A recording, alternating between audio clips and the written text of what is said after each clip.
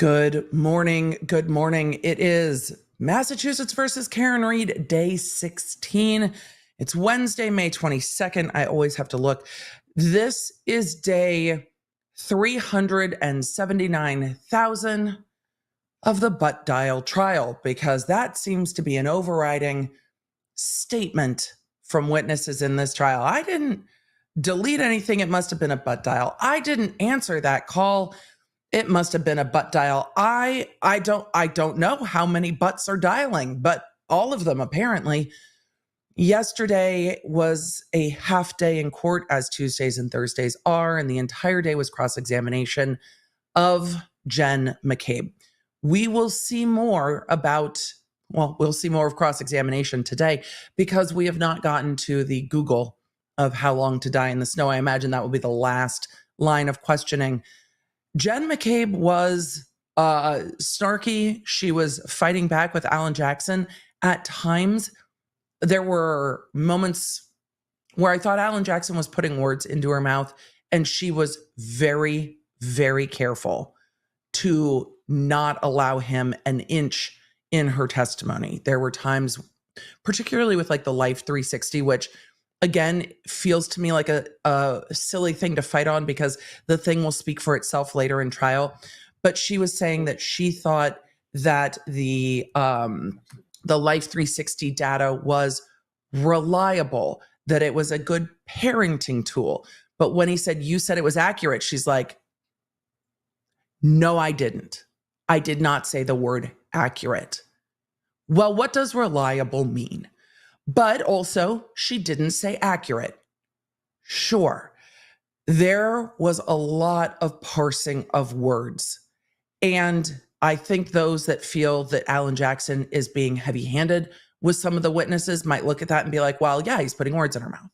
And some others might look at it and be like, why are you so parsing of each and every word? What does a lot mean to you? I don't know. What does it mean to you? I'll answer the questions here. Ma'am, what? So again, there are times when the defense reaches for issues that I'm like, why are we not letting this go? Like, in the scheme of shit in this trial, there is bigger shit here. Much bigger shit. So why are we fighting over some of the semantics of it all? I'm waiting. I'm literally waiting for Alan Jackson at this point to be like, okay, Muffin. Sure. Reliable, accurate, pledged, donated, potato. Sure. You thought it was reliable enough to use as a great parenting tool, but it's not accurate. Okay. Fine. So we'll see what happens today. I think one of the biggest difficulties in this trial for me, I think Jen McCabe should have been a much earlier witness for the state's case, because I think some of the damage that's already been done to the state's case as we've gone on is going to be hard in week 4 now to shift. But I'm surprised they didn't start with Jen McCabe, Kerry Roberts. Well, we'll see Kerry's testimony. I might change my mind. Jen McCabe, Kerry Roberts, then law enforcement, then scientific data, then half of the witnesses that were at the waterfall. You don't need them all. 1 or 2 that saw the car outside. Here's what's not in controversy in this case. There was a varsity girls basketball game. Canton lost. People went to CF McCarthy's. Then they went to the waterfall. People ordered a variety of different drinks. Don't know what the defendant was drinking, if anything. Someone got potato skins. They didn't want to go get pizza. They all decided to go back to 34 Fairview. Brian Albert Jr. was at 34 Fairview with his friends. Everyone left, went to 34 Fairview. And then nothing makes sense. The text messages from Jen McCabe looking for John O'Keefe, sorry, as my kid is messaging me, looking for John O'Keefe seem true. I don't think those are manufactured after the fact. But what happened when those texts stop? And when did the victim's phone stop moving? When did the victim's phone stop doing things? I wish I had that information going into this testimony because I want to see what's happening. And I wish we had some of that data that we have seen so helpful in other cases. So incredibly helpful. And I think it's going to be very helpful here. But I wonder at this point how well some of that data aligns with the state's case, with the defense case, or like much in this case, somewhere in between that's very open for interpretation. And remember, when you get to jury instructions, open for interpretation. If there are two reasonable interpretations of a thing, the jury is instructed to pick the thing that points towards not guilty. The state has a long way to go to move the ball. And I'm sure they have a lot of witnesses left because they're at witness almost 40. They have 80 some odd witnesses on their witness list. And if history proves to be true, they're going to call every single one of them. Here's what I expect today. Jen McCabe's cross-examination is going to take a while. We'll see what happens on redirect. Then Kerry Roberts. That'll probably take the rest of the day. The next witnesses on deck were two witnesses the state named very quickly, or the Commonwealth named very quickly, that I didn't recognize. And then Brian Higgins. Watch Brian Higgins come on Tuesday, on Friday. Friday's going to be a weird day for me. Make sure you have the Lawnerd app because Friday's going to be some scheduling quirks just because of things I have going on in the life that I sometimes have. Minimal moments where life happens. All right, we're going to roll the intro and go to court. Let me know where you're coming in from, what you're drinking. Before coffee this morning, there is green juice. Otherwise, it won't happen. So that's what I'm doing over here. Hopefully you all are well. Are you ready? Buckle up, law nerds. It's going to be another bumpy day in court, I suspect. Hey there, I'm Emily D. Baker, the internet's go-to legal analyst, breaking down the legal side of the pop culture and entertainment stories we can't stop talking about. I'm a big fan of the cursey words. I've been a licensed attorney for over 17 years, but this is not legal advice. This is where the law nerds unite to talk about facts, not... Let's get into it. How fast did I get the screen up for court? Not fast enough. Almost, law nerds. All right, hear ye. It's time. Bring the jury. I miss bring the jury. I do love the hear ye's. I really do. I really do enjoy the hear ye's that call this court to order.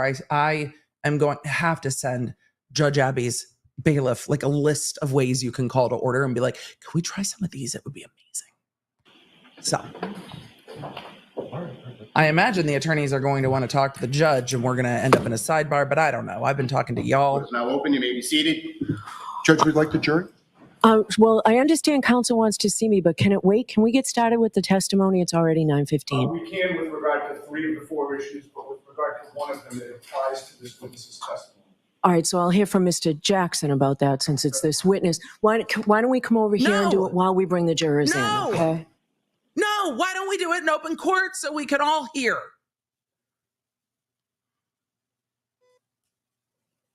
Something I very much miss about Judge Newman is when things got put on the record, they all got put on the record in public.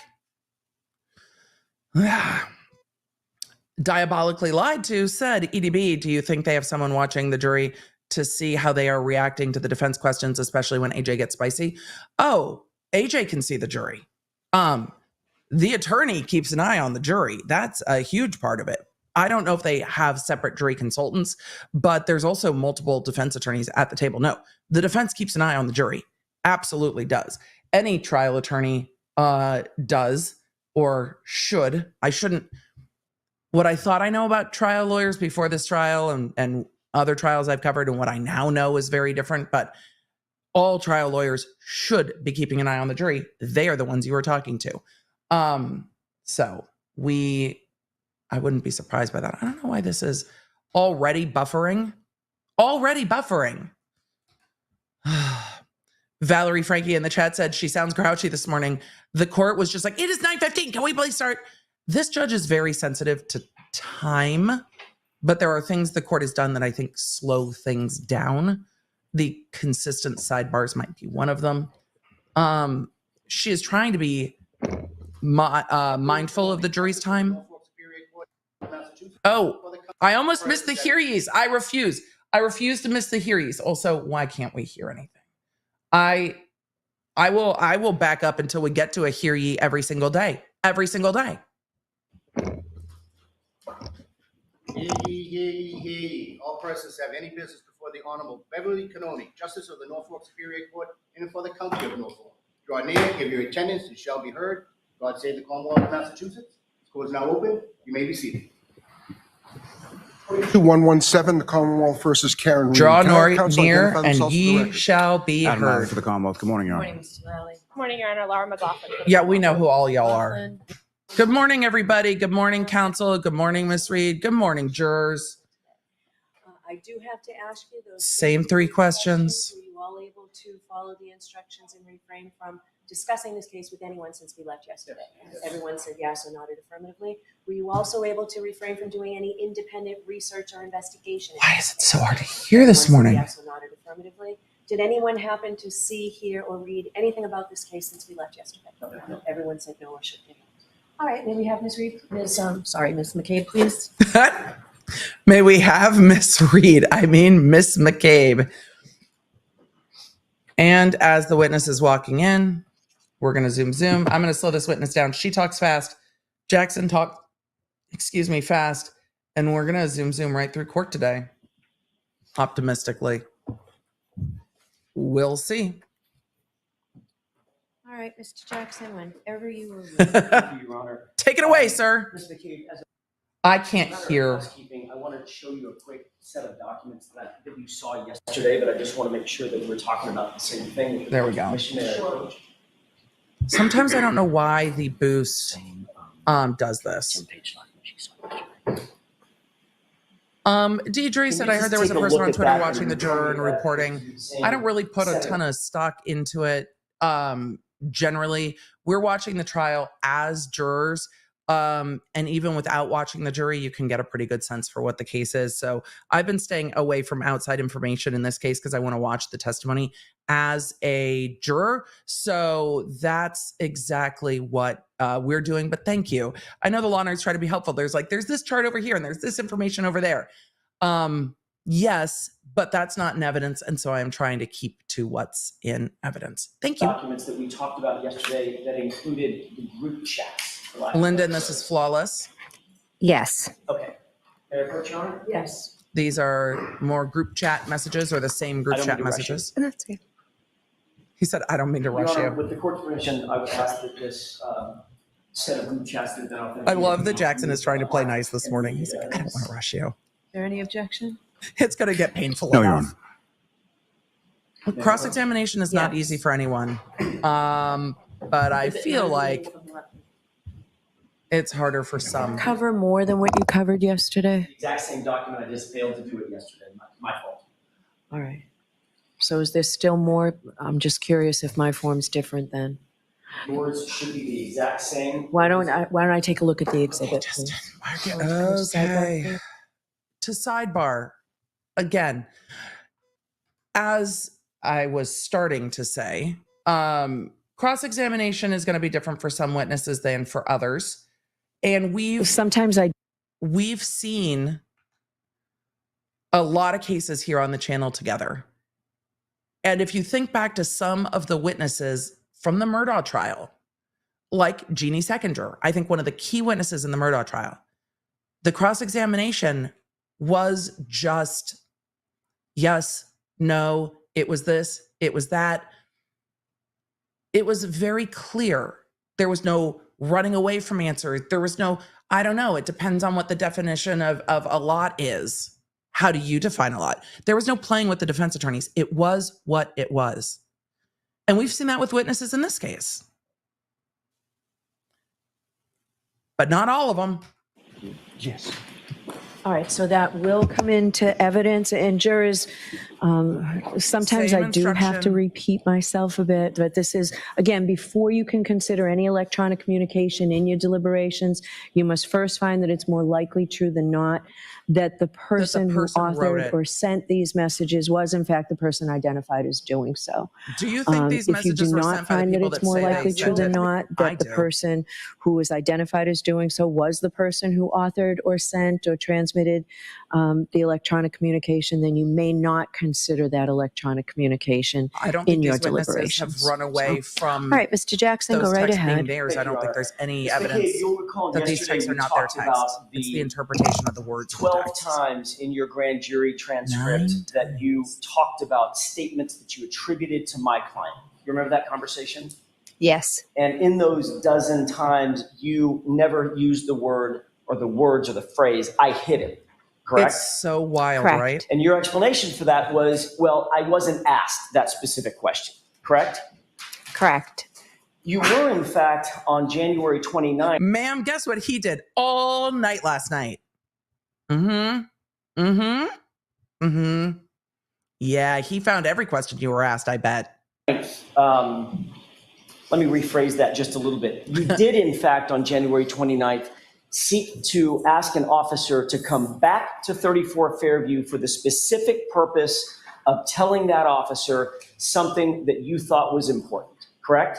Correct. Which officer was that? Michael Lank. And about what time did you ask Officer Lank to join you back at 34 I can't Fairview? believe we're on day 15, 16. I'm not sure. I know it was in the AM. I'm just not sure what time exactly. Somewhere around 9 a.m. Does that sound about right? Possibly. Okay, so this literally, we're talking about just a couple of hours after the incident in question. Correct. Okay. Sergeant Lank came with Sergeant Gallagher, I believe, correct? Correct. Came back to the location at 34 Fairview and gave you an opportunity to provide whatever information you deemed relevant at that time to impart to him, correct? Correct. And isn't it true that at that time, Notebook, though. you didn't tell Sergeant Lank that my client said, I hit him? What you said was that my client said, I hope I didn't hit him, correct? No. No? May I approach, Your Honor? Yes. Incident report. He's showing the DA what he's about to show the witness, which again you have to do with everybody. So Could you take a look at that report, just the face page, and tell me if that appears to be an incident report associated with this case? I know you didn't draft it, but you recognize that that's an incident report from the police, Canton Police specifically. Yes. Could you turn to the tab that's the little Of light course blue it's tab, tabbed. maybe 3 pages from the end of that report? I'm not surprised. Yes. I'd like you to Dragana read that Freya paragraph asked to yourself if you if a would woman in the crowd is allowed to video with her phone. No. The media is allowed to have phones, but no video is allowed in court. If the bailiffs see it in this tiny courtroom, there will be, I'm sure, repercussions. Kath Wise said, good evening from Brisbane, Australia. Thank you for your hard work, Emily. You're welcome. It's easier to do this than to do trial work. So I'm happy to be here with y'all. I just get to have conversations with more of you. There are more than, 16, 18 members of the jury. There's 16,000 of you at the moment. We will, I'm sure, be joined by some of our friends as court gets underway. So, Jen has said, I've been in court in Massachusetts without a jury and there was You no have that in hear mind? ye. I do, I yes. feel May I like approach, I was Your Honor? shortchanged. Thank you. Jen, I think so. I think you were denied the full What you experience. read just now appears to be a report of the incident in which Sergeant Lank came back to 34 Fairview to give you an opportunity to tell him whatever it was that you thought was important, correct? Was that a full report or was that just an excerpt from it, Well- that paragraph? That right there is a full report of that incident of Sergeant Lank going back to 34 Fairview. Would you agree? Well, that's not a full report of what I said, but if that's his full report, it's his full report. Okay. And in this report, Mhm. what he writes that you said to him, Objection. The objection is sustained. isn't it true that Thank you, what Ms. you Moore. actually told Sergeant Lank when he returned is that while driving around with her and Roberts looking for the victim, Miss Reed said something to the effect of, quote, I hope I didn't hit him, end quote.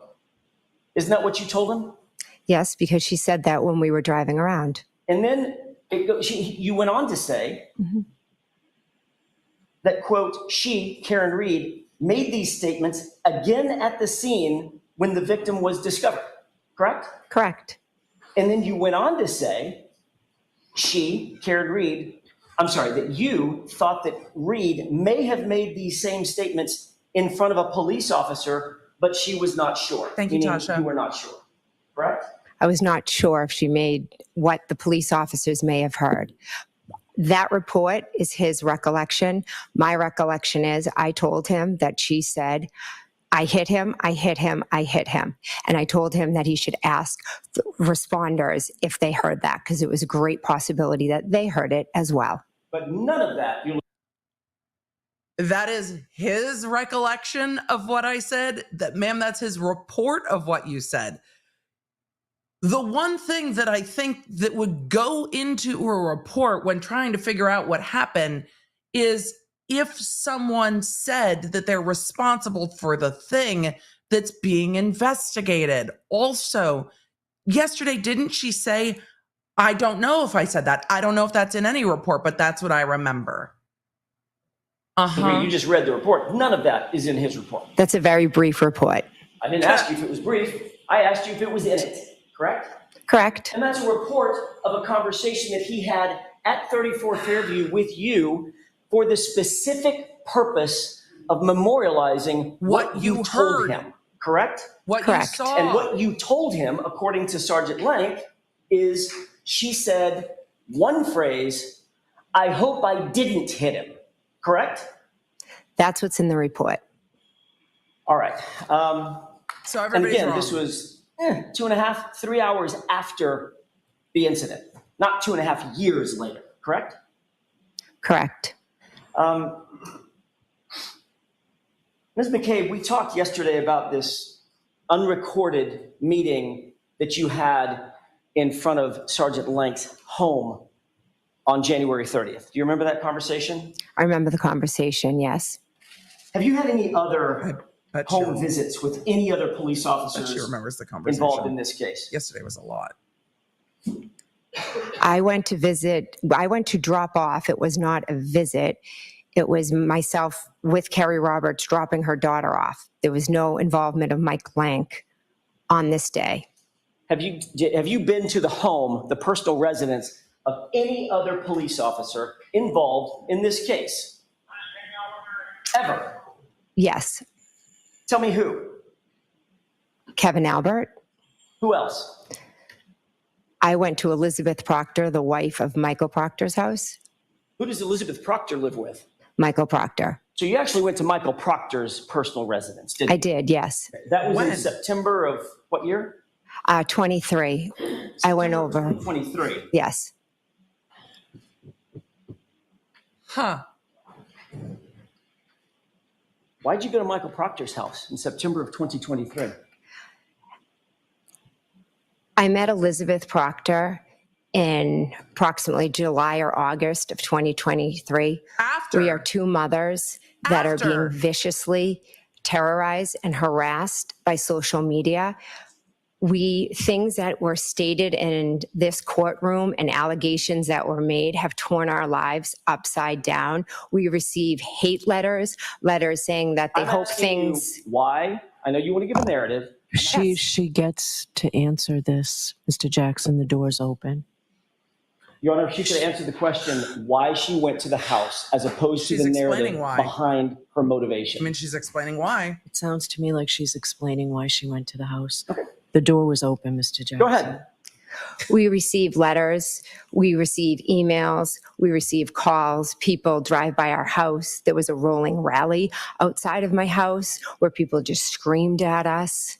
They take pictures of our children. They took a picture of my daughter and put semen on it and said property of some named blogger that I think the defense is very familiar with.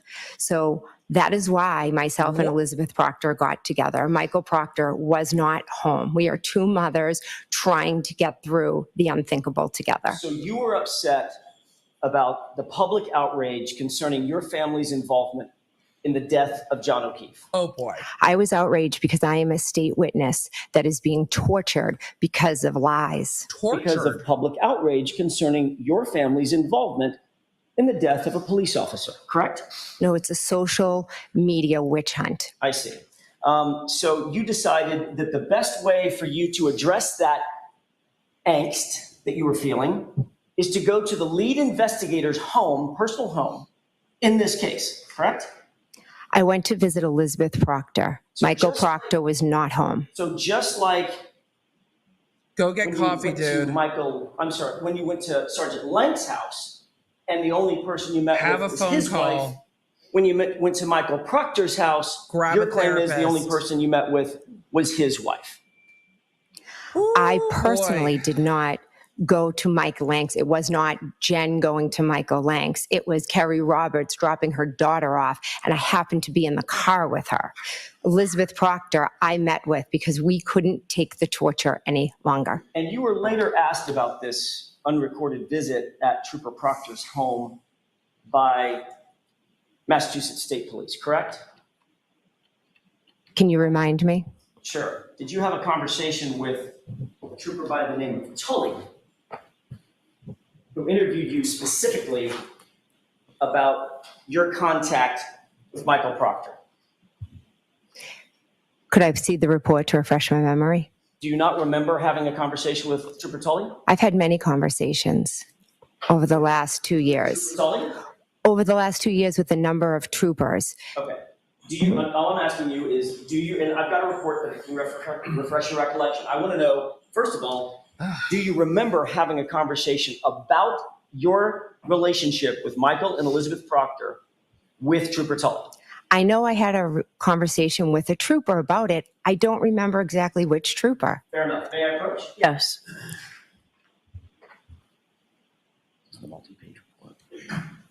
He's showing it to the prosecution. Today is clearly going to be wild. Again, people taking things real world with Thank you. witnesses is going to make all of this worse Face page of that, read it to and yourself. shouldn't be happening. And then I'd ask you to turn to the tabbed page, which is paragraph 27.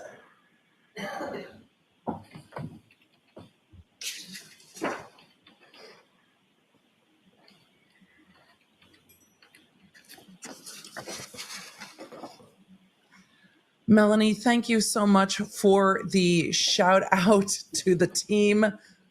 Team Baker is absolutely great. So thank you for that. I will make sure to pass along the feedback. Good morning to all the law nerds. We're saying good morning. Lots that of in mind? Australian law Yes. nerds. May I approach, Your Honor? Yes. Thanks for y'all. Does that refresh your recollection, Ms. McCabe, that you had a conversation or an interview, formal interview, with Trooper Tully Are any of them about your relationship formal with Elizabeth and interviews? Michael Proctor? Yes. And you told, actually, let me back up for a second. Okay, was that somewhere in the vicinity of September, late September, early October, when you had that conversation? Is there a date on it? She's like, I don't remember. Could you just, if you just say, I don't remember, then it goes easier. The combativeness is just tough. May I approach, Your Honor? Yes. The There's a date combativeness is stamp on the bottom. exhausting. Take a look at that date stamp on the bottom and tell me if that refreshes your recollection of about the time that that conversation would have taken place. Well, the date stamp on the bottom is when it was, I'm assuming, entered into evidence. Right. But that doesn't say when the interview itself was. Right, so if you'll agree with me, you know that you had the meeting with at Elizabeth and Michael Proctor's home sometime in September 2023, correct? Correct. If that's dated October of 2023, that's what I'm trying to get to. I don't know the date because it's not dated. So I don't either. So do you think it was between September and October? It must have been. Had to have been, right? Correct. Okay, thank you.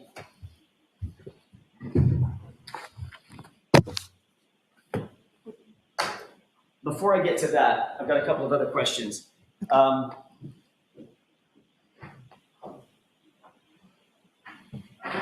You had, at some point, multiple phone calls with Michael Proctor after January 29th, 2022, correct? I believe so. Okay. Do you remember all the phone calls that you had with him? No, I don't. would it refresh your recollection to take a look at a log of your phone calls? Yes, that'd be great. Thank you. May I approach? Yes.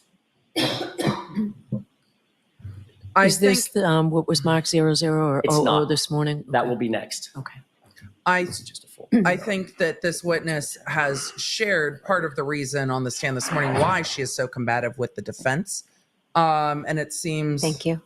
Take a that look she at that and tell me if you believes the defense is at least in part to blame Specifically, for the there's a lot of harassment calls she and there. her family, she there are says, blue tabs. You can look are at those blue tabs and then tell me when you've suffering. taken a look at those. Okay. So I don't know if that'll give context to the jury or not. I don't know if that gives context to y'all or not. Especially for those of you that came into this case as jurors who haven't watched what goes on social media, who haven't followed things outside this case. How does that come across to you? Sin City Lights had question, what is considered a hostile witness? Sin City Lights, that is a legal term of art. It has nothing to do with emotion. It just means an opposed witness. So if the prosecution calls a witness and they go through the process to treat that witness as a hostile witness, it means they're treating it as a witness called by the opposing party, so then they can cross-examine the witness. So that's what hostile witness means. It does not have anything to do with words, attitude, snark. It only has to do with the way that a witness is allowed to be questioned, and that can't happen in this case. This is already a witness technically hostile to the defense because it is a state witness or a Commonwealth witness. It's interesting that she said state witness, by the way, because they're in the Commonwealth of Massachusetts. I don't know if any of you caught it when she said I'm a state's witness. That generally refers more to the feds than to the Commonwealth, in my interpretation.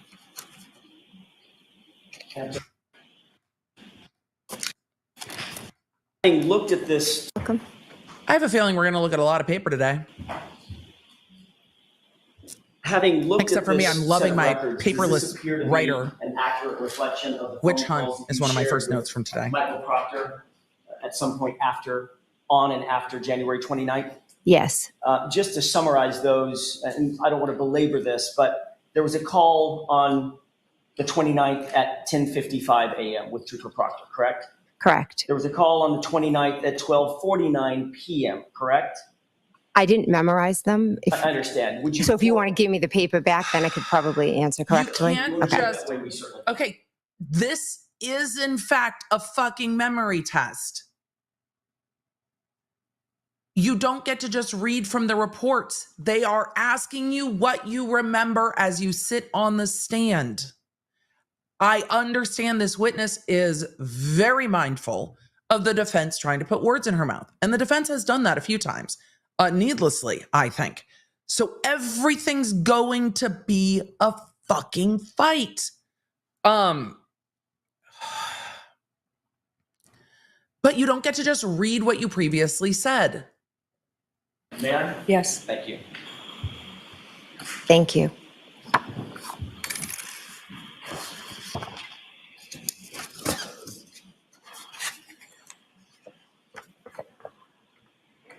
Okay, first call, January 29th, 10:55 a.m.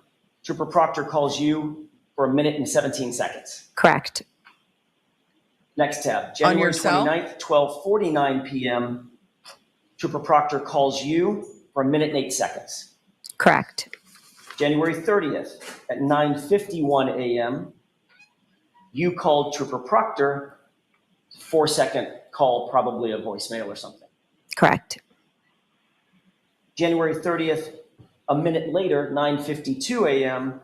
I'm waiting for her to say you You continue then to read called that Trooper Proctor correctly. again, 21 minutes and 31 seconds for that call. That's what Correct. I'm waiting for. You continue to read January that correctly. 30th, same day, 4:45 p.m. Trooper Proctor calls you for 9 minutes and 43 seconds. Correct. January 31st, the next day, at 11:51 a.m., you call Trooper Proctor for 2 minutes and 53 seconds. Correct. For those asking, That is this the witness's sum husband of is not a cop. those Her brother-in-law calls, is. Correct. Can I approach? Yes.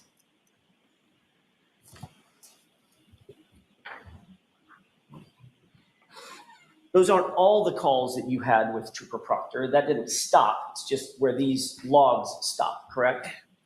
I'd have to see my further call logs. Do you believe that you've had additional phone calls with Trooper Proctor after that Just like last it's call possible. on the 31st? I know I did in 2023. Okay. In 2022, did you have additional phone calls with him? I'm not sure. I'd have to look at phone records. For those of you in the chat saying she is way too involved, everyone in this case is too enmeshed with each other. Agreed. And Trooper Proctor, this is the problem. If the witnesses are all too enmeshed with each other, the lead investigator should be able to sort that out. But when the lead investigator is part of all of the intermixing of everyone knowing each other, that's a huge problem. So the problems created by these witnesses aside, the lead investigator doubled down in the shit that is this case by not recusing himself. Trooper Proctor never should have been investigating this case. He is way too familiar with everyone involved. Way too familiar. So,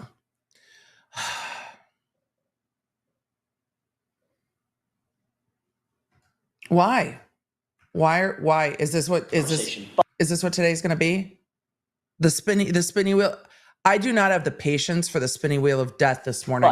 But in the meantime, all right, for expedition, do you remember a call on February 14th with Trooper Proctor lasting about 17 minutes? I don't know. Do you remember a call on February 17th lasting about 2 minutes? I don't know. Do you remember a call on February 28th lasting about 2 minutes? I don't recall. Again, it's hard. I expect that your answer is going to be, I don't recall, but I want to make a record if I could. So this is not a test of your memory at this point. I don't expect you to have it memorized. That's a lot of exposition, maybe Alan. One of these stand out in your mind, or all of them. And I what think about a second call on February 28th? I think the reason the judge is not commenting on his exposition is because of how difficult this witness is, because he's just telling the jury, and on cross-examination, it's true, sometimes the answers aren't the point, but he's like, I'm just making a record. You don't recall any of this? Great. I'm going to ask you everything that you don't recall.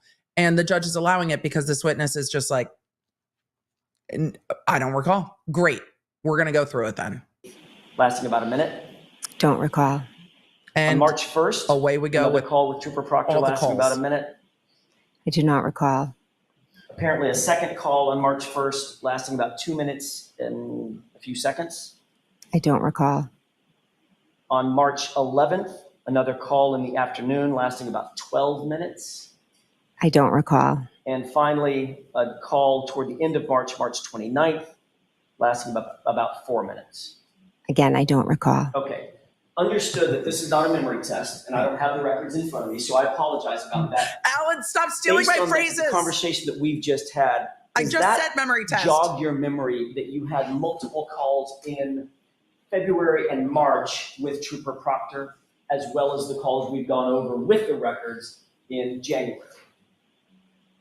To be honest, I had calls with many people.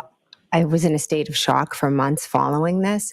So if you have the record, I can answer off of that. But besides that, just reading them to me does not jog my memory. I'm sorry. That's Sir, okay. I talked to everybody. I don't want to hold you to a number. You wouldn't quarrel with the idea that you had multiple calls with Trooper Proctor in January, in February, in March, correct? Well, the ones I've just saw on the record, yes, there were multiple calls there. And of course, you met him in your home on January 29th. Yes, I did. And he came into your living room. You had a conversation with him. In my dining room, yes. I'm sorry, your dining room. Mm-hmm. And also, Kerry Roberts was there. Kerry Roberts was not there. I mean, On her the memory 29th. is very Kerry precise. Roberts was as to not at my some house on the things. 29th. No. When was she at your house when she was interviewed? I believe that was the Tuesday, whatever the date was. Very precise as to some things. That sound right? First or second? Yeah, something. It was the Tuesday following. Okay. And was that with Trooper Proctor or a different trooper? A different trooper. And with Trooper Proctor on the 29th, when he was interviewing you in your dining room, that was the day that Brian Albert was also there. Correct. And was Brian Albert also interviewed on that day? I believe so. So Trooper Proctor was in your house for, gosh, it had to have been an hour. So what, your house became a substation? I'm not sure. of After I Massachusetts interviewed, I went State upstairs Police? and then my children started waking up and I was tied upstairs for a while. I'm not sure when or how long he was there. But your memory is clear that not only did you meet Trooper Proctor on that day, you had a full conversation with him. It was in your house. That was in your kitchen, in your dining room. And another witness was interviewed by Trooper Proctor in your home as well. Correct. And then you had multiple conversations with him in January on that day, the day after, and the day after that. You've already seen those records, correct? Yes, correct. Then in either September or October, you were interviewed by Lieutenant Tully. That's the report that you've already seen. Correct. And in that As interview, to this, I think you were she's asked trying to be specifically precise. whether or not you had a relationship with Trooper Proctor and when that relationship started, correct? Correct. And you said, quote, you had never met Elizabeth Proctor or Michael Proctor prior to September 2023, correct? I did not say that. So yet again, this is another example of a trooper completely getting it wrong. Is that right? Objection. Apparently everyone Sustained, did. ask it differently. Did, in your view, did Lieutenant Tully Argumentative. get your statement wrong that you had never met Trooper Proctor before September of 2023? Objection. Is that true or is that wrong? Lieutenant Tully knew I met Proctor prior to that because Proctor was the one who did the initial interview on January 29th. Are you assuming? Does it make you wonder why he wrote in his statement, quote, you Objection, Your never Honor. met Elizabeth Proctor or Michael Proctor prior to September 2023? What? So the objection sustained. Wait, we need to ask that a different way. If you indicated that you had never met Trooper Proctor before September of 2023, that would be a false statement, correct? Objection. You can answer that, Ms. McCabe. I met Proctor January 29th. It's False everywhere. statement. If you said it, would it have been false? That's all I'm asking. Yes. Okay. I wonder if she told the other officer that she had never On met January Proctor. 29th, Or if there's more in context the early morning to it. hours, I have so many I questions. want to take you all the way back to 1:30, 1:45 a.m. when you left 34 Fairview on the 29th. After you dropped off the girls, where did you and Matt McCabe go? We came home. After you got home, you indicated that you went upstairs, correct? Correct. After you went upstairs, you indicated that you got on the phone. Correct. On your cell phone, correct? After you got on your cell phone, you indicated that you started searching for stuff. Do you see her face Correct. changed? So if there's GPS, you've seen the forensic extraction or part of it, correct? Which one are you referring Your to? phone. The forensic extraction of your phone. I saw what you showed me yesterday from Celebrate. That's what I mean. Okay. I'm- Celebrate, part of it. I saw, the phone calls, yes. He must be almost at the You're end of his aware cross. that that extraction shows that you got home after 2 a.m. or so, so that would be generally correct. Correct. The Celebrite extraction shows from your Apple Health data that you actually went up a set of stairs. That would be accurate, correct? Accurate. The Celebrite data shows that you actually logged into your phone, did a login, either Face ID or a passcode, opened up the phone. That would be accurate. Correct.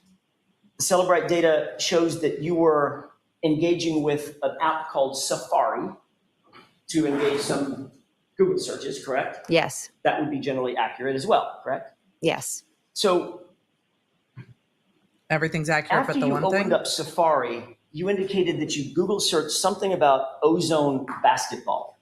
Is that right? Yes. That was sometime after 2 a.m., right? Yes. What was so important about Ozone basketball at 2 a.m. that it couldn't wait until the morning? Why did you search it then? Well, I mean, I do that. Well, first I was home, I was wide awake, and I had been texting about a basketball chat, and basketball was clearly on my mind. My daughter had been invited to join a team. I didn't know much about the team, so I just was like Googling to see, because the woman who had given my daughter the offer had wanted an answer. So you say that the basketball was on your mind, correct? Yes. Was there anything else on your mind in the early morning hour time frame? Don't believe so. Ms. McCabe, if you wanted to know in general how long it takes for a human being to pass away because of exposure to extreme temperatures, right? If you wanted to know the answer to that, Oh, Alan, we know what what's would coming. you Google search? What phrase would you use? That's an interesting question. Because I'm not sure. All I recall is what the defendant asked me to Google in the morning. If you wanted to know, I'm asking a different question. The sparring. If you personally wanted to know, how long does it take for a person to die of exposure due to extreme temperatures, what would you put in? What phrase would you use? Objection. Sustained. Well, we don't have to guess at the phrase that you would use if you wanted to know something about dying of hypothermia. Argument. Did you actually Google searched it? Objection. Sustained. Ask that differently, please. Did you, in fact, use a phrase to Google search how long it takes for someone to die of extreme temperatures? I did in the morning at the request of your client. Okay. And what phrase did you use? I'm not sure. Really? Really? Correct. I was. 2.5 years of this, you don't know the phrase that you used? Argument. Objection. That's argument. That should be There's so stricken. many lies Okay. and misconceptions There's no on social media. No question. Oh, I apologize. Okay. Are you telling me you don't remember After 2 what years of Google this. search you put in? Karen was screaming. My hands were shaking. And she was saying, Google hypothermia. How long does it take to die in the cold? And what phrase did you put in your phone? I'm just asking you to say it. Why don't you show me it? You literally don't remember? Again, she was screaming, Google hypothermia. How long does it take to die in the cold? How about, And I picked up my phone and I started Googling. and you literally to this day, right now, under oath, you're saying you don't remember that phrase that you used. Objection. I'll allow it. Is that what you're saying? I'm saying that at her Do you remember it or do you not, Ms. McCabe? That's a simple question. that morning, I don't remember specifically what I Googled, but I do know what you've put out to the social media. How about this? Oh my God. Costs long to die in cold. Does that sound familiar? Yeah, it's been Why everywhere does that sound so familiar? It's been because everywhere. you've put it out in social media. Well, I haven't put anything out in social media because I don't personally have social media. I'm sorry, Turtle Boy did. So if the world happens to know it, Mhm. that's not on me, is it? I guess not. I guess not. Oh my God. Costs long to die in cold is what you put in to the Google search, right? If you say so. She's saying Is that's there what a you reason that you don't want to admit to that? She's like, that's what you say I said. She's really saying that's what you say I said, but I don't think that's what I said. Oh my God. Absolutely not. It's a simple question, right? No reason. So say it. What Google search did you use? Objection. Asked and Sustained. answered. She said she didn't remember. I don't know if that's going to help. I don't know if that's going to help her. You were seeking at some point to Google how long to die in the cold, correct? Oh boy. Correct. And you made a mistake and mistakenly typed Hoslong to die in cold, correct? You could show me it. I'd appreciate it. He doesn't want to, and he doesn't You have later to. Google search. You don't get to decide how he does his cross, is the thing. There's a phone Mayor Pro extraction. Tem? Yes. There's a phone extraction, ma'am. It's wild to me that she's like, I know what you said I've said on social media. I know what you've put out there, but I don't know what the actual extraction says. Really? You've not looked at your actual phone extraction in 2 years? I don't find that believable that you haven't Thank you. looked. While in she 2 looks years. at that, Mr. Jackson, can we bring our clerk back upstairs? Of course, yes. I think we're back. Thank you very much. Can you text Jimmy and tell him? Take a look at that report and tell me if that refreshes your recollection. Also, for those of you that aren't super familiar with Celebrite extractions, the things that he was asking this morning are the reasons Yes, the it does. defense Was that is so frustrated that some of the other phones have been rehomed. Does your Apple Health data show this? Did you like open up your phone with your Face ID or whatever? That data comes from the physical phone. Appear to be an accurate page from a Celebrite extraction from your phone? It does. Okay. May I have that back? I'm sorry, may I approach? Yes. May I have that back? I just want to know exactly what the Celebrite Did you says see at this point. the actual search phrase? Does Yes. that now refresh your recollection? Yes. But I'd like to have this marked as next in order. Right. Exhibit, please. The Celebrite's just coming in. Is there an objection, Mr. Lally? No, Your Honor. At this point, I don't think the defense cares what the witness says. She looks pissed. But the Celebrite extraction's coming in and it says what it says. So May I? at Yes. some point, criminal trials are just going to be like the phone Is says that, this. Madam Court Reporter? I'm sorry. Thank you. Thank you. They're marking. Oh, there we go. Put it on the screen. That's very helpful. We're all going to learn together.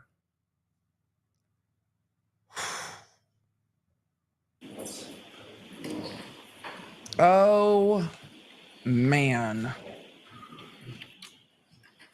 Wait, no, go back. Does this appear to be the document back! that was just marked as Exhibit 99? Damn it. We have the power of pause. All right, we're going to pause on that real quick. Okay. Here's what this shows, the best I can see. 129.22 at 227.40. Safari search. How's long to die in cold? Unknown, deleted, yes. 129.22, 6:23:51 a.m. How long TI die in cold CLKD? Not deleted. Then 129, 2022, 6:23:57. How long? Same TI die in cold. It looks like CLKD, but this is not an eye exam for me. Unknown, and then not deleted. So only the search from 2:27:40 a.m. has been deleted. Okay, now we can continue. All right. For those of you asking why Safari search, Exhibit 99. because Yes. that's I know it's a little bit small. that's default on Apple products. I think it's only two searches. One, I think, probably refreshed from the look of that Celebrate. But Yes. the 2:27 a.m. Actually, it's the fourth column from the left. One, some dates, some data, and then a Google search, correct? Correct. What does that Google search say? House long to die in cold. Now, you indicate that you did that, you made that search. That's a much better view. Not the spinny wheel. Oh, well, we're going to take a look at it for a minute.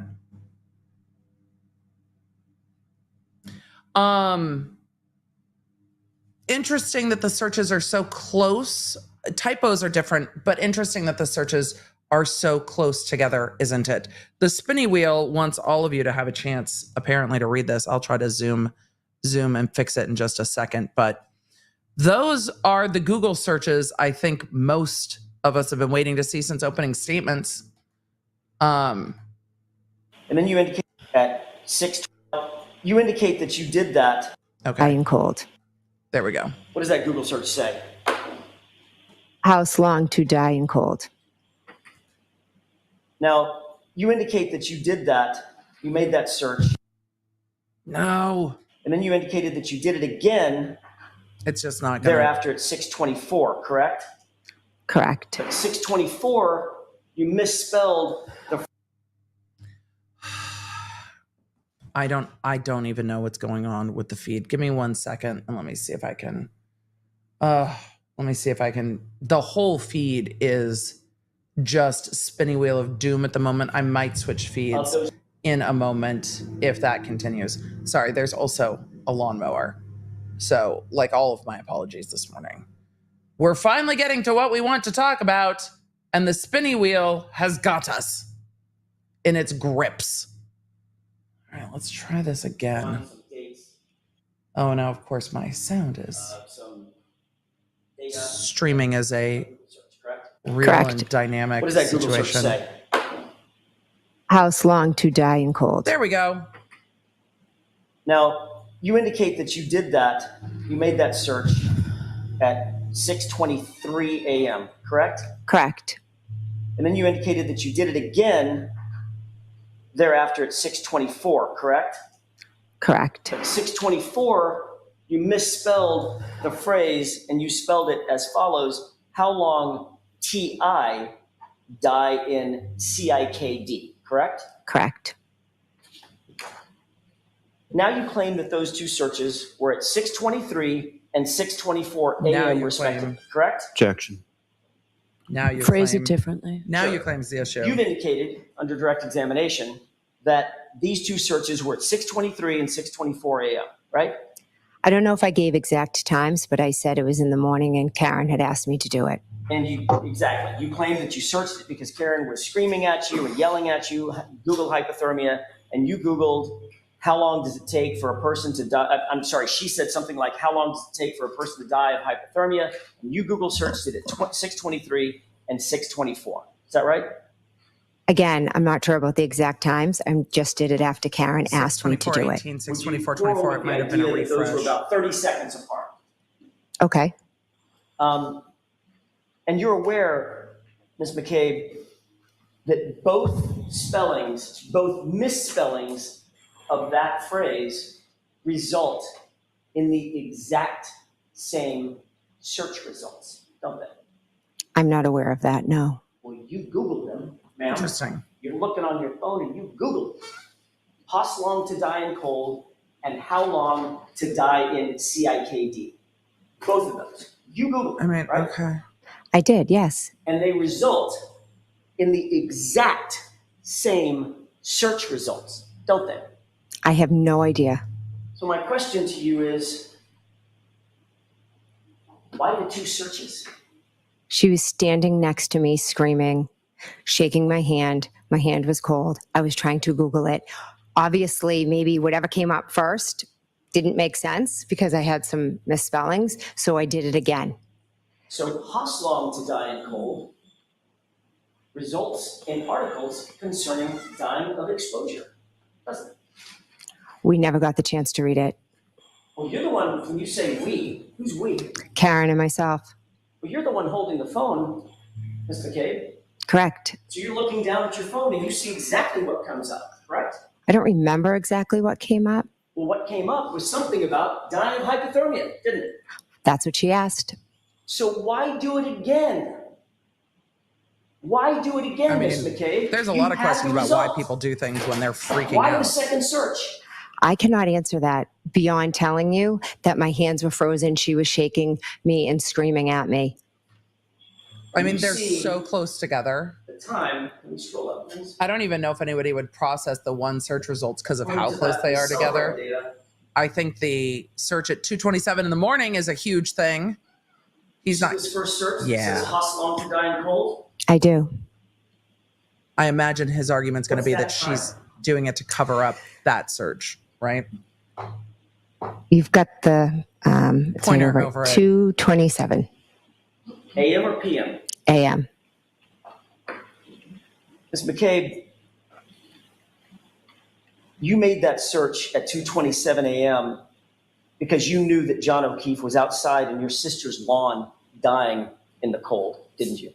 Absolutely not. I did not make that search at that time. No. Realized the next morning, after John was discovered, after 6 a.m., that you had an incriminating search on your phone, didn't you? Absolutely not. Back To the cover your episode. tracks, you searched it again in order to overwrite the original search at 2:27, correct? Again, absolutely not.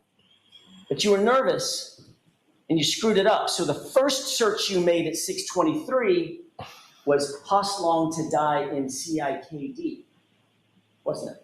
No. Well, you see the search right there. For those of you in the Correct. chat asking, I how see does the search, she but I disagree with your narrative. And what's the time frame of that? I disagree with your narrative. For all of you asking, how does she get away from the 2:27 one? She's saying she didn't make the 2:27 one, that was not a search that she did. Search. 6:23. And you agree that that time frame is accurate, right? Again, it's what the report says.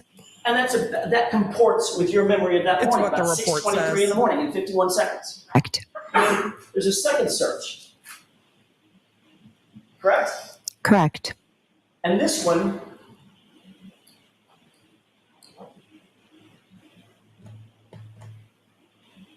at 6:24, Get to the part where it's says deleted. Hosslong to die in cold. 6:24:16, correct? 18. Correct. I'm sorry, 18. That was not that great. And that comports with your memory as well. I remember Googling it at the request of the defendant. Yes. About 27 seconds apart, correct? Yes. How many times is she going to say But at the the request of the reality is- defendant? Your first search didn't comport with the 2:27 a.m. search, did it? It was a different spelling, wasn't it? I never searched a 227. That is not reality. But the 6:24 search did That is not exactly reality. mirror the search that, according to this report, took place at 2:27, correct? I'm sure Celebrate will be able to explain it to you. I can't. And then of those three searches, one of them ended up deleted. Isn't that right? I never deleted any search. Or 20 phone calls. Take a look I've never seen at the Celebrate Celebrate report. oopsie say search. something was deleted that wasn't deleted. The column marked deleted. What do you see? I see a yes. It's in red.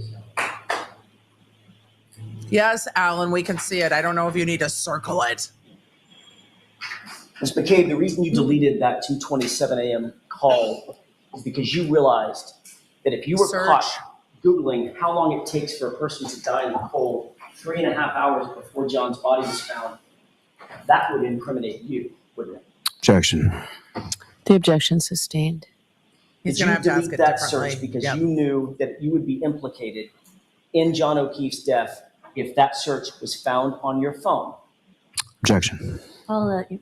Could you answer that, please? I did not delete that search. I never made that search at 2:23. I never would have left John O'Keefe out in the cold to die because he was my friend that I loved. But he's not your family, is he?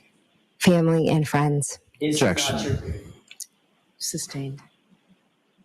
You acknowledge that you made the search at 6:23, don't you? In the morning I did, yes. Acknowledge that you made the search at 6:24. Multiple times in the morning, yes. Of the three searches that show up that were all found on your phone, the one that you disavow is the one that took place at 2:27 a.m., which would implicate you and exonerate my client, correct? Objection. Sustained. Can I ask That it calls differently, for a Mr. legal Jackson? conclusion. He can't talk about Of exonerating. those three searches, That's the issue. there was only one marked deleted. Isn't that right? Correct.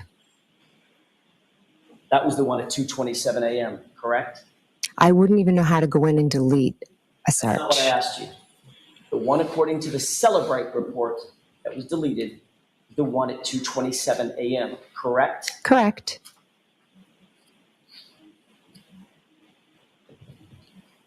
You would agree that that's awfully convenient for you, isn't it? Objection. Sustained. That's probably the undercross, or at least close to it.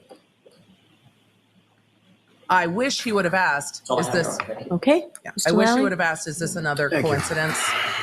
Because there are so many weird coincidences. Yes. Did you hear the sigh Thank you. from the prosecution?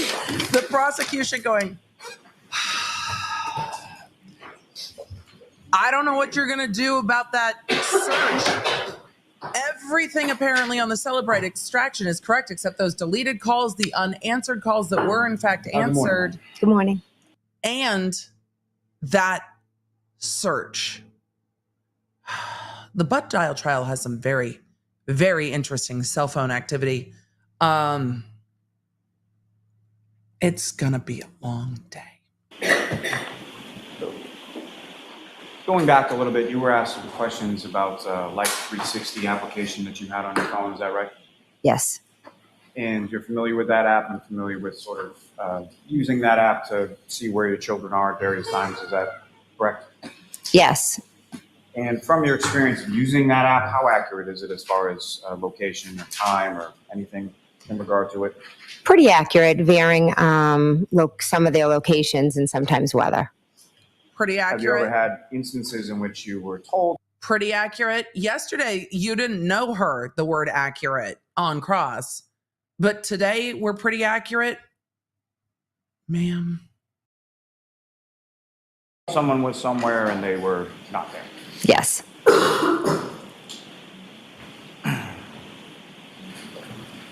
You were asked some questions about Ryan Nagel's truck, correct?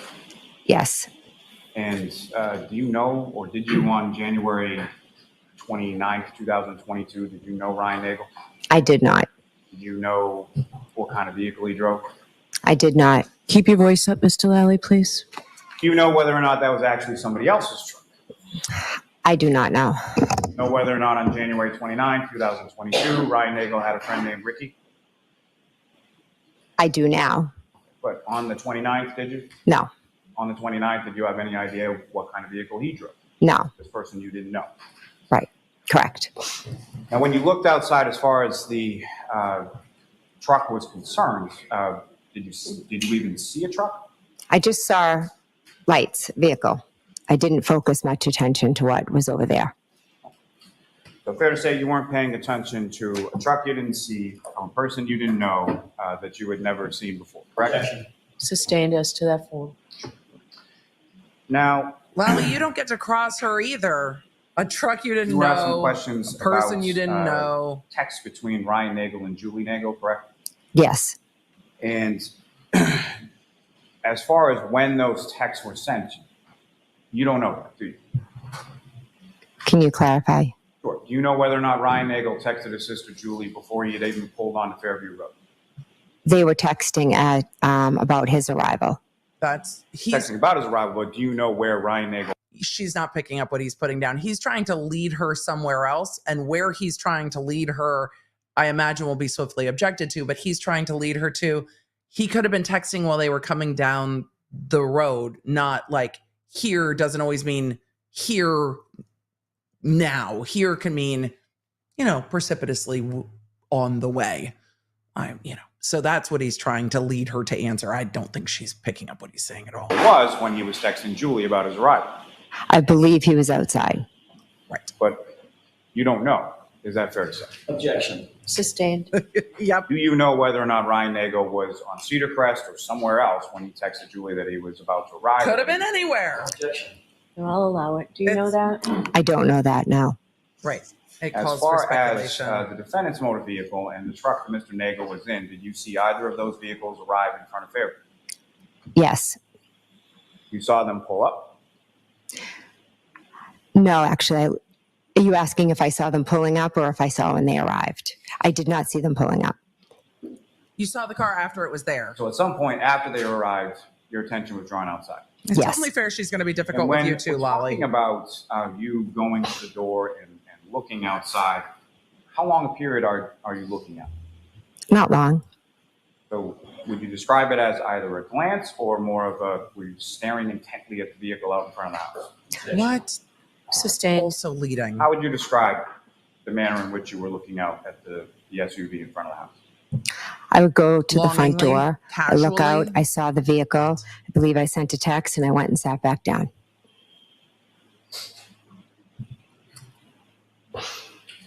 Now, in any of those times that you went to the door, and do you know how many times you went to the door? I don't know exactly. At least twice, is that correct? At least, yes. Now, I in think we've those established at least it twice was that six. at least twice that you saw the vehicle and once that you saw that the vehicle was gone, correct?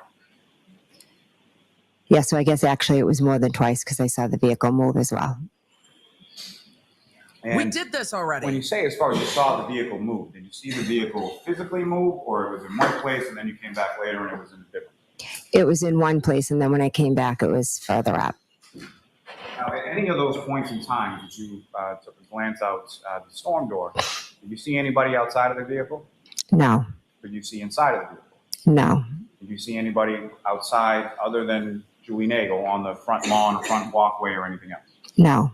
At any point in time while you were at 34 Fairview that night, She never did you saw see John anybody. O'Keefe? No. At any point in time when you texted John O'Keefe after you arrived at Fairview, did John O'Keefe respond? No. At any point in time after you arrived at Fairview, or after you hung up from the 12:18 a.m. call in which you were describing where 34 Fairview was in reference to Bella's house, did you ever hear from John O'Keefe ever again? No.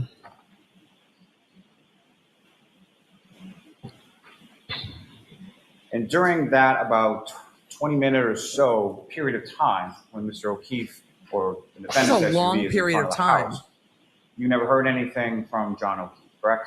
Correct. And did that strike you as unusual as far as him not responding? I thought it was strange, but then I thought that they just might have decided to go home or had gotten into a fight or Kaylee wanted him home. Now, you're looking out through the storm door and you see the Lexus with its lights on, right? Correct. And from that area, the secondary area, up by the flagpole and the fire hydrant, that's the same area where you found John O'Keefe the next morning, correct? Correct. And with reference to that area, is there any lights as far as street lights or anything that you're aware of in that area? No, it's a dark area in the corner of the lot.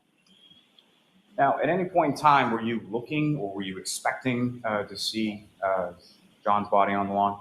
Absolutely not.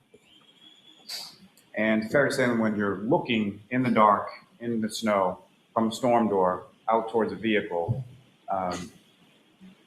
not the same conditions as if you're standing in a courtroom or sitting in a courtroom today, about 10 feet away from somebody during the daytime with lights on, correct?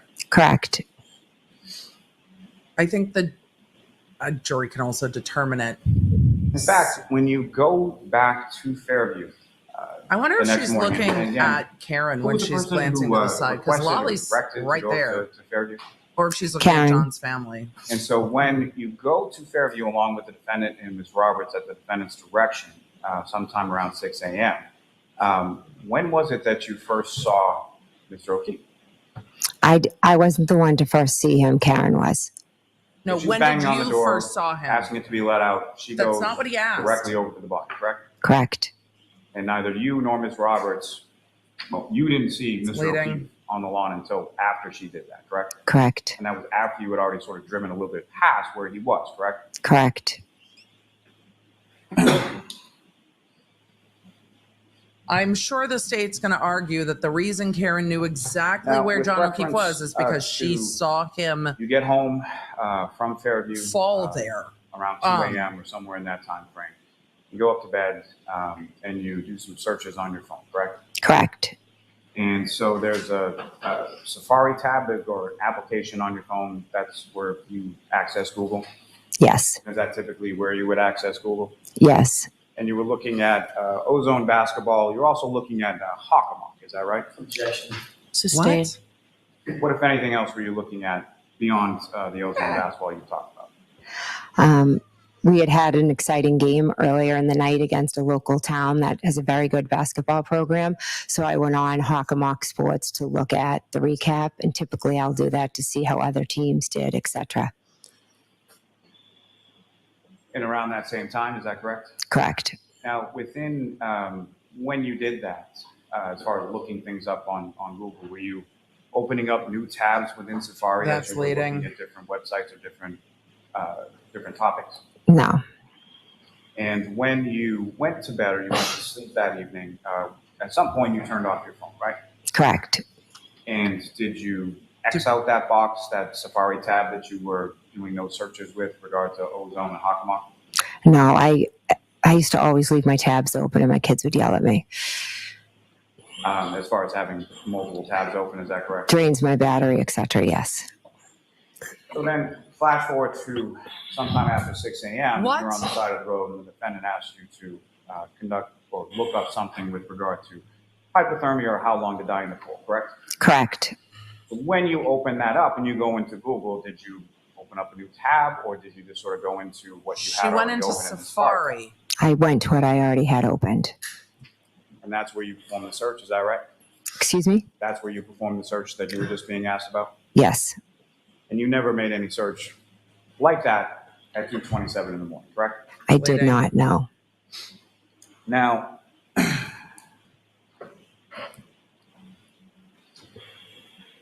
again, you've been shown what's been called a Cellbrite extraction report, correct? What's been Yes. called? Are you familiar with how many Cellbrite extraction reports were conducted in reference to your phone? I think a couple. I'm actually not sure. And prior to January 29th, 2022, had you ever seen a Cellbrite extraction report? No, As you sit here today, do you even really know what that is? not really. No, Do you know what a wall file is? no, Do you know what an SQLite database is? no, Do you know what a knowledge profile C database is? no, Do you know how information is stored and kept within your cell phone? no. Does your husband work in IT? Now, as Sorry, far I'm being as, snarky. let me ask you this. Is, Also, you I have don't four think you need to children know what an and you SQLite were a database mom. is to know how to delete things off your phone. I want to hear from the cell phone experts at this point. a homemaker, correct? Correct. At some point, you did work, though, right? Yes, What did you do for work? I was an elementary school teacher. What grade did you teach? 5th. One question and we'll see where this goes. Ma'am, grade did what you if teach? any feelings Fifth. do you have about How skibbity long toilet? did you teach fifth grade? Objection. Yeah, I'm going to see counsel at sidebar. Folks, feel free to stand up. She's saying she doesn't have the tech knowledge. She's saying she was a school teacher.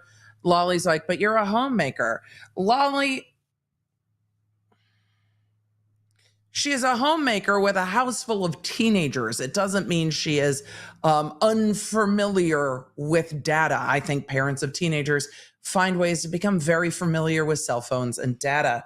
But I think that how long she taught is not super relevant here. And Lolly might be trying to make her look more credible with her past job. I don't think it's relevant to whether or not she knew how to use her phone. So we'll see where this goes.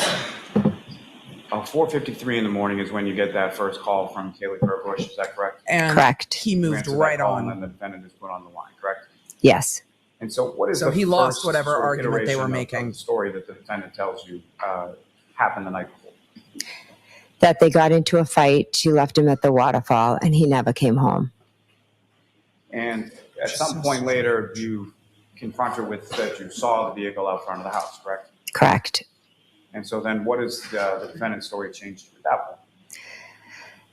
point? That they went there and it changed multiple times. I'm not sure exactly. She said, at one point, oh my God, I don't even remember going there. For those of you asking about skibbity toilet, I have a fifth grader. She was telling other people that he was dead, that a plow hit him. The story changed multiple times that morning. Now, on cross-examination, you were played a voicemail. Do you know whose phone that voicemail was from? It's not in evidence. They never said no. Fair to say that you're on 911 in the background of that phone call, correct? Correct. So it wasn't your phone. It's not Correct. in evidence at all. And there's two other people beyond that as far as Ms. Roberts and the defendant there, correct? Correct. Was Kerry on the phone at all that you saw? Chat, No. And so the internet might know where that voicemail's from. It's not in evidence in this case. So the jury should not know where that voicemail's from. It never came up. It was chilling, but it never came up. And I think it's consistent. Parts of that voicemail are consistent with what she's testified to, but parts of what she's testified to is consistent with what everybody else testifies to. And that's that Karen was losing her shit, screaming their names, and genuinely panicking. So, with reference to the timing of that phone, you had called 911 and you were on the phone with 911 at the time of this that is the one we heard recording yesterday started, with the right? windshield wipers. Correct. So you had gotten out of the car, you had gone around and then seen where the defendant had run over to Mr. O'Keefe, correct? Objection. As to the form, it's sustained. This is from yesterday. Yesterday, the audio that they played with the windshield wipers that was catching her on the phone with 911 and also catching screams in the background was from an open line that was captured on a voicemail. But they didn't say it was captured on a voicemail yesterday, I don't believe, but you could hear the thump, thump, thump, thump, thump, thump. So it was an open line recording. It's not in evidence where it came from yet. What had you done before you placed that 911 call? I got out of the car. I ran behind the car over to the body. I was in a state of shock for a couple of seconds. Kerry and I looked at each other and I said, I'm going to call 911. And there was a period of time when you made the call before it connected, and you said you got bounced around to different agencies, correct? Yes. That happens on cell phones. The 911 calls get bounced. And this is after the defendant has hit the door and run from the vehicle over to Mr. O'Keefe's spot, right? Yes. So it's not your phone, and it's not Ms. Roberts' phone. Fair inference is the defendant's phone, correct? Correct. It's And not so in evidence, but okay. this phone call had been made or started recording. Don't you have a tech expert that's just going to say where this was extracted from? Why does this have to be hard?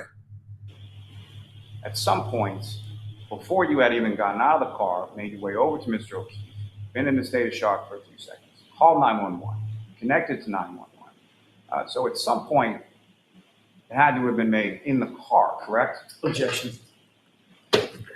Ask it differently. Do you know when that voicemail or that recording that you heard, do you know when that call was placed? I don't. Was Karen trying to call John while they were out looking for him and left it open to voicemail? Fine. You are Bring the experts. making the 911 call. Where is the defendant in relation to the vehicle? She is over with Mr. O'Keefe.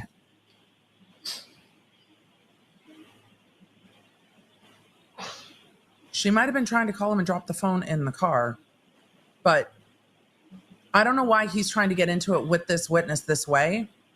It just seems more difficult than it needs to be. You mentioned that the part beyond the 911 call where you heard yourself talking, you're at the rear of Ms. Way Roberts' more difficult vehicle. than it needs to be. Yes. And why are you at the rear of Ms. Roberts' vehicle?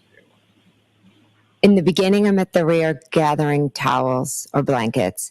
And I then wanna hear a more few about times that. I go to the rear because I'm trying to speak with the 911 and Karen is screaming hysterically. And then Kerry starts screaming at her to calm down. It was quite chaotic. So I was moving away so that I could be clear with the operators.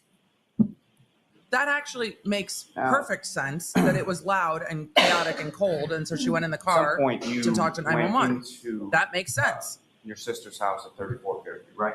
Yes. And why did you go? Officer Lank asked me to go in and wake them up. So you were asked to go in. But if you're trying to get blankets and towels out of the back of the SUV and you're calling 911 and you needed to be quiet, why not go to the house then? there by the police to wake them up, correct? Objection. Sustained. And at some point, you indicated that you had called Officer Lang to come back to the house, right? Yes. And how did you get his number again? Julie Albert. And as far as Lauren, I don't know why everyone's so aware mad whether that or not Karen was screaming. Ryan They were Albert, so Nicole mad about Albert, it. or any of the other people that were present had Officer Lang's number? Objection. Seems like a Sustained. natural Why did you ask reaction. Julie Albert and not Ryan Albert and Nicole Albert? Because I knew she was the only one that had his number. Well, that makes sense. She wanted to get the number.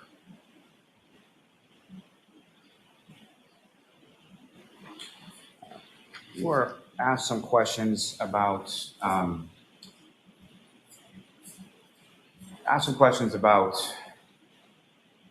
when you were on scene, and you indicated in your testimony and The correct. that background her noise on this is defendant killing me. said- I'm going to try to I gain hit it him, down I just hit a him, little. I hit him, correct.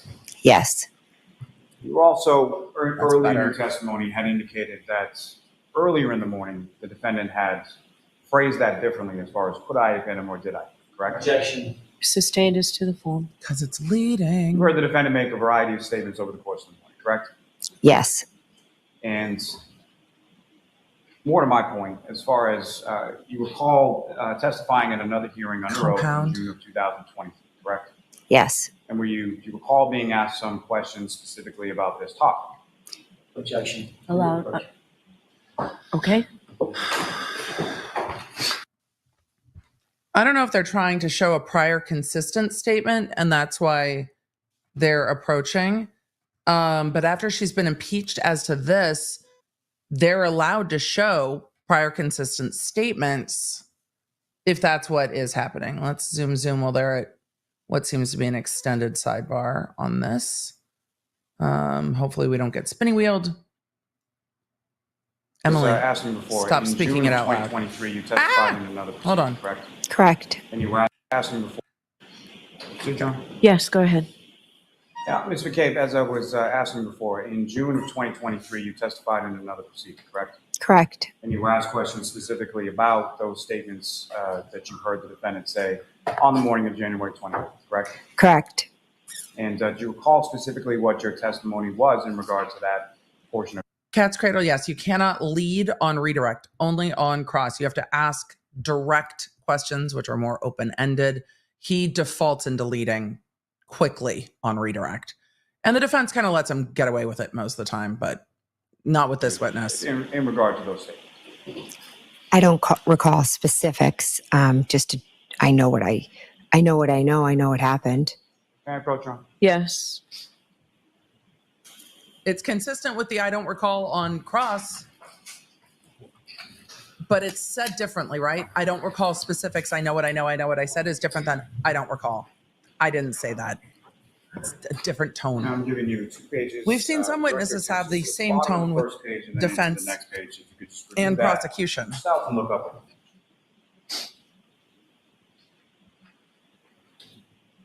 The page again, Ms. Lally. You're on 816 and 817. Thank you.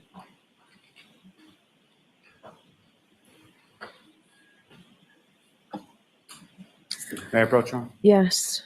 The judge sounds exhausted. Mr. Davis, remember you're fresh as to what you... Biff, thank you so much for the super chat. Biff said the browser state, let's see, DBWAL file is a temp internet history file that will show the time the tab was opened and the last URL visited. The last search can happen later than the timestamp. The same URL and misspellings are at 624, which is the real time. So Biff, they are going to have to bring in an expert, and I'm sure that they will, to say the tab was opened at 2:27, and with the tab being opened to search whatever, basketball, whatever, that tab was open and then the search was made later. That is not in evidence. Here's what frustrates me, because I don't doubt this, and there's many in the chat that have said the same thing about the searches, that the tab could have been opened at 2:27 to search the basketball stuff, and then the 6:24 searches are showing it. Here's the thing. If the prosecution knew this was coming, which they did, why not call the tech expert to explain this? Or why not ask her about it on direct examination? The prosecution could have gotten out ahead of this, and I don't think they did.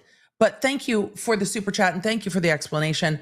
We are going to have to wait for the tech expert, because the jury is left with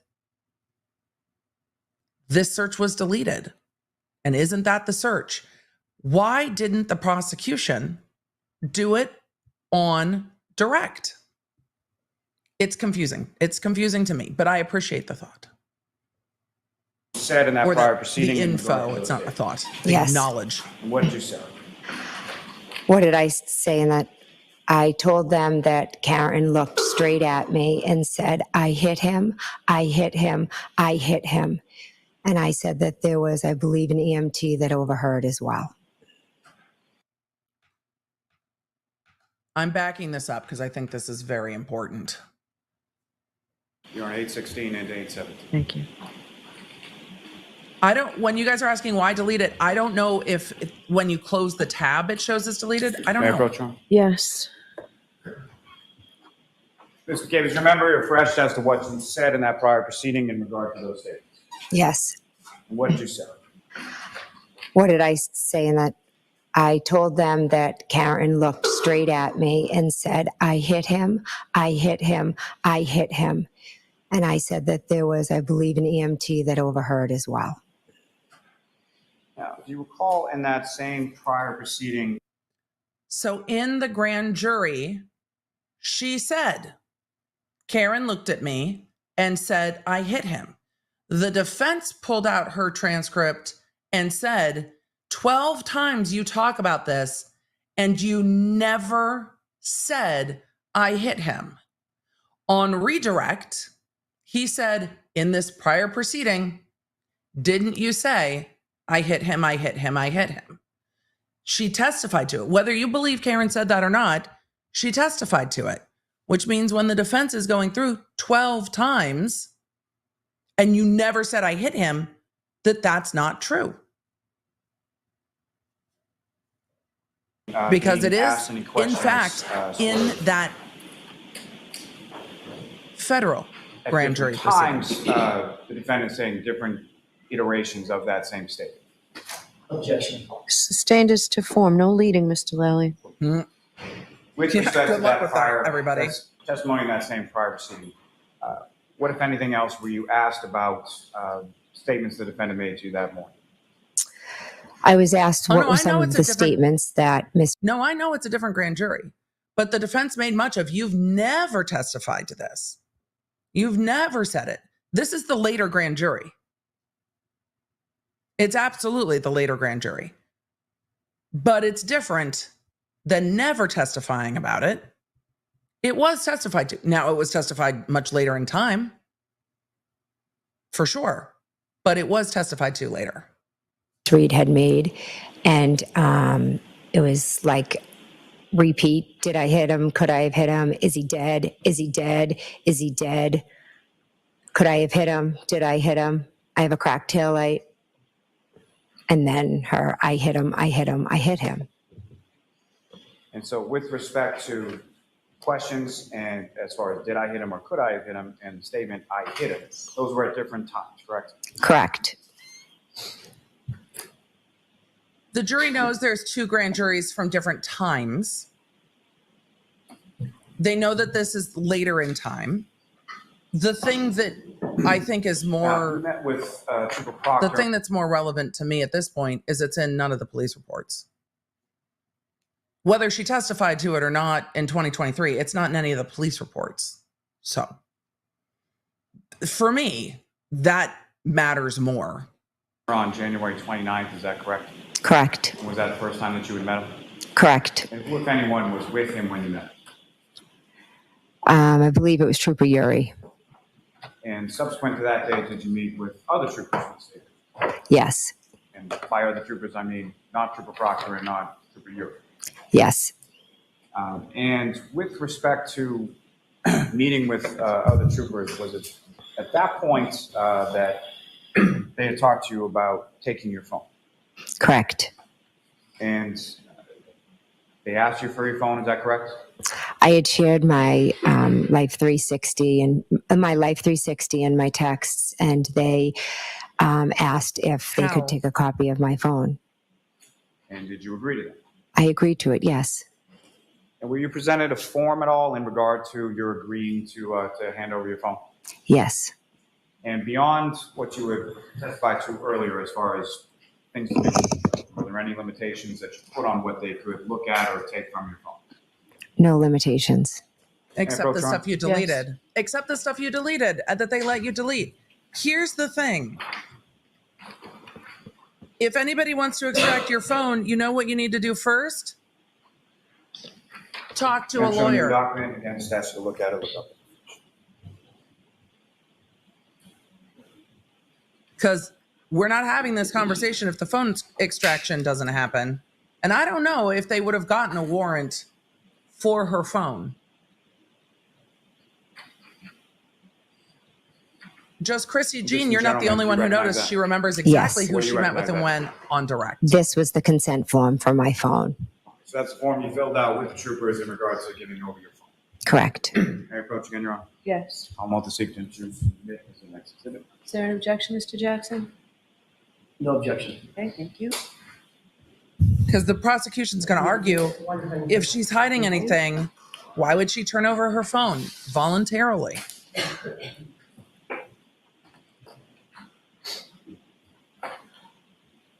Now, again, Ms. McCabe, initially following that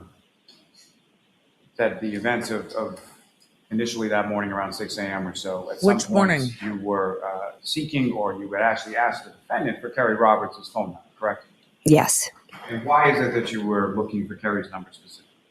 Well, She went over this. driving conditions were terrible. She was driving to Braintree to pick up Mr. and Mrs. O'Keefe.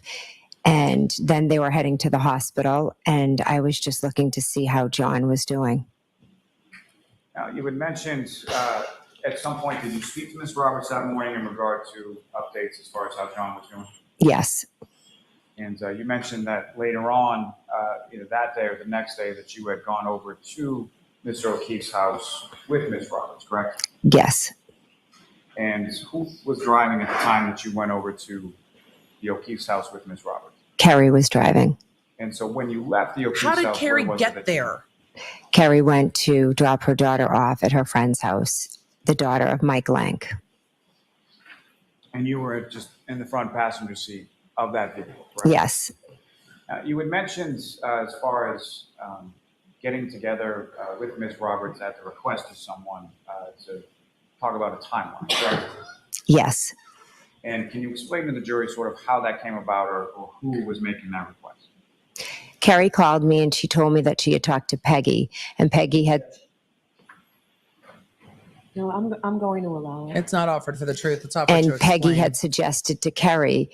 Allison said, didn't Jen McCabe say she asked to delete texts with her daughters before she turned over her phone? She did. And she testified she testified yesterday. They allowed her to. Well, we didn't ask. And we know if she's not asked specifically, she's not going to say it, apparently. You guys should write a timeline. You don't want to forget anything, when the time comes, meaning when the trial comes, you don't want to forget anything that happened. So you already knew in your mind that there would be a prosecution and a trial? Isn't this well before the defendant was arrested? And just to be clear, when you say Peggy, who are you referring to? Mrs. O'Keefe. So John's mother? John's mother, correct. Who was sitting in the You were courtroom. asked some questions about subsequent date as far as hearing bits and pieces or portions of Ms. Roberts' statement to troopers at your home, correct? Correct. Do you know whether or not that was the first time that Ms. Roberts had talked to troopers or officers or anyone from either the Canton Police? Bits and pieces.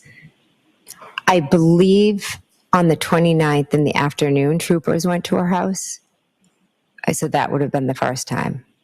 So the time that she was at your home and speaking to troopers, that would have been at least the second time that she had spoken to troopers, correct? Objection. Sustained. Now, with reference to Ms. Roberts and her phone, was Ms. Roberts, the time that you handed your phone over to the troopers, was Ms. Roberts present there as well? Yes. And what, if anything, did you see Ms. Roberts do with respect to her phone and the troopers? She turned her phone over as well and signed the consent.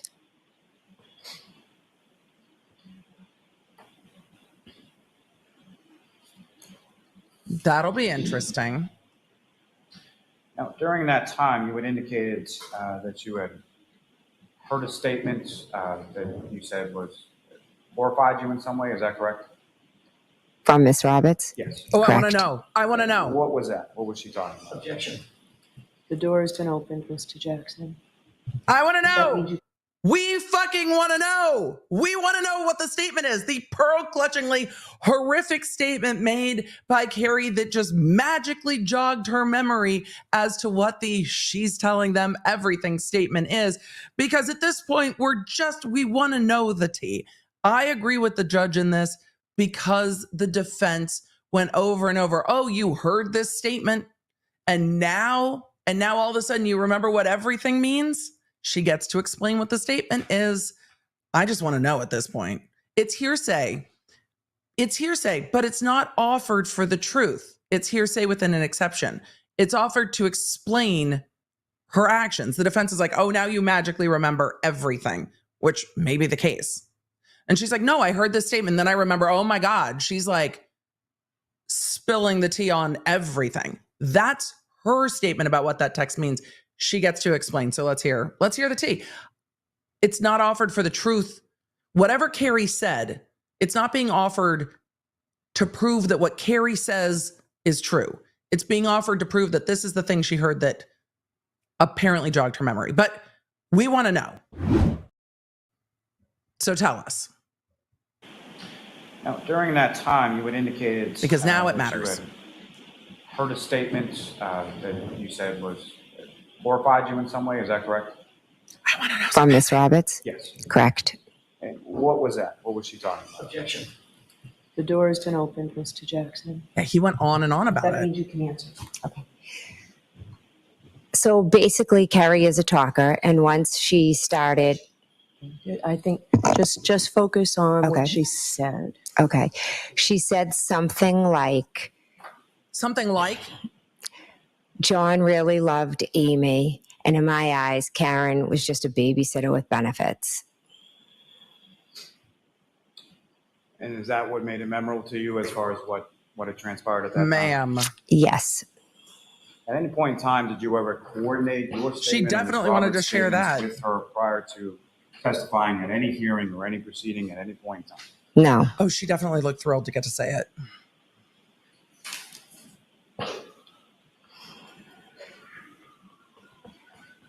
Well, at least you confirmed for everybody that y'all are mean. I mean, it had been widely speculated. You guys didn't like that Karen was dating your friend. Yes, when you... Did y'all want to date your friend? I have questions. Came to the area of 34 Fairview Road around 6 a.m. And you saw Mr. O'Keefe. Was he in the same clothes that you had seen him in earlier? He had jeans and I believe the same shirt on, yes. And nothing additional as far as a jacket or anything like that you saw? Not that I recall. Did anyone put a blanket Now, over him?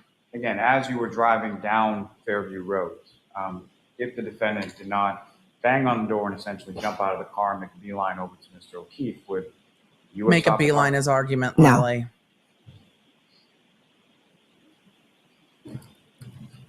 Recall when you were leaving 34 Fairview Road earlier, as far as sometime between 1:30 and 1:45 when Mr. McCabe is driving. Yeah, none of you are Recall persuaded whether by or the not roads pearl were clutching plowed or statement treated or anything that is you very saw junior at that high. time. I know there was snow on them, but I can't recall specifics. Now, as far as the defendant coming over your house shortly after 5 a.m., was that something that you were expecting at the time? No. And what was it prior to the defendant showing up and sort of screaming in front of your house? What was your sort of And plan sort of as screaming? far as based on the information that Ms. Reed had called? My husband and I were going to go out and we were going to drive over to Tom Beatty's house to see if John was there. Who the fuck is Tom? Now, as far as the 911 call, This is the first that you time were this making, person's that name has come up. information that you were providing, Amy is Bella's mom. what was that based on? Did Bella's What mom I get was, butt dialed and all what this I was too? seeing. But as far as how Mr. O'Keefe had come to be there at 34 Fairview Road, when you're communicating any of that to the 911 operator or to officers on scene, was that from your observations when you were inside 34 Fairview after the waterfall or from some other source? That is Well, so it compound. was I don't from even what know Karen what was- the fuck you're asking, Lally. I have to back up because the chat is more riveting than you're questioning at the moment. And the T is just mean girl junior high school bullshit of calling Karen a glorified babysitter or whatever. And that was the thing you were so horrified by. Don't ever watch my coverage. I say, I just horrified by the T being spelt. You know, the defense objected to the statement. I don't think it hurts the defense. That's the statement that like shook you back into, oh, I remember what she was talking about. Okay. It's just kind of a want, you know? Just that. I don't know why that only played half. But I lost Lally's question in the middle of him saying sort of and then saying 9 different things. Snow on them, but I'm trying can't to recall focus. specifics. But the chat's more entertaining. Now, as far as the defendant coming over your house shortly after 5 a.m., was that something that you were expecting at the time? No. And what was it prior to the defendant showing up and sort of screaming in front of your house? What was your sort of plan as far as based on the information that Ms. Reed had called? My husband and I were going to go out and we were going to drive over to Tom Beatty's house to see if John was there. Okay, I have one more thought, and then we're going to get into this question of Lally's that I can't fucking process because it's so many questions in one. I think the statement made by, or supposedly made, and it's not being proven to John's feelings or if he ever said that. I think the statement that she's saying was supposedly made by Kerry Roberts just goes to the defense theory of the case. The defense theory of the case is that Karen is an outsider, that she's not part of their little circle, that she's not part of this group.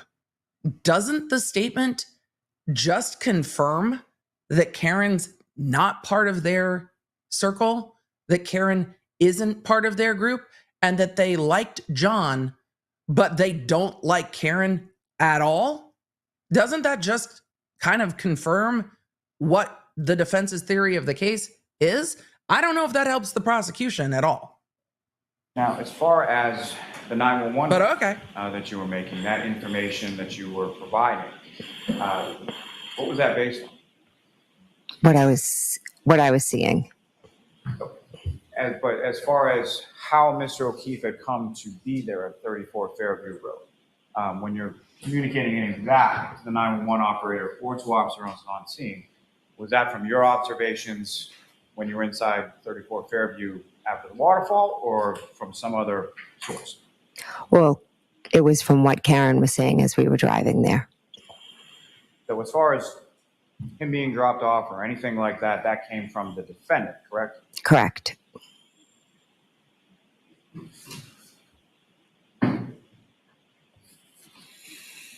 I mean, that's all clear. Now, as far as you had been asked and you had testified about going over to Trooper Proctor's house to meet with his wife, correct? Correct. And you testified about certain incidents of harassment that you had undergone, as well as Mrs. Proctor, is that correct? Correct. And how long had that been going on at that point? At that point, it started in April, and now I believe I went over there in September. And what, if anything, was the frequency of the harassment? Is it sporadic, or how often were you experiencing? I bet daily, sometimes hour. I bet she understands the word frequently when you ask her, Lally, but they're going to get into this a lot more. Point, it started in April, and now I believe I went over there in September. And what, if anything, was the frequency of the harassment? Is it sporadic, or how often were you experiencing? How do you know if you're doing daily, it sometimes hourly? And in addition to what you've already testified, what, if any, other incidents do you recall specifically involving either you or your children? Oh, boy. People come by my house, they take video, they scream. That's not okay. They've gone to my child's sporting events. That's not okay. And called me names. They've written letters to my daughter's colleges and said that they shouldn't allow them to play. And then they've attached these horrific articles that have been complete lies about all of us.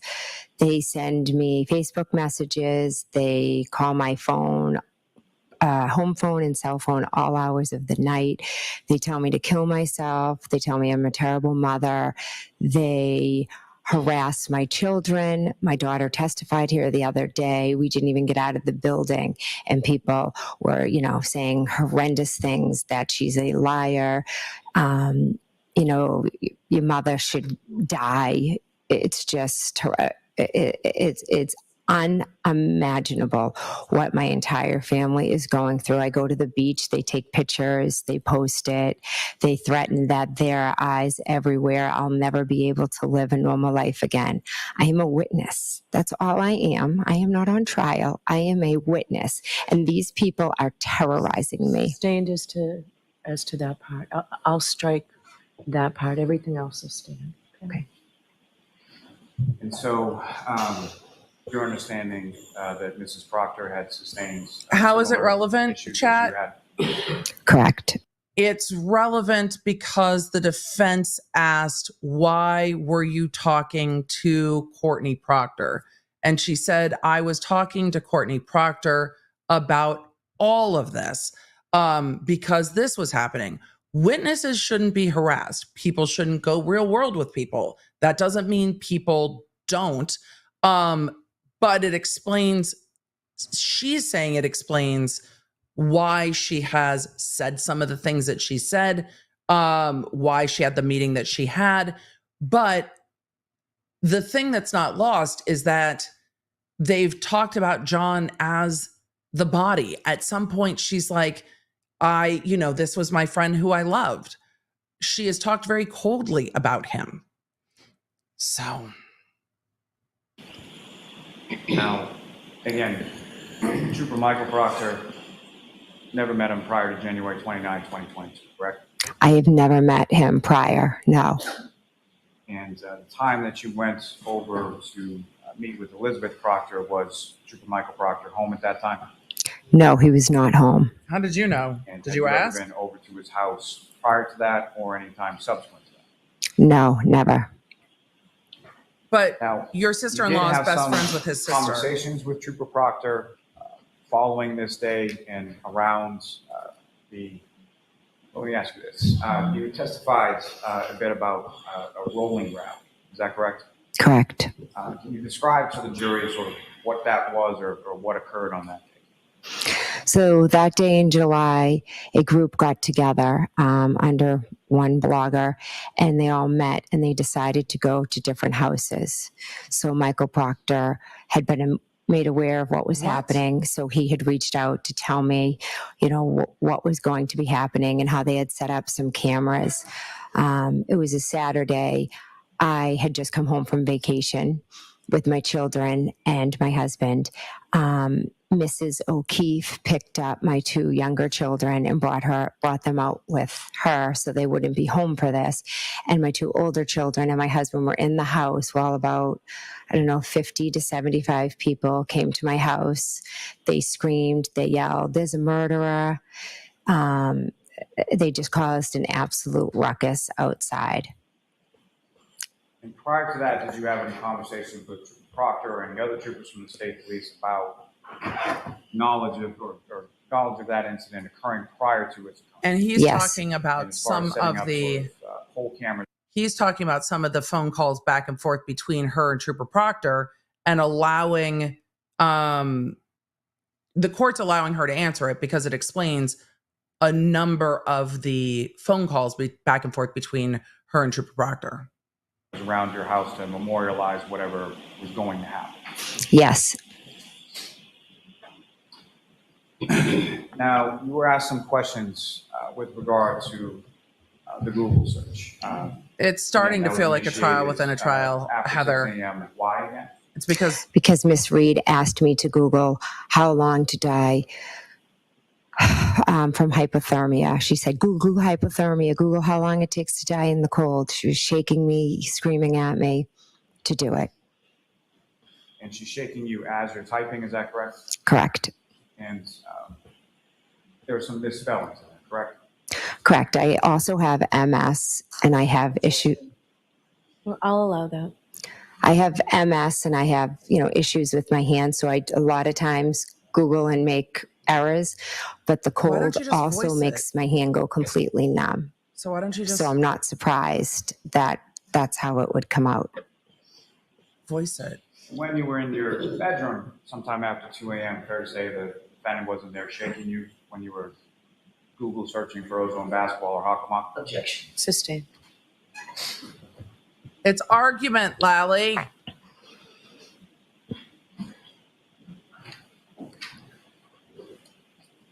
One moment, Your Honor. Yes.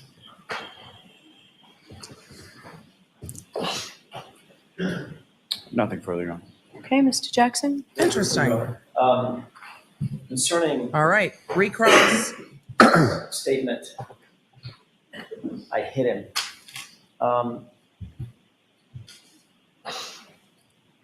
You gave a statement on January 29th to Sergeant Light.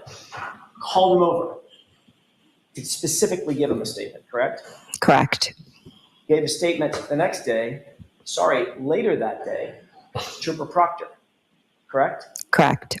You were also met with, on that following Tuesday, with a trooper named Prince, correct? Correct. It's a lot of troopers. And then you testified in April of 2022, no fewer than 12 times about statements that you attributed to Ms. Reed, correct? Correct. It's going back to the first And in not one grand of jury those instances to not remake the one. point. is there a report that says you said, she said, I hit him, correct? Correct. Although I told Mike Lank. Oh, we already know that the officers all got it wrong. That's too much. But again, it's more, at this point, it's more instructive to me that it's not in any of the reports than whether or not it's in her testimony. Like, it's just not, it's not helpful. She didn't say it in the first grand jury, the I hit him statement. She said it in the second grand jury.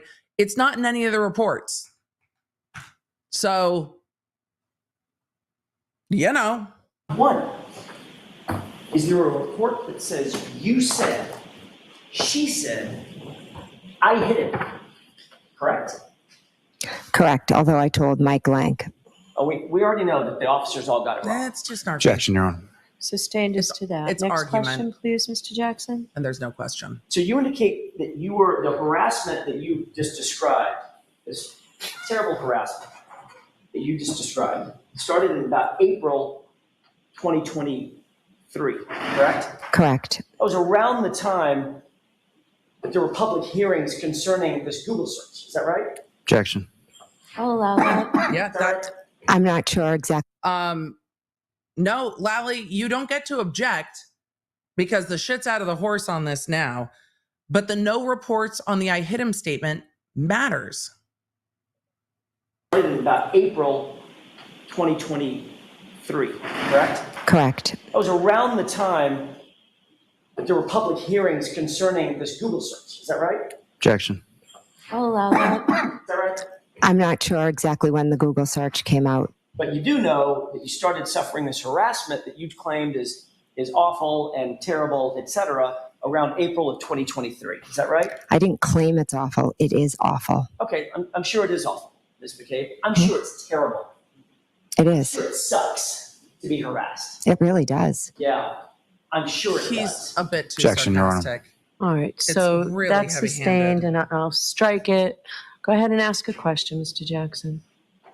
You were upset by April of 2023 that there was public outrage about your family being involved in the death of John O'Keefe. That's what you were upset about, correct?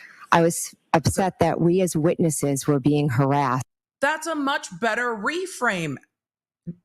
I don't understand harassment sucks.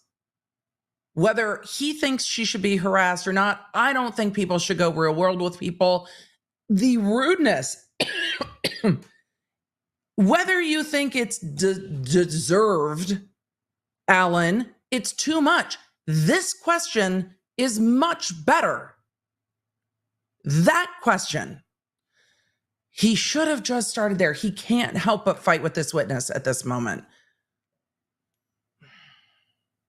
So. About your family being involved in the death of John O'Keefe. That's what the point. you were upset the about, outrage. correct? I was upset that we as witnesses were being harassed. You were upset about public outrage concerning this case, correct? Objection.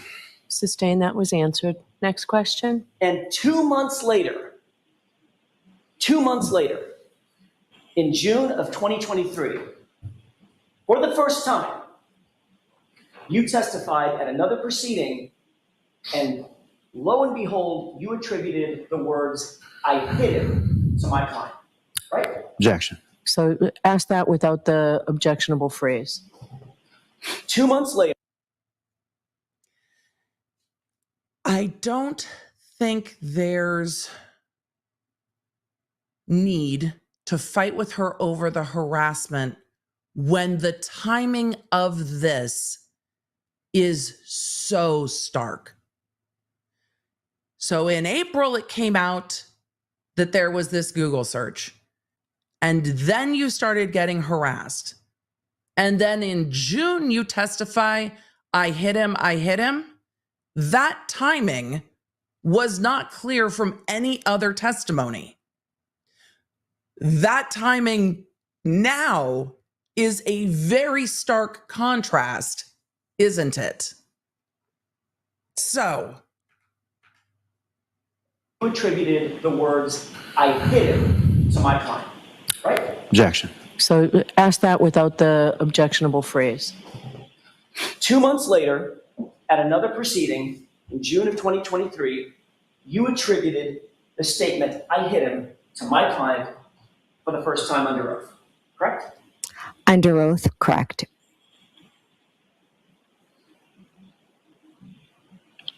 it's You not indicated when you turned your phone in, the police were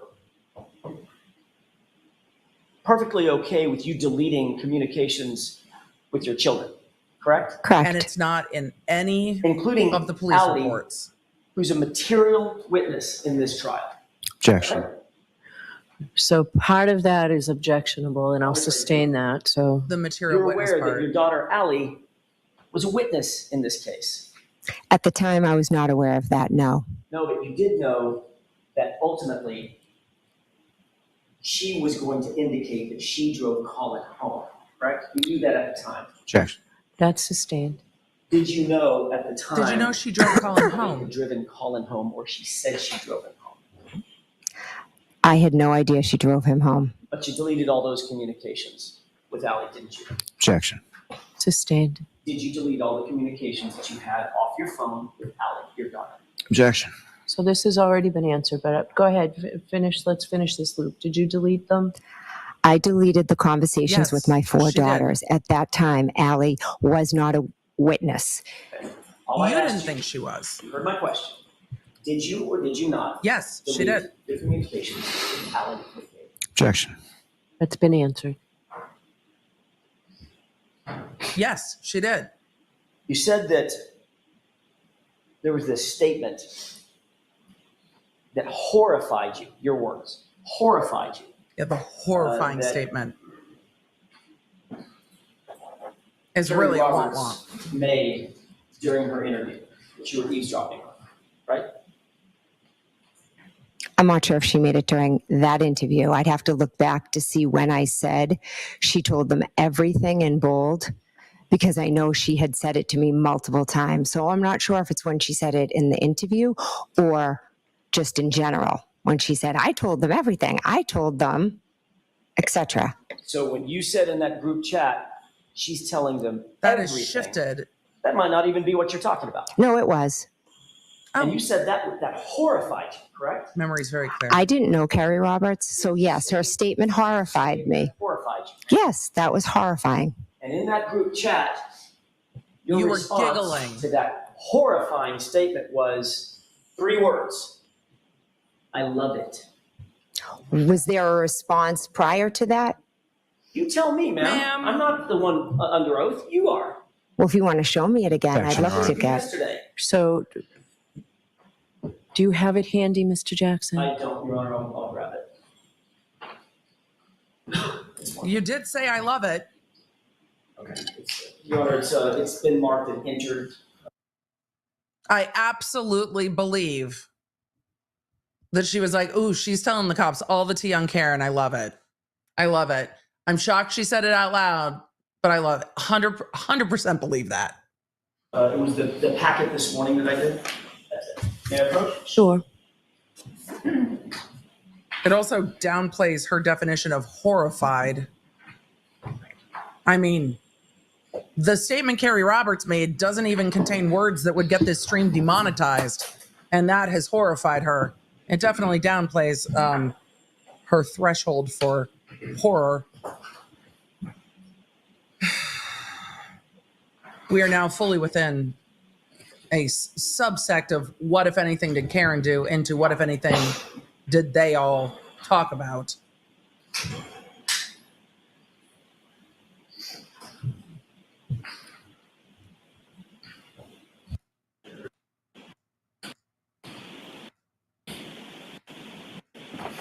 Take a look at those 2 pages. If you would. Could you tell me what pages, The please? judge is like, can you include The me? second page, Ms. McCabe, if you wouldn't mind.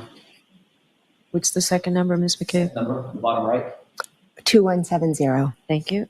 She wasn't asking you, ma'am.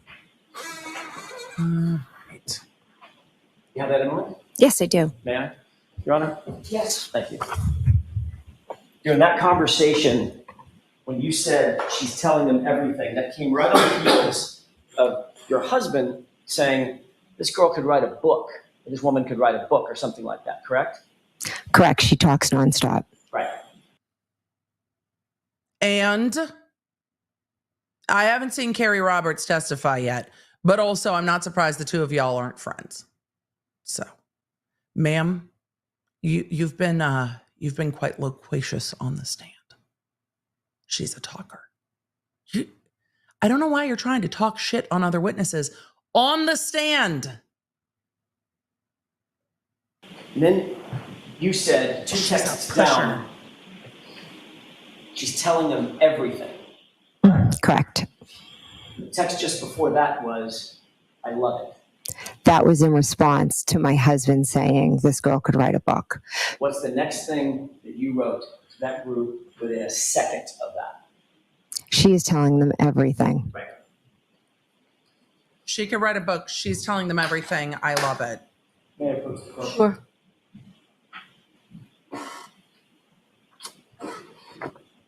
Nowhere in that text chain did you say something along the lines of, oh my goodness, The I'm so horror. horrified.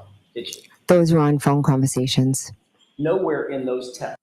Those phone conversations didn't say the horror. Those phone conversations said, bitch, you're not going to believe what Kerry said about Karen to the police. That you just saw, did you say the words? Come on or write now. the words, I'm so horrified. Did you? No, because it was already spoken about.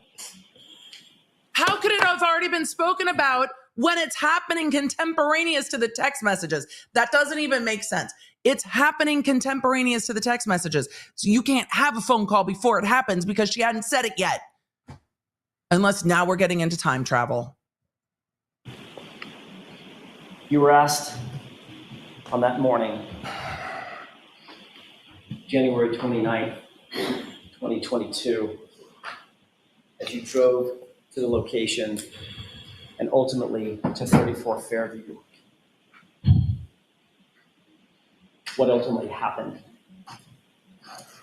And your testimony was, as you approached, my client was searching frantically for John O'Keefe, correct?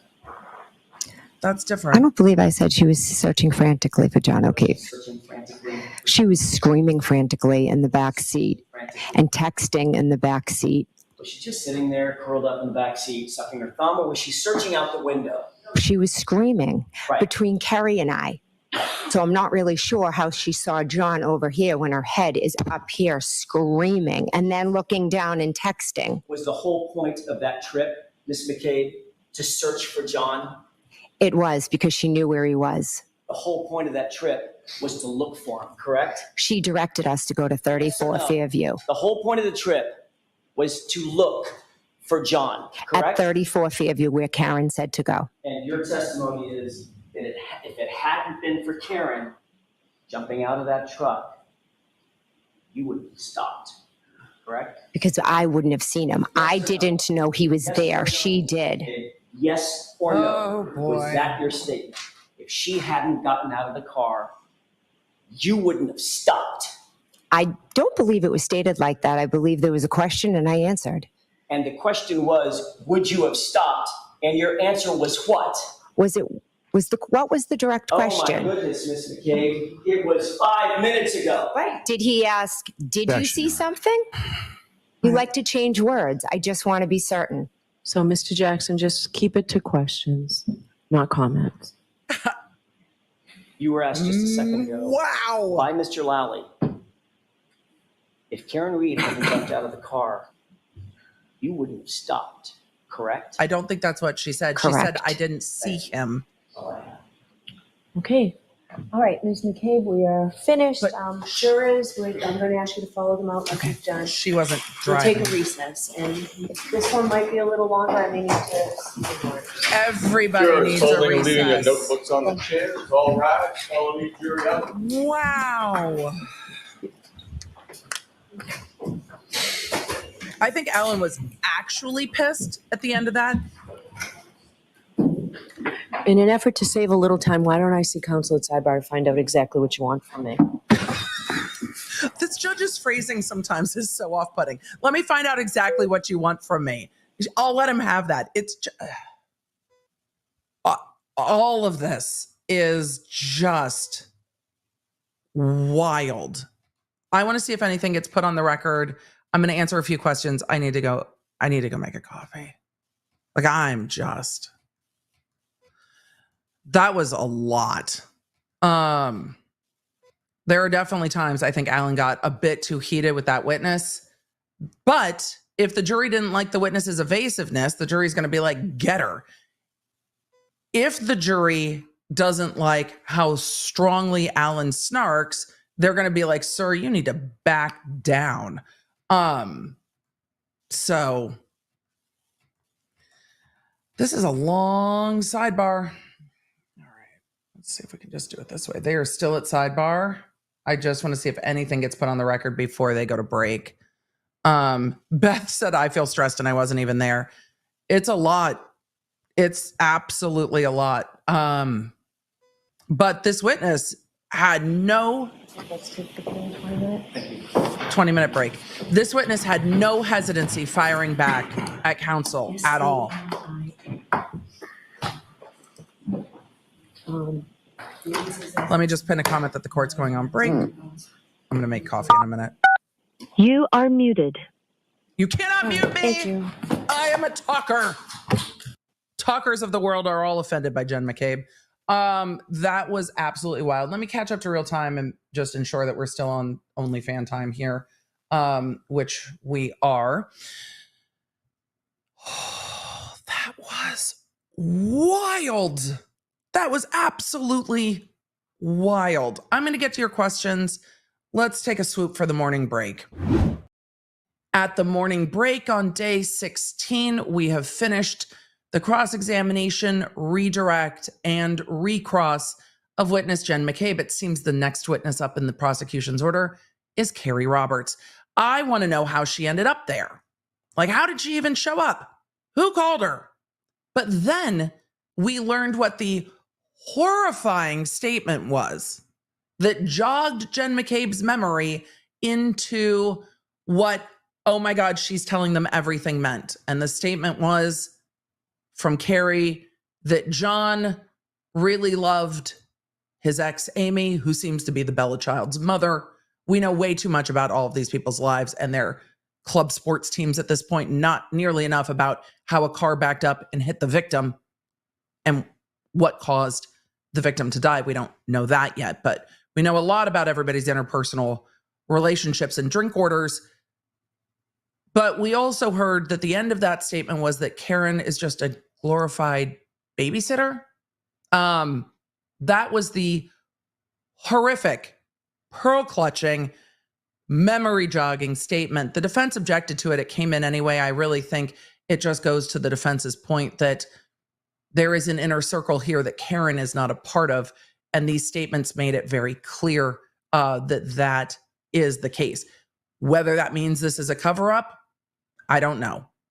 But it is very clear that there is a tight circle that Karen is not a part of. That part is very clear at the end of testimony today. We also got into the how's long to die in the snow Google search. Jen McCabe maintains that she never made that search at 2:27 a.m. And at that time, she was searching about basketball things on her phone. We do not have the Celebrate experts in yet, but that is what she maintains. But what's difficult is that if that was the only thing, it would be different to be like, okay, I want to see the experts on this thing. But it's not just, I never made that Google search. It's, I never made that Google search. Those phone calls were never answered. Those phone calls were never deleted. Those 6 calls were a butt dial. This other call was a butt dial. This other witness had an amorous butt dial. It's not just the one Google search.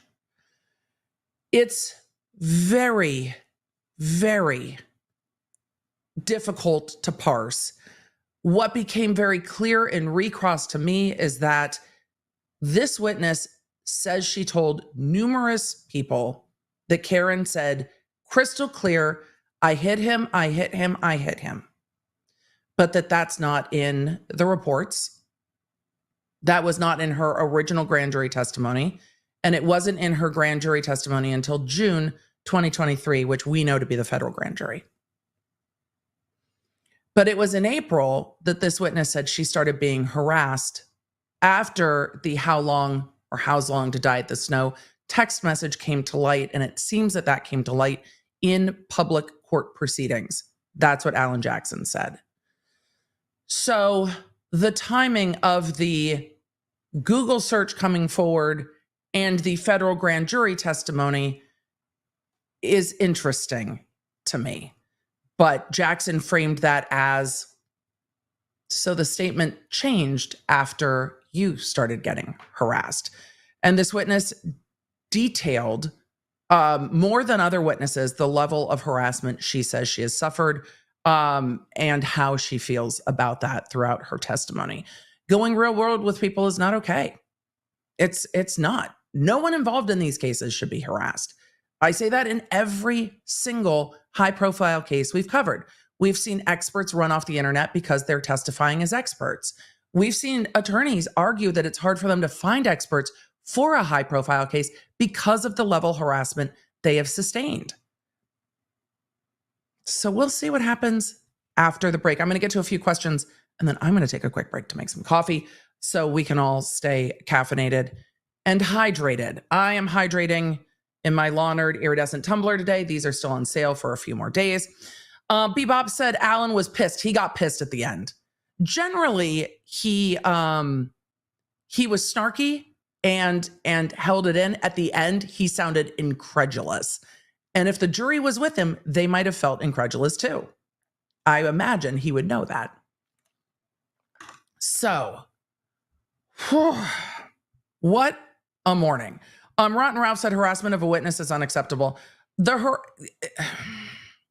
I very much worry that courts are going to become less accessible to the public because of things like this.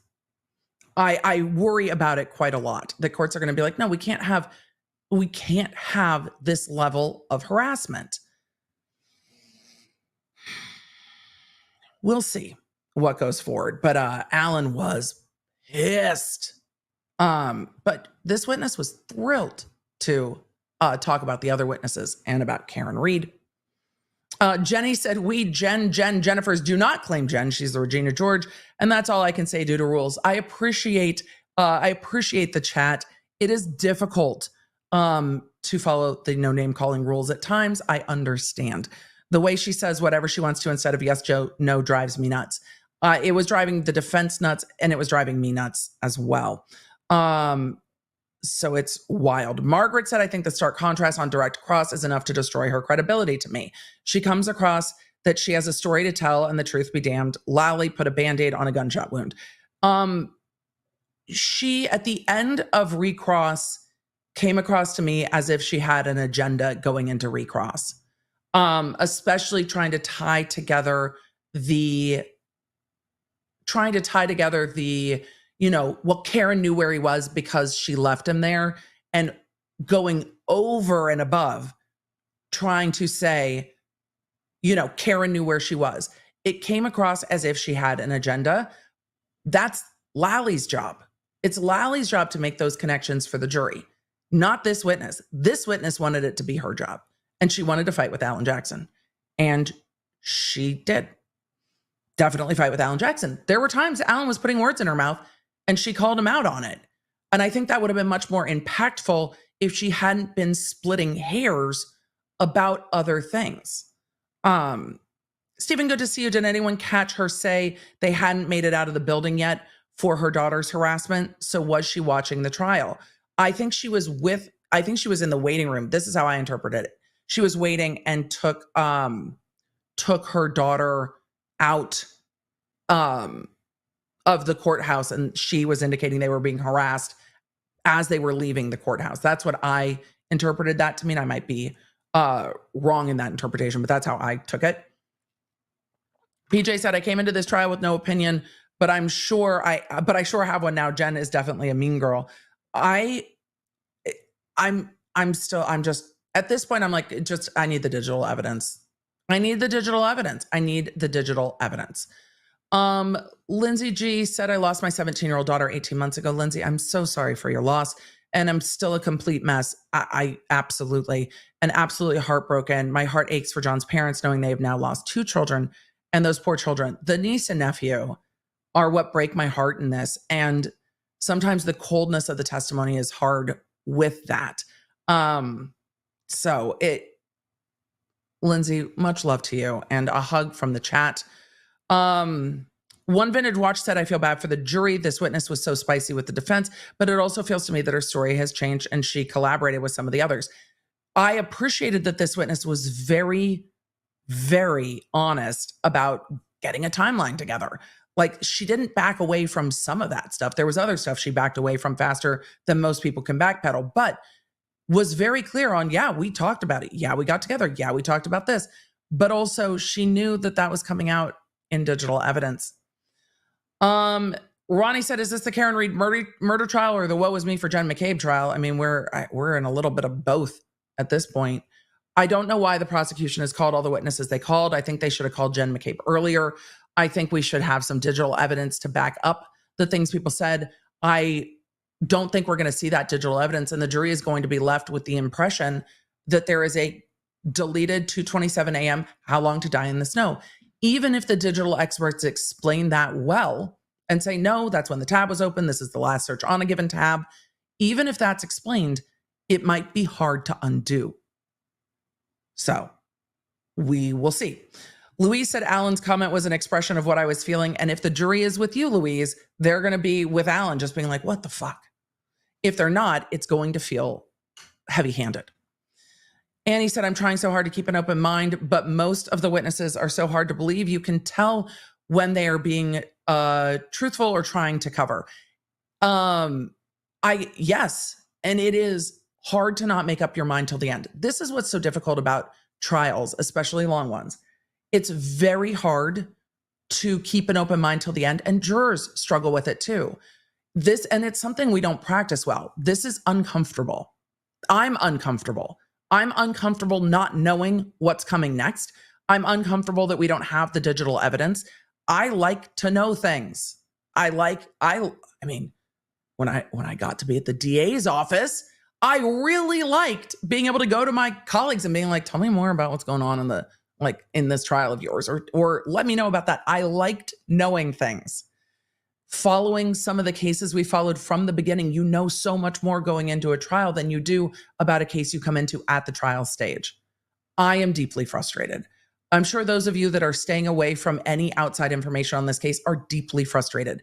I'm deeply frustrated because there are so many unanswered questions, and we are in the middle of week 4. So it becomes harder and harder to just wait for those answers. And it takes effort. It takes effort and energy to not just be like, fuck it, I can't with these people. I don't know what's going on. Something's going on. Everyone's behavior is weird. Just everyone's behavior doesn't make sense to me, except for a few. And those few witnesses were at the very beginning of the first week. No, 2 of them were at the beginning of the first week. John's brother and sister-in-law, and then his friends that went to the C.F. McCarthy's and the Kolakithises, some of the witnesses who were like, this is where we are, this is what we saw, this is what we did. But since we've gotten away from that, things have gotten much muddier, and it was hard. Susan said, I wonder if when Jen was repeatedly calling John's phone, if she was in the Alberts home and they were looking for his cell phone in the house. I know it's conspiratorial. The defense was leaving that insinuation because the defense is like, when you look for a phone, what do? We don't know where the victim's phone was found. We don't know when the victim's phone stopped moving.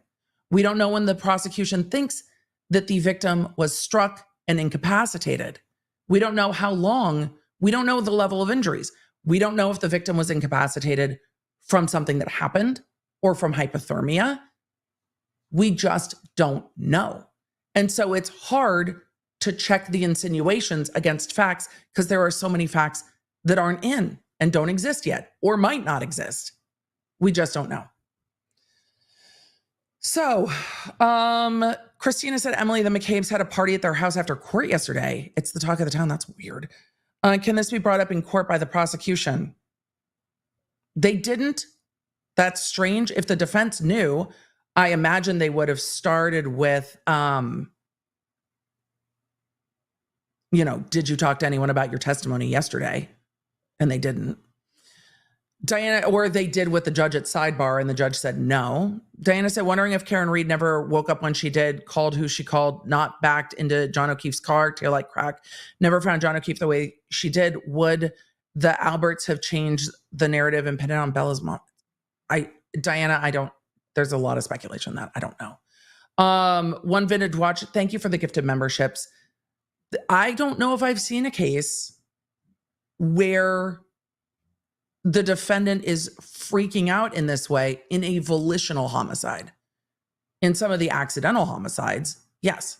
But in the volitional homicides, no. In the negligent homicides, yes. Like in DUI related homicides, yes. You see people freaking out. But they've charged this as an intentional second degree murder. I'm still waiting. I'm still waiting. I have so many questions. Sarah said, do we think some of what was going on with this cross is client-led? Maybe. Like Elaine argued things that seemed odd or even petty. There's clearly a lot of bad blood, so maybe Karen Reed wants him to go hard like this. Maybe. He definitely wasn't displeased with that strategy. Not displeased with that strategy at all. Alan Jackson was ready to go in. He does not mind getting snarky with a witness at all. And look, the verbal judo of lawyering sometimes can be delightful for the lawyer, sometimes exhausting, sometimes both. Linda P. said, what evidence does the state have that Karen hit O'Keefe other than the allegation of her saying, I hit him? Nothing yet. Would that be enough if she did hit him? How can they prove it wasn't only accidental? I don't know the answers to any of those questions because it's not in evidence yet. So while the court is on break and hopefully not coming back from break, I'm going to take 3 minutes to go make some coffee. I suggest you guys do the same. It's going to be a long day and we've got a ways to go till lunch, and they're going to call Kerry Roberts to the stand next. So I'm going to put on music for y'all. I will be right back. Thank you to Streamyard. I love working with Streamyard because they give us the music that we use for this. So we're going to leave on a little bit of music. You guys can vibe. I will be right back. Less than 5 minutes. I'm going to go make coffee. That's not what I needed to pull up. Hold on. This one. I'll be right back.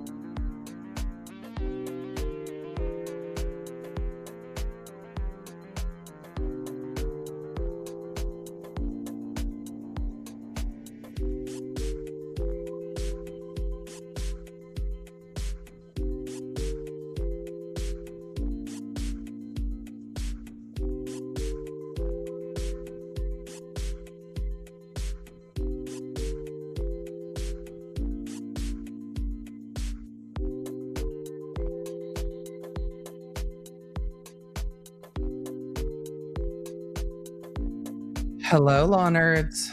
All right. Shall we get back to court? Let's turn off the music. Shall we get back to court? Let's go back to court, shall we? Hopefully they don't immediately go to sidebar, right? Hopefully you had a chance to grab a snack. I made a cappuccino. I have some leftover egg bites. We're ready to rock. So hopefully so are they. But they are just coming back from break. And we are ready to roll. Where's my overlay? There it is. I always forget to put it back up. Thank you. Please be seated. Close back. Did anybody catch me on your local news last night? I was on. All right, Boston so 10. jurors, I waited until the last witness left the stand and until you all had your morning break to give you one other instruction. And this one, all the instructions are important, but this one's important, so I want you to focus on it. I'm focused. Now, you heard from the last witness, and you may hear from other witnesses who described what Ms. McCabe called harassment and public demonstration. I believe she referred to a rolling rally. I permitted that testimony for a very limited purpose. That testimony was not offered, nor may you consider it as evidence that Ms. Reed has bad character or propensity to commit crime. In fact, there's no evidence before you that the defendant is responsible for that conduct that was described by Ms. McCabe. The evidence is relevant only insofar as it goes to the witnesses or to explain the witness's state of mind. So Ms. McCabe's state of mind. And that is to the extent it explains Ms. McCabe's conduct or statements or actions at any particular time. And ultimately, the testimony may be used by you only as it goes to the witness's credibility. Okay? Thank you very much. So, Mr. Lally, your next witness. I very much like, I'm going to let him call Kerry Roberts. Yes, Your Honor. The Commonwealth call Ms. Kerry Roberts to the stand. And I don't know if it's C-A-R-R-I or K-E-R-R-Y, I don't know. But I very much like the way that this judge, and I know some of you do not like the judge, I don't need to preface that, but I very much like the way that this judge instructs the jury as they go along when it's relevant to them. It's very helpful. Not all judges do that bit by bit. It's very helpful the way that she does that. She is very conscientious of the jury and very mindful of the jury. There are other things that bother me, but this I very much like. Tina T, thank you for the super chat. I love. All right, Mr. Lally. Hello in Dubai. I got my husband hooked. Good morning. He walks around saying facts, not fuckery. Could you please state your name and spell your last name? Kerry Roberts, R-O-B-E-R-T-S. And where do you live, ma'am? Canton, Mass. And how long have you lived in Canton, Mass? 10 years. And who, if anyone, do you live in Canton with? My husband, my 2 children. And your 2 children, how old are they? And boy, girl? My son is 12, my daughter's 14. Kerry Roberts is witness number 40. Do you work, ma'am? I do. What do you do? I'm an executive assistant. How long have you been doing that? 17 years. And your husband, Kurt, does he work as well? Yes. What does he do for work? He's a heavy equipment operator. And how long has he been doing that? Maybe 20 plus years. Now, if I could turn your attention to the evening of January 28th, 2022 into... I just need to take a minute because we're just going to what happened that night. The morning of the 29th. My heart. Do you recall those dates? And do you recall what days of the week they were? Who called you? How did you get there? Do you recall what days of the week they were? Friday. So the 28th. Friday the 28th. Into a Saturday the 29th. Yes, let's just get into it. Now, on the evening of the 28th, do you recall what you were doing that evening? I was bowling with my daughter and her friends and one of the mothers. And do you recall where that was? Oh my God, no. Westgate Lanes in Brockton. Can I take back my applause? What time was it that you got home? Shit. Probably about 8:30ish because there was a storm coming, so we wanted to be home. I didn't want to be out late. Damn it. And when you got home, you and your daughter, is that correct? Say that one more time? You and your daughter came home around 8:30 or so? Yes. Who, if anyone else from your house, was home when you got there? I think my husband was home. He was going out. I think I passed him and he was heading out to meet his friends. My son was not home. And who were the friends that he was going Can we out just get to the phone call? John O'Keefe and Michael Camerano. So, Ms. Roberts, I'd like to start with just Mr. Camerano. How do you know him? He's been childhood friends with my husband. And I don't know what this witness is going to say, but this is one of the very first witnesses that has shown much emotion at all when speaking about John O'Keefe. This witness, Camerano, a bit with the Colakeithuses, and it's interesting to see. And I wonder if this is a that she is not part of the friend group with the Alberts. I'm very curious as to how this all goes. do you know where your husband was going to meet Mr. Camerano and Mr. O'Keefe? Because I liked Mr. Camerano McCarthy's. a lot. It's a bar in Canton. Sort of in the center of town, is that right? Yes. He shouldn't call the husband. And, I bet he's going to, but he doesn't Mr. need to. O'Keefe, how do you know? I've known him since high school. Oh, we already called the husband. Never mind. Where did you go to high school?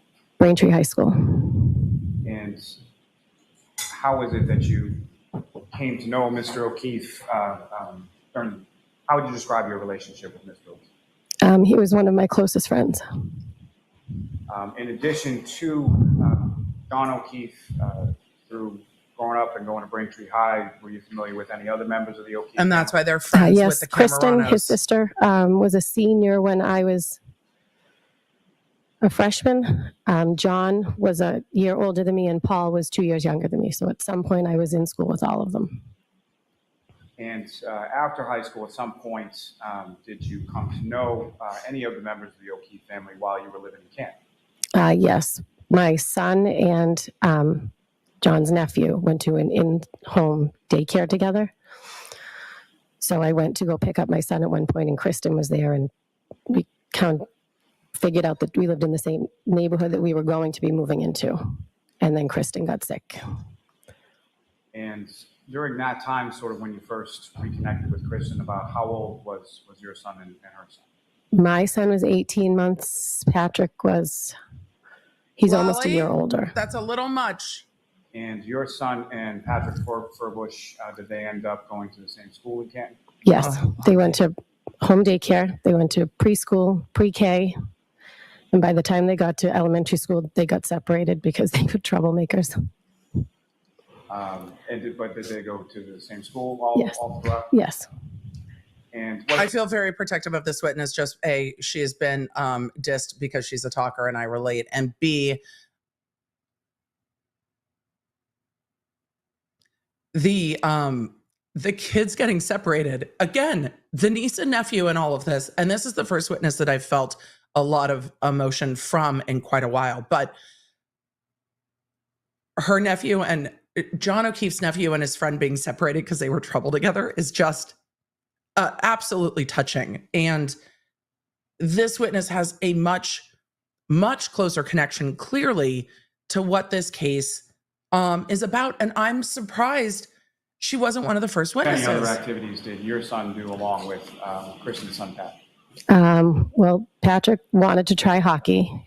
So they did hockey together, and then he didn't like that. This is too much background. And they played baseball together since they were T-ball, like 4 or 5. Now, you mentioned that Kristen O'Keefe or Kristen Furbush at that point, at some point after you had met her, she got sick. Is that right? Correct. Eventually, she passed away. Is that right? Correct.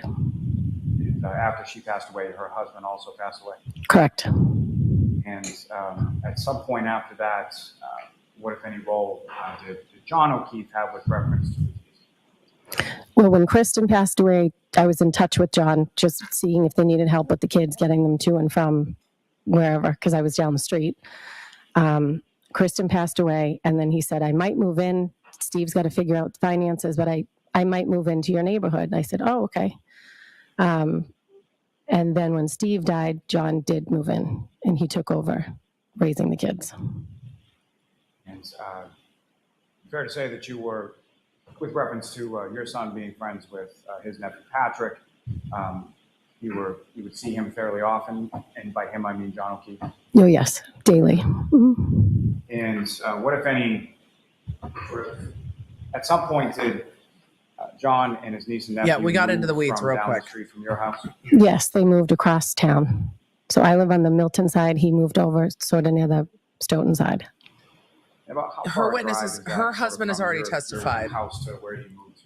much earlier on in this case. Yes, it depends because Canton's terrible for traffic. Maybe 7 minutes, maybe 8, depending. And if it's in the evening, it's longer.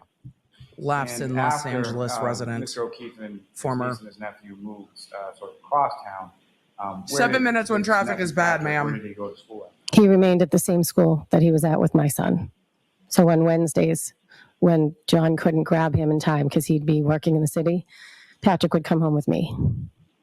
You were familiar The with terrible what end of Mr. the- O'Keefe the did tri- for a living? He was a Boston police officer, but The at traffic- the time he was working in an office registering sex offenders. The traffic into Canton from Boston sounds like it You was would help out absolutely as far as horrible. picking up his son. What, if any, assistance did you have with regard to his niece Kaylee? Some of this is Say too that one much. more time. What, if any, assistance did you have with regard to Mr. O'Keefe and his schedule with regard to his niece Kaylee as well? I didn't take care of Kaylee as much. That was sort of, there was other women, Jen McCabe, one of them. She sort of really took hold of caring for Kaylee because her daughter was friends with Kaylee, and I sort of got Patrick. So Mr. John was Riley, you gonna- have to keep your voice up. I'm really sorry. I didn't mean to interrupt you. Sorry. And if you could It's keep not your you, voice ma'am. up too, okay? You're good. It's My him. Yeah, it's Lally. But we really don't need to get into the high school of it all, I don't think. Unless And then this is the witness that the defendant, through the years that you knew Mr. O'Keefe when he lived in Canton, the defendant your and the time, victim were fighting friend over with him. someone from high What, school. if any, conversations would you have? I don't know if it was this with witness. Mr. We'll find O'Keefe out, I in guess. regard to any sort of relationships or dating or anything like that? Well, he dated a lot of people. Girl, So it depends. We know you're going to tell us everything, so we're just going to wait to hear everything. I will gain the volume up a little bit. We've already been told, so. Conversations with what, if any, sort of role would you have, or what, if any, knowledge did you have in reference to the people that he dated? The defendant. My husband, whenever he would go on a date with somebody, he would have my husband come meet them, sort of say, like, what do you think? The defendant said you don't know Kerry. I mean, he had a couple of girlfriends that were very nice. Now, at some point, did you become aware of a person by the name of Kerry? Yes.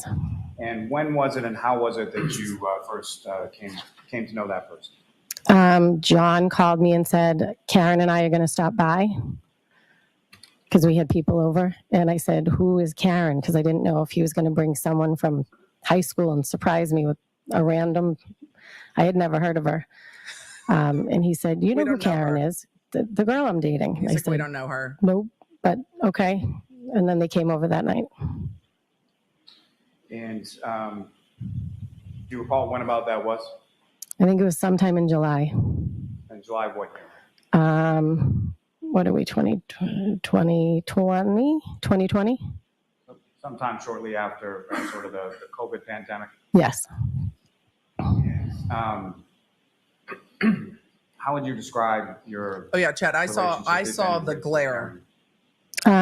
She was like another person that took care of the kids. She took care of Kaylee and Patrick a lot, so I would coordinate with her if Ryan and Patrick were going to go to the golfing range, or if Ryan was going to go with them to the Red Sox game, that kind of thing. We weren't do lunch or hang out like girlfriends. Was there any occasions where you had sort of socialization or go out as couples or anything like that with Mr. O'Keefe? No, they came over our house one time, and then we'd do baseball tournaments down the Cape, and we'd all get together. But the four of us never went out. And just for clarity purposes, do you see Ms. Reed in the courtroom today? Yep. Identify her as to where she's No, go back seated to or her not, or face. clothing she's Say that again? Could you identify as to where she's seated or an article of Because I was like, yep. She is seated at that front table, and she has a black and white suit jacket. Or just ask the record reflect. Oh, go back to the witness's face. I don't care about Yes. Karen's face at the moment. Go back to the witness's face when she said, yep. Now, coming back to that evening of the 28th, your husband went out to meet Mr. Camerano and Ms. Ruby, correct? Yes. And do you know about what time it was that your husband Kurt arrived home that night? Maybe around 10:30. Yeah, there is no love lost And, between after this you witness arrived and the home, what, if defendant, anything, clearly. Specifically, do you recall the two of you doing or anything before going off to bed? I remember sitting on the couch, and the front door is right there, and it was open, and it started to snow. It had just started to come down probably about midnight. Also, the reason I put But my it hair was back in a bun. coming down so I fast, don't so you knew touch it all was day. little snowflakes I make usually myself mean a big crazy. snowstorm. And I said, well, it's starting. So we went to bed because we knew we weren't going out anywhere. She said, I smell snow. And as far as turning your attention to the next morning, at some point you awoke. Do you recall what it was that awoke you that morning on the 29th? Karen called me at 5 o'clock in the morning. And is that sort of a normal occurrence as far as... It's never a normal occurrence at 5 a.m., Lally. No. And when you went to answer the phone, at some point, did you look at sort of like the screen to your phone?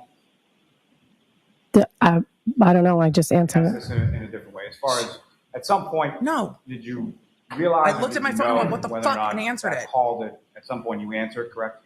Yes. Okay. And the call that you answered, do you know whether or not that was the first call Ms. Reed had placed you that morning or no? It was the second call, only from looking at my phone after, because I said, oh, shoot, she called me. She just called and I didn't. She called twice. And the phone Sometimes call it's the that only way to you get it to ring. answered, About what time was that? 5 on the dot. And if you know the from looking at your phone, the phone call that you didn't wake up or didn't answer, do you know how long before that phone call was? I think it was a minute or two before. Sorry, Chad. So I forgot that we 5 o'clock weren't on on the dot, normal you get a phone call, speed. you answer it, and it's Ms. Reed, is that right? I'm going to 1.25. And that phone number, you had her sort of programmed into your phone as a contact, is that correct? Yes. Emily, And, yes. on prior occasions, had you called that number or gotten a call from that number? Her On prior husband went occasions? out Yes. because And he when was you got that taunted call and made that call, by who the was the other friends. person on the end that you were speaking? Say that again? Maybe a pretty simple question as far as it goes, but just with reference to any prior phone calls that you either got or received with that number that you programmed in as Karen Reed. When you spoke to someone by calling or receiving a call from that contact, who was on the other end of the call? Karen Reed. Okay. She doesn't understand the question. So you answered the phone sometime. He's not wrong right that he around has to 5 ask a.m., it. And you described to the jury sort of what the content of that conversation was. I answered the phone and she said, John's dead. Kerry, Kerry, Kerry. And then she hung up. And as far as her end of the conversation, did you say anything or get a chance to say anything before she hung up? No. And when she's speaking to you and saying those words to you over the phone, how loudly is she saying those words? Very loud. She woke my husband, who was sleeping. By the time that the phone rings and you pick it up, your husband's sleeping, correct? Yes. And then afterwards, he's awake. Correct. Now, what happened then? Then I got out of bed and Kurt said, what to normal was that? speed. I said, I don't know. Something's happening. And I think I started getting dressed at that point because I don't know if I started getting dressed at that point or after she called back again. Brandy, I'm going to wait till the court talks about it. There's a I half day tried to call tomorrow. her, I think a couple times back to be like, what is going on? Finally, she called me back again and she said, I'm afraid John might be dead. He might have gotten hit by a plow. He did not come home last night. I was not supposed to stay in Canton last night and he would never leave Kaylee alone. I think something happened. And do you recall earlier in the day of the 28th having any communication with either Mr. O'Keefe or Ms. Reed? I did with John. He texted me. Do you recall generally what that was about? My son got into a scuffle with some boy at school, and Patrick wasn't in school at the time. I think he went to a doctor's appointment, but Patrick got wind of it. So John was calling to see if my son was okay. Now, turning back to, again, that morning of the 29th. Because they're you called Ms. friends, Reed a couple friends. times. She didn't answer. Like is that correct? friends, Correct. friends. And at some point she calls you back. Correct. And about how long was it after that initial phone call that you had where she hung up? How much time it elapsed between that call and the next one? I don't know, maybe 5 minutes. And so when she calls back, she makes those statements to you that you just testified about, and upon her making those statements, what, if anything, was your response? I said, then she said she checked Kaylee's phone to see if John had called. And I said, okay, where are you now? And she said, I'm driving. Can I come to your house? Will you drive my car? I don't remember anything from last night. We drank so much, I don't remember anything. And I said, you need to go home and be with Kaylee. If she's there by herself, I'll go look for him or something of that nature. And that's how she Because got I thought, I involved. said, you're going to get a DUI. If you were drinking all night last night and you don't remember anything, you shouldn't be driving. All right, so next question, please.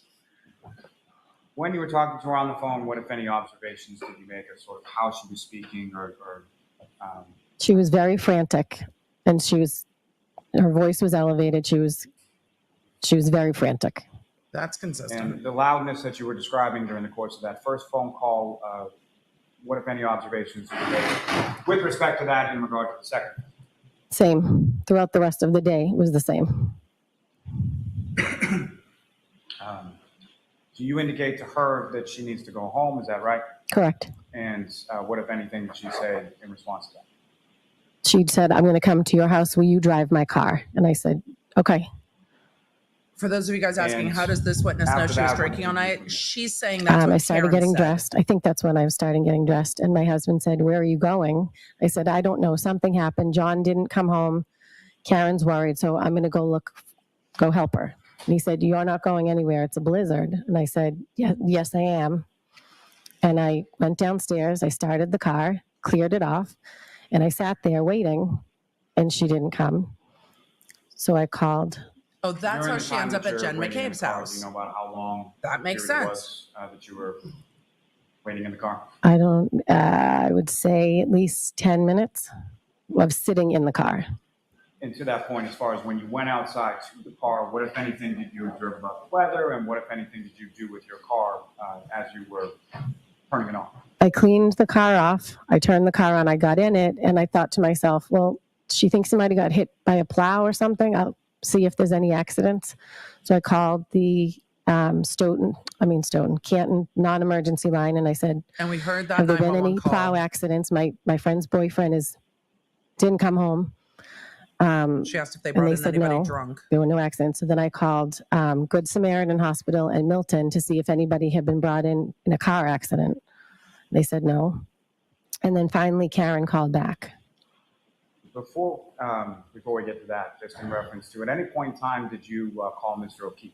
Yes. And when you called Mr. O'Keefe, were you able to speak to Mr. O'Keefe? No. Do you know how many times you called Mr. O'Keefe? My husband called him, and I think I called him. Yeah, Lally's not And listening when to was her that in answers. relation to you going up to And the that's car why and he's clearing repeating. That was when I was in the house. Karen actually said, can you try and call him? And you did, and you didn't get an answer. Correct. And do you know whether or not your husband got an answer? He did not. So you go out to the car, you're waiting, and you make those phone call initially to Canton Police. Is that correct? Yes. And do you know who you spoke to at Canton Police? I believe it was Officer Good. Is that someone that you knew in any way prior to this date of January 29th? We have mutual friends, but no, I'd never met him.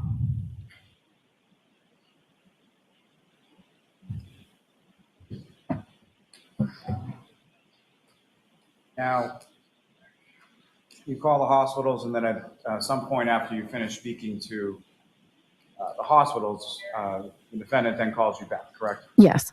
Chat, for those asking, Karen had this witness's number. It was the other witness, Jen McCabe, that did not have this witness's number. This witness's husband and Mr. Camerano seem like a close group of friends with John O'Keefe. John seems to be tangentially friends with the rest of the group that was at the waterfall through, it seemed, Chris Albert, because they were the ones that were messaging about going to the waterfall. So Karen has her information. It was Jen McCabe that did not have her information. And when she asked Karen for it, Karen didn't give it to her. Hopefully that What, if helps. anything, can you describe to the jury sort of what was the content of that conversation that third time? She said, I said, where are you? I'm in the car. And she said, I'm at Jen's house. And I And that's said, how she ends Jen up at who? Jen's. Right. She said, Jen McCabe. She's going to drive my car. And I said, okay, stay there. I'll come to you. To there. We'll follow and we'll drop your car off. We'll just take my car and go look for him. And I She was drove the to one with the Jen's. plan. And I She was like, pulled okay, in here we go. the driveway behind them. I We'll was figure still it on out. speakerphone. Jen is driving. Karen's in the passenger seat, and we drove. I said, do you remember, did you look through the house? Could he be passed out somewhere in the house? She said, I don't know. I didn't look. So I said, let's do that. Let's get in the cars. We're not taking 2 cars. It's a blizzard. We're going to go back to Meadows, and we're going to go look in the house first. He could be passed out behind the couch or on the floor. Who knows? I believe So that's we went exactly to the what she house. said to them. And I'm sorry, before you get into that, just as far as directionality and where you're going at this initial stage. She's like, I've got a you're sort of plan. Directing what's Let's going go. to happen and where you're going to go, correct? Yep. Correct. She's a woman with a plan. She's like, Now, it is a you had blizzard. mentioned, that the defendant We're said going. she was at Jen's house. You asked Jen who, and she said Jennifer McCabe, correct? Object. I'll allow it. It's been asked and answered. With regard to Ms. McCabe, did you know her, or how did you know her prior to this morning of January 29th? I had met her once when John took her and I to Reebok because he's got a 50% discount. So we would go periodically and get the kids' shoes. So John, and myself went to Reebok, got shoes, and then we went to the hillside for lunch. That was it. I wasn't friends with her. Is that someone that you had programmed in your phone as a contact? I'm just going to point out the difference between this witness's testimony about the Reebok of it all and the last witness's testimony. Jen McCabe added a ton of detail about going to Reebok. This woman said, how do you know Jen McCabe? John had a discount. All the kids went together because it seems that her kids and Jen McCabe's kids are friends with different kids of John's niece and nephew. And this makes sense to me that she just said, okay, we went to Reebok. I met her there. We went to lunch. No more detail, no exposition, just factually, this is what happened. It's a very, very different way of testifying. But she clearly has no love lost for Jen McCabe. Did you have her information prior to January 29th? No. And when you went to Ms. McCabe's house that morning, how was it? How did you know where she lived? Where Ms. McCabe's house was? Right. I've picked up Kaylee there a time or two for John and brought her home if I was heading that way because Jen's house is on the way to John's. And so you go to Ms. McCabe's house, and can you describe for the jury sort of what you observe or what you see Simple, when you're first coming clear up to Ms. McCabe? answers. I pulled in the driveway behind Karen's car, and Karen and Jen are in the car talking. I'm still on Bluetooth so I can hear them. And Karen said that she remembered leaving him at Waterfall. And Jen said, no, I saw you pull up to my sister's house. And then at some point in the conversation, she said, what about my taillight? What about my taillight? And I looked, and there was a piece missing, but it was caked on with snow. You could tell there was a little black hole, but there was snow like caked on it, and it was a blizzard at this point. A little black hole. Now, just as far as over the course of this early morning when you're making that drive from your house to Ms. McCabe's house, correct? Yes. So during that time, can you describe sort of what the lighting conditions were, what the roadway conditions were? Overblow. She's like, there was a blizzard. It was snow. There was a little. It was not light out yet, and it was really bad driving. And bad driving in reference to snow, is that correct? Yes. So you get to... She's not trying to make more out of the taillight Ms. McCabe's house, either. and during the drive from your house to Ms. McCabe's house, you're speaking to both Ms. McCabe and Ms. Reed. Yes. And with reference, I think you've said a couple times as far as a Bluetooth. So as far as what you're hearing on the other side of the conversation, is it just one person, or are you able to hear sort of everything that's going on in the car? I could hear everything. It was like a regular phone call in the car. From where you were, your impression was it was hooked up to the speaker of the car. Correct.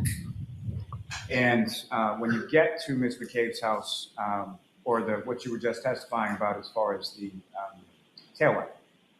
When is it that you're making those observations? In Jen's driveway. And so about how far away from the Not defendant's at John's car are house. you the first time that you see or your attention is drawn to this taillight? I was parked right behind them in the driveway.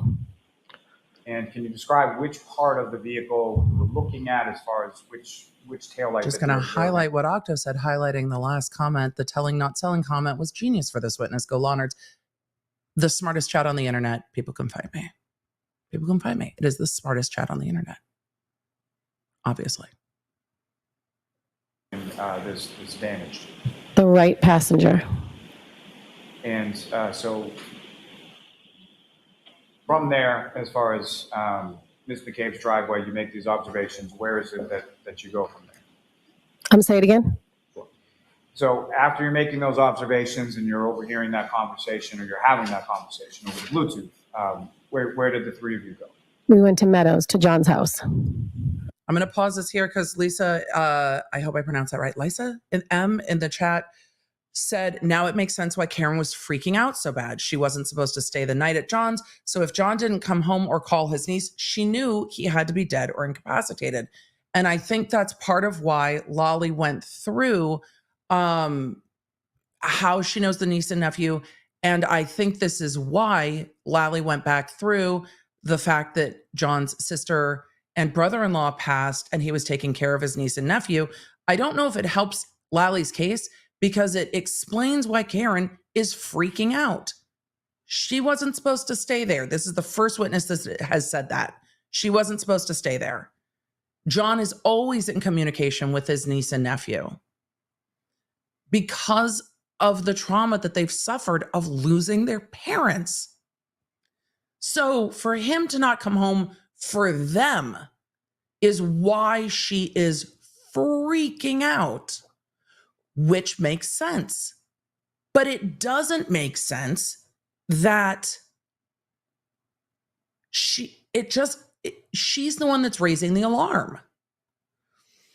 So with all of that, it is an excellent point. We now have a little more context for why Karen is immediately 0 to 60 on waking up Kaylee and asking if Kaylee has any, or looking at Kaylee's phone, because Kaylee is the one who then called Jen McCabe, them asking Kaylee if John has contacted them, Karen relaying if Kaylee has contacted John and had no contact. So, again, this witness is just, to me at this point, saying it like it is and how she remembers it. And how was it that each of you sort of got from So she decided they were going to John's house. Jen drove Karen's car, and I followed behind in my car. And when you arrived there, it's much more linear than Jen's conversation. This is a I much more pulled in, linear I recitation. think I pulled in right behind. She pulled her car sort of in front of the garage bays, and I pulled in the driveway behind her. I can't tell what she's holding. You know who was driving? Jen McCabe, sorry. Driving and Miss Reed's in the front passenger seat. Correct. And you're driving your car behind. Correct. And what kind of car did you have? A Ford Explorer, Do you recall what color it was? dark gray. And as far as Miss Reed, do you recall what kind of vehicle she had at that point? A Lexus SUV. She should have been the first witness. Black. Or one of the first Now, witnesses. with respect to She's very Mr. clear. O'Keefe, do you recall what kind of vehicle John O'Keefe had? He has a Traverse. And do you recall what color that was? It's like a beige green. I used to have a Traverse. Your Honor, with the Loved court's the permission, captain's if I chairs. could ask to publish what's been marked as exhibit number 2. The Traverse was as close as I could get to a minivan without driving a minivan. So the Traverse it was. The captain's chairs are kind of a lifesaver. Ms. Roberts, directing your attention to the screen over here, do you recognize what is up on the screen? It's John's house. And does that seem like a fair and accurate portrayal of what John's house looked like at around the time? How do we have better pictures of the victim's home than where the victim was found? January 29th when you went over that morning. Like what? Much snowier, but yes. Sorry, I can't hear you over the coughing. If you could repeat. Oh, I said it was much more snow, but yes. Now, not visible in this particular photograph, but the driveway that you're talking about, facing Mr. O'Keefe's house at Meadows Ave, as we are in this picture, whereabouts would the driveway be? To the left, to the right, or something? To the right. And, I'm trying to grab a great question in the chat. Allie, I see your question. I'm going to grab it. Okay. The chat stops jumping. There's a lot of us here. Allie said in the chat, can the defense impeach Jen via this witness on events like the tail light? Not the way you see impeachment other ways, but they can use this witness, if they find this witness more credible, to point out things that are inconsistent with Jen McCabe's testimony. So they can leverage this witness's testimony against the other ones. It's like they did with the expert when Alan Jackson asked the expert, so essentially you don't collect evidence in red Solo cups. And the expert was like, I'm sorry, what? You can use a witness, especially if that witness comes across more credible, has seen more, knows more, whatever, to point out why the other witness might not be accurate. So that's the traverse. Mr. Roberts, do you recognize what's up on the screen? That is John's car. And what is it that's behind John's car? Behind a basketball hoop? No, I'm sorry. That's correct. What's behind it? Not the rear of the vehicle, but sort of in the What? photograph behind on the other side of the path. Nothing is behind the garage vehicle. doors? And there are two garage doors, one on the left, one on the right. Is that correct? You're familiar with this house? You've been over it a number of times when Mr. O'Keefe lived there. Correct. And as far as what, if anything, were you familiar with as far as Mr. O'Keefe having regarding sort of security around his house? Security, he has a Ring camera that was in the driveway and a Ring camera that was at the side door. Okay. And we've seen video from both of those. With regard to the garage itself, as far as Yeah, that in there car as well. definitely looks gray to me. What is behind the left? This car definitely, the Traverse looks gray to me. His classic car is like a cream green because we saw pictures of it during opening, but this car is clearly gray. Door of the garage. His big old blue convertible. I thought the convertible And on was the right side of the garage, what if green. anything is in behind? But this Nothing. looks gray. There's, I mean, he's got all organized stuff and kids sporting. I don't know if he parked in there or not. It's an organized As garage. far as how Mr. O'Keefe kept his garage, kept his home, was there a particular way in which he kept it when he lived there? You know. Neat freak. I'm sorry, what was that? He was a neat freak. Okay. It was And organized. as you enter into this garage, what, if any, access would you then have to inside the home? Organized. There's a set of stairs and it brings you right into like the mudroom, which leads into the kitchen. Now, when you would go over to Mr. O'Keefe's house on this occasion or any other occasion, what, if any, rules or preferences would Mr. O'Keefe have with regard to footwear? You did not wear footwear in the house. You took your shoes off. Shoes are dirty. And is that something that applied to people that live there as well as people that were visiting? Yes. And how would you describe, is that a relatively strict rule? Yes. Thank you. Lally, you're Now, not going to Your Honor, prove with your permission, case. If I could. You're not going to prove your case by showing that Karen Reed came running into the house and didn't take her shoes off. That's not going to work.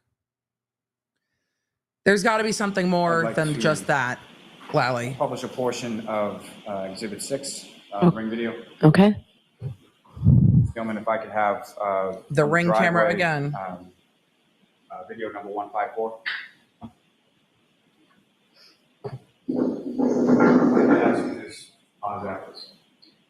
So, Ms. Roberts, do you recognize what's up on the screen? Yes, that's Karen's car and my car. And John's is in the background. Now, in front of you on the desk, there should be a laser pointer. It's not. Oh, thank you very much. Thank you.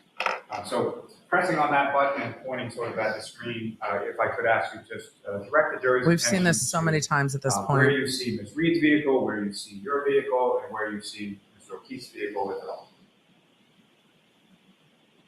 That is John's car. That is Karen's car. That is my car. Is this, LAC fair Subtle enough in the to chat look said, doesn't it just prove Karen was so hysterical she didn't care about shoes? Yep, I think so. I think it does. Coming from Ms. McCabe. Yes. Mr. Ms. Gilman, if you could.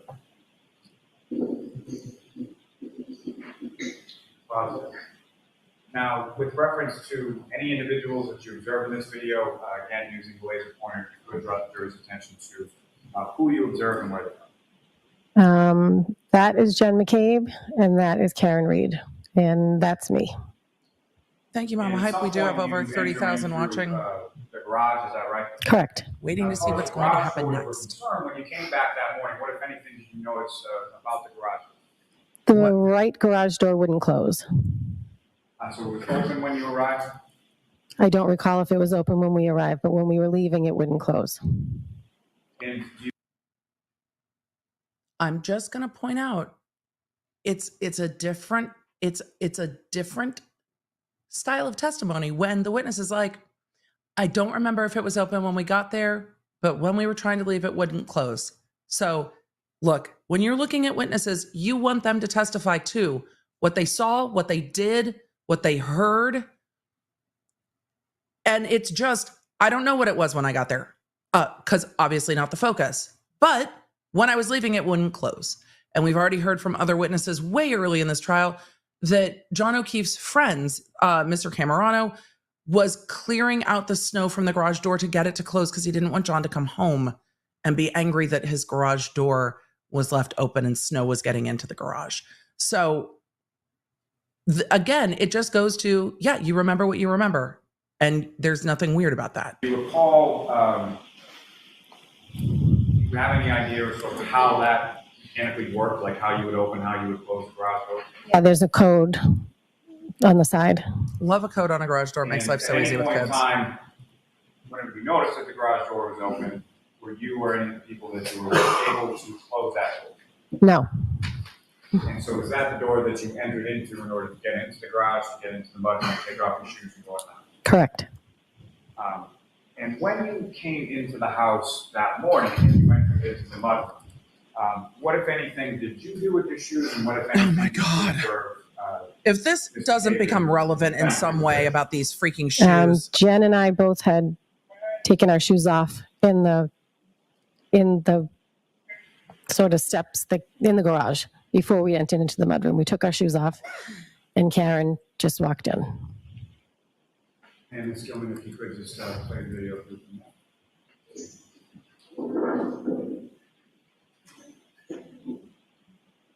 This witness doesn't seem as nervous as the last witness either. She's just been very direct. Yeah, unless John O'Keefe's shoe is in that mudroom, I don't know why we're going on about the shoes.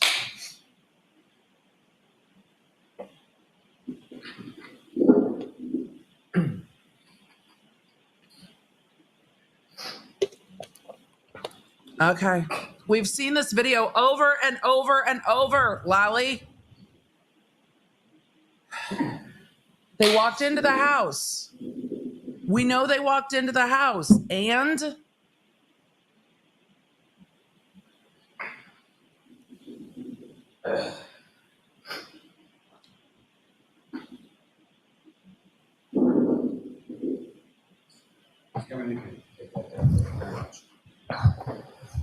Now, Ms. Roberts, with reference to the Ring video security system that Mr. O'Keefe had at his home, if you know who had access to that?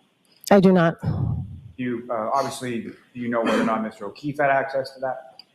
He did, yes. Okay, did someone else have access how to or it? what device he used in order to access it? I only know he had it on his phone. How do you know he had it on his phone? Lally, if someone had access to the victim's phone and was fucking with the Ring camera footage, I would have liked you to bring it up earlier, because now I have even more questions, because we don't know where the victim's phone was found yet, because we don't have any tech information yet. Because he would check it all the time to see if the kids were home or dropped off or. That's something you did in your presence? Yes. Now, with regard to at some point when you get to the home, beyond the sort of initial observations you made in Ms. McCabe's driveway with regard to the right rear passenger taillight of Ms. Reed's vehicle, what, if any, other observations did you make, or what, if anything else, did you do with reference to that area of the vehicle? Karen did point it out at one point in the driveway. She said, my taillight, look at my taillight. And I looked at it and I said, you told me you don't remember anything from last night. She said, do you think I hit him? Do you think I hit him? And I said, no, I don't think you hit him. I think you probably hit something, but let's just go in the house and look for him. And so as far as your recollection Where? is concerned, that sort of interaction that you had or looking at the taillight, when did that happen? I don't know if it was when, well, it obviously wasn't when we got there. It was what must have been when we were leaving to go out to look for him. When you what? I'm sorry. We're leaving. I wasn't sure if it was when we arrived or when we were leaving to go back out and look for him, but now that I've seen the video, it's obviously when we came back out of the house. Okay. And who was present for that? Who was present? Yes. Jen McCabe, Karen Reed, and myself.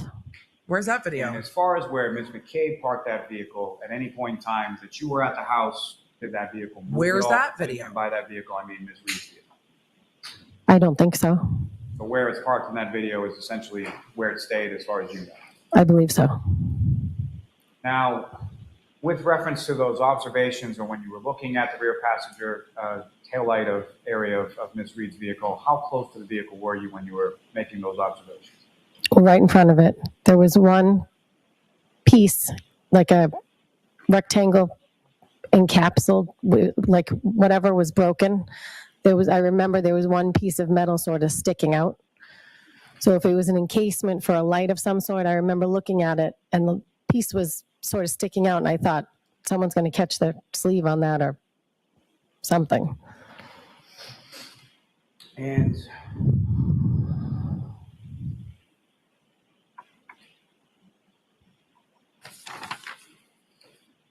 Where's the ring footage from when they left?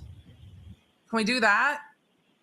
now from there, when you arrive at the house, you go into the house, you take off your shoes. What happened then? I started looking. Jen started looking. Karen, her and Jen went upstairs. I started looking downstairs. I started looking on the other side of the couches to see if maybe he passed out somewhere. And then I went upstairs and Karen was standing in John's room. The bed was made. She was just standing there. Jen had gone in to talk to Kaylee. And then I said, all right, let's go. Now, He's not in the house. He's not in the house.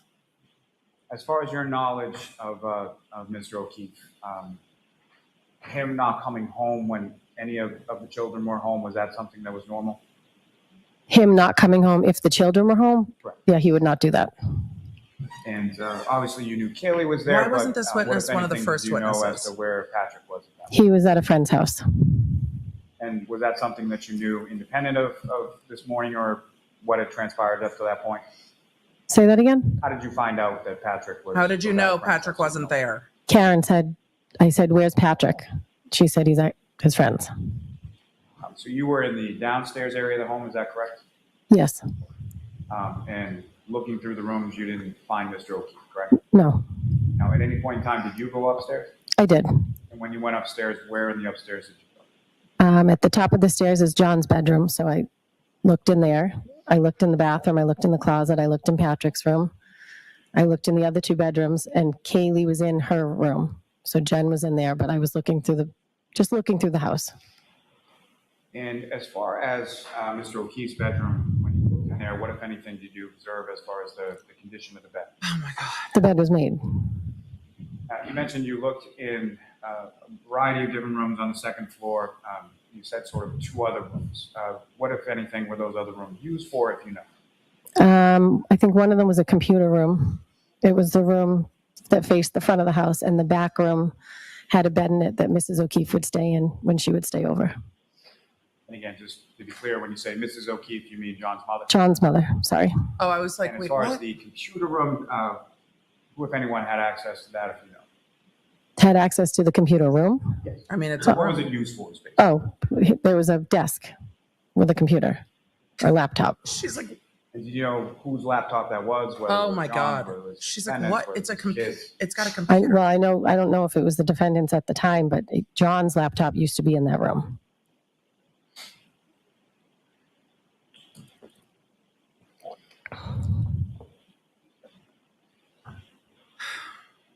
No, Your Honor, Karen with and the John court's don't live permission, together, for those asking. She would has ask her if I could, own home, but she publish would just stay a couple over. more photos on the screen, please. Seems fairly Robert. regularly would Okay. stay over. Ms. Gilman, if I could start with Exhibit 92. Is this going to be the video of them leaving to go look for John? Because that would be helpful. Ms. Roberts, directing your attention up Nope, to the screen, you it recognize sure what's depicted isn't. in that photograph. That's Karen Reed's Lexus. And specifically, if you could, using the laser pointer in front of you, direct the jury's attention to where you observed damage that point. That's where the metal piece I was describing was. At the top. As far as what's depicted in this photograph up on the screen, is that more consistent with damaged? what you observed in Mr. O'Keefe's driveway and Mr. McCabe's driveway when you saw it that point? Well, caked in snow, but yes. So absent the snow, yes. Yes. And Ms. Gilman, if I could have the next exhibit number 93. Again, Ms. Roberts, do you recognize what's depicted in this photograph? Yeah, that's Yes. definitely not a small And so we have hole. a closer up image of the same area, correct? Yes. And what's depicted in this closer up image, is that also consistent with what you observed in Mr. McCabe's driveway and Mr. O'Keefe's driveway that morning? Yes.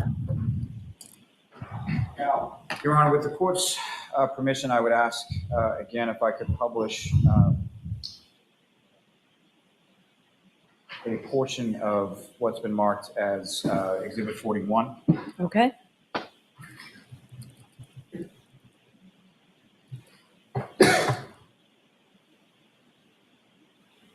And Ms. Gilman, if I could ask you to fast forward to about 2 hours, 9 minutes, and 30 seconds. So this is the video of the welfare check, the dash cam video. I don't know why we're doing this from this point the entire time. It is such a waste of time. Just go to when they pull into the driveway.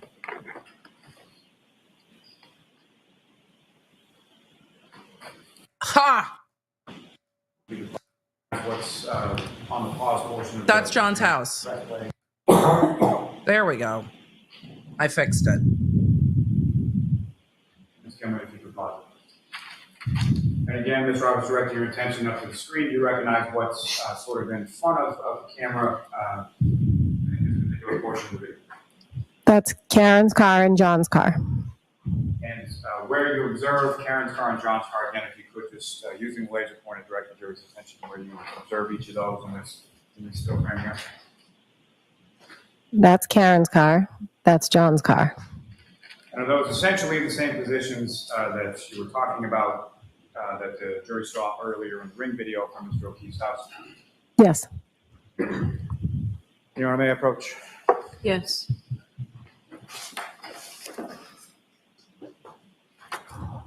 Okay. He's approaching with, I think, still photos. Depicted in From Do the I dash recognize cam? what? What's depicted in each of those photographs? Karen's car. And I think what I appreciate about this witness too is she doesn't seem like she's trying to help the prosecution. She's just like, the times that she's looking at Leslie like, what are you even asking me? It doesn't look like she's trying to help. It looks like she's really just trying to answer the questions that are being asked of her. And so when he says things like, what is in this picture? She's not going to say, this is a picture of Karen's car with a damaged taillight because blah, blah, blah. She's like, it's Karen's car, obviously. And I appreciate that about the directness and clarity of her testimony. Just like, it's her car, dude. I will proceed to introduce and admit as the next two exhibits. Okay, is there any objection? No objection. All right, thank you. Your Honor, while those are being marked, may we approach? Hold on. Sidebar. Yes, please. Okay. We're going to zoom through the sidebar. And chat, just a reminder, since there are like almost 34,000 of you here, we, the law nerd community, came into this case as jurors. There are some in the community that know a lot more about this case from what has gone on social media, the hearings before the case. But as a community, we want to watch and see what happens. Judge the witnesses as we will. Be surprised as we will. Have to retract our early applause for the prosecutor when he seems to be getting to the point, as we will. We are just watching it unfold. So thank you all for no spoilers. I appreciate it. We are just taking this case as it unfolds, which sometimes is deeply frustrating. But imagine how these jurors feel, and they don't have snacks and comfortable chairs. It's not a really long sidebar. Your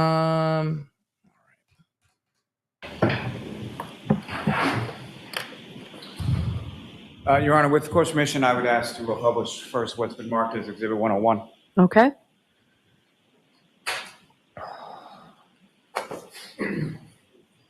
All right, we're going to see what this new exhibit is, which might be a still photo from the video. A still photo from the Ms. video. Roberts, what's up on the screen now is Exhibit 101. You indicated that's Ms. Reed's vehicle in the same position where Okay. parked on the property, correct? Yes. Rusty car Ms. said, is it Kerry still unfolding? shot from the same video that you just What, saw, if any, unfolding is happening? I don't know. Yes. Ms. Dillon, if I can have, Something. Exhibit 102 now. Those are still photos from the dash cam.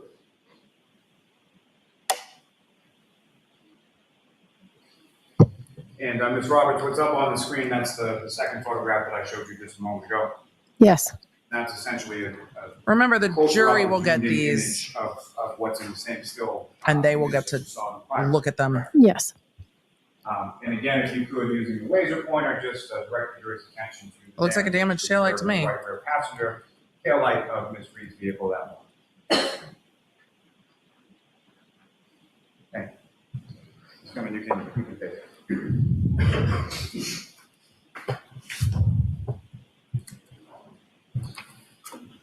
Now you go, look through the home, you don't find Mr. O'Keefe, and what happens?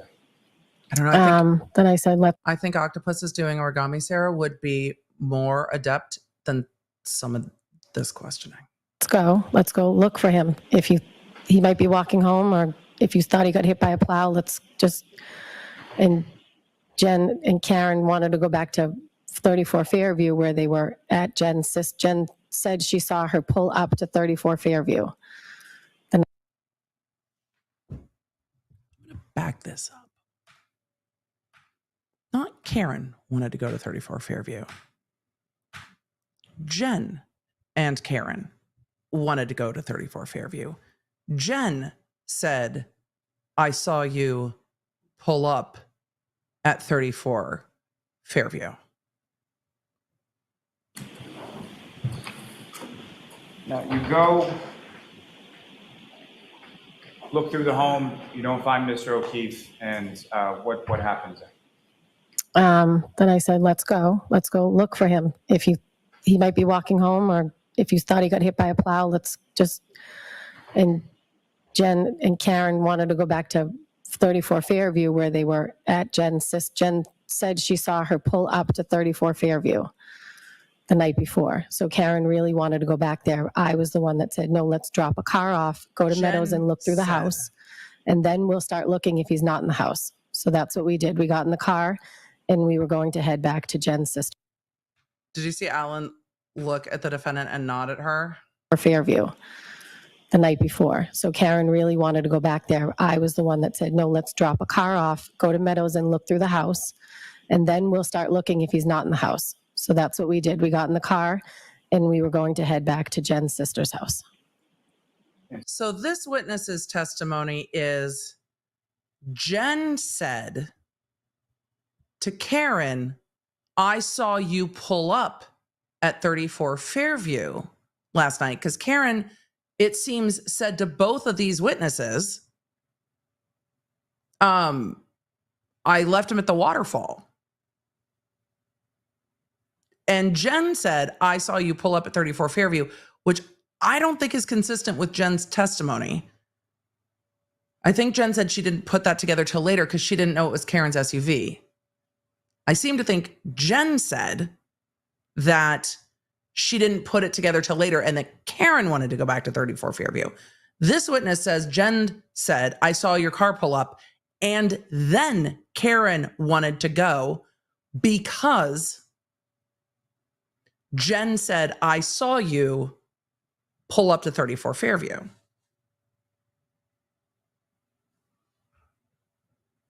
So this conversation, as far as the defendant, as you're testifying, really wanting to go to Fairview, when did that occur in relation to when you got to Mr. O'Keefe's? On the way from Jen Interesting. McCabe's house to John's house in the car. So this is over the Bluetooth as you're driving? Yes, Karen said I left him at Waterfall, and Jen said, no, I saw you pull up in front of my sister's. That's not what Jen said at all. Why wasn't this testimony As first? you're testifying, really Where they were at Jen said she heard saw it. her pull up to 34 Fairview. She hears it over the Bluetooth. and what happens then? Then I said, let's go look for him. If he might be walking home, or if you thought he got hit by a plow, Wow. And Jen and Karen wanted to go back to 34 Fairview where they were at. Jen said she saw her pull up to 34 Fairview the night before. So Karen really wanted to go back there. I was the one that said, no, let's drop a car off, go So to Meadows Karen and look wanted through the to house. go- And then we'll start looking if he's not in the house. So that's Karen what we did. wanted We to got go in the car because of what Jen said. and we were going to head back to Jen's sister's house. And so this conversation, as far as the defendant, as you're Wow. testifying, really wanting to go to Fairview, when did that occur in relation to when you got to Mr. O'Keefe's? On the way from Jen McCabe's house to John's house in the car. So this is over the Bluetooth as you're driving? Yes, Karen said I left him at Waterfall, and Jen said, no, I saw you pull up in front of my sister's. That's not what Jen said. And so after... So Karen wanted to go to the Waterfall. Karen said, I left him at Waterfall. And Jen said, no, I saw you pull up at 34 Fairview. But Jen testified, and I realize I'm harping on this as my brain is like, what? The best memory I have of Jen's testimony from Friday is that Jen said she didn't realize that had been Karen's SUV. Coming out of Mr. O'Keefe's house, do you exit the same way that you entered? Yes. Come out the garage door, get into your car? Yes. And if you could describe to the jury sort of where was everybody seated in your car when you did it? I was driving, Karen was in the back seat, and Jen was in the passenger seat. And as far as... And I believe that Karen was at McCabe's 34 sister's Fairview. house, That's not in controversy. at the time, did you know where that was or who her sister was or anything like that? I didn't even know she had a sister. She's like, I don't know her. And you know about how long a drive or how far a drive or what the route was that you took going from Meadows to her sister's house? I think we went main roads because we were looking to see, I mean, I don't know what we were looking for, but we were looking for him. I don't know if we thought he was walking home or if he got hit by a plow. So we went main roads. We Or pulled if he out, got I hit think by a plow. we went Bolivar Street, and then Jen was giving directions because I didn't know where we were going. And to be clear, Bolivar Street you're talking about, that's Bolivar? Yes. You know what she didn't say? She didn't And say so I then couldn't Mr. hear McCabe is then directions giving you over Karen directions as screaming. you're driving, correct? Correct. Now, as you're driving, again, as far as what, if anything, did you see as far as plows or how were the roads And Jen was the treated one at that telling her time? how to What- get what, to if anything, Fairview. did you observe in reference to that? It was bad driving. There were plows out, but it was really bad driving. And the visibility as you were driving from Mr. O'Keefe's house to Ms. McCabe's sister's house, how would you describe the visibility? It was very poor. It was in the middle of a blizzard. Now, when you get to the street, at some point you're directed by Ms. McCabe to Fairview Road, correct? Correct. And when you get to Fairview Road, do you recall whether or not you took a left or a right, or how did you come on to Fairview Road? Off of Chapman Street, I took a right onto Fairview. You took a right from Chapman onto Fairview. Correct. Wow. And as you're coming down Fairview Road, what, if anything, did you note or observe as far as the sort of elevation of the roadway? You go downhill. Do you go down a hill? Yes. Clear, This particular area of Canton, obviously you've lived direct, in Canton for several simple years. Are you somewhat answers. familiar with this area of Canton? Yeah. And how is it that you were familiar with the area of Canton prior to this date if you've never been to Ms. McCabe's sister's house? The commuter rail is right near there that I would take to work. Are there any schools in that area as well? Yes, the John F. Kennedy School. And you mentioned that your son played baseball, correct? Yes, and Ball field. my son and John's nephew also went to the home daycare across the street from the JFK. Now, It's very Massachusetts. Your Honor, with the court's permission, I would ask to just publish a brief portion of what's been marked as Exhibit 12. Okay. I'm going to have to go back to my notes for Jen's testimony from Friday because I was kind of surprised that Jen was saying, I didn't know it was her SUV. I didn't put it together until she talked to her husband. Gentlemen, what I'm going to ask is if you could FFS. push this video forward to 2 minutes and 30 seconds. Push it real good. We don't need this whole video again. I'm sorry, if you could play it from there. No, we're not. No, we're not. What we're not going to do is play it from there. What we're not going to do is play it from there. Yes. And the turn that this vehicle is taking at this point in the video, about 2 minutes and 40 seconds in, you recognize what street that vehicle is turning onto? I believe it's Fairview. Great.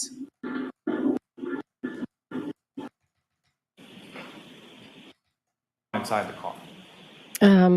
Karen was frantic. Before, All right. Now that we're this there.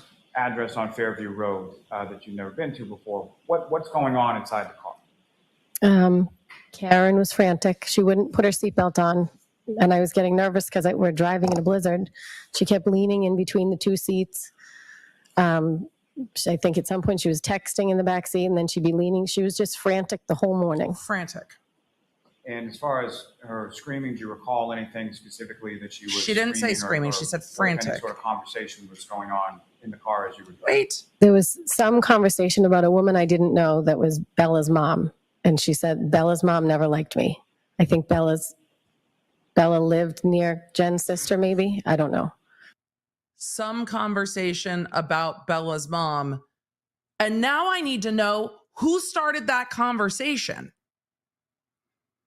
Because in my gut, I have a suspicion about who started the conversation about the Bella child's mother.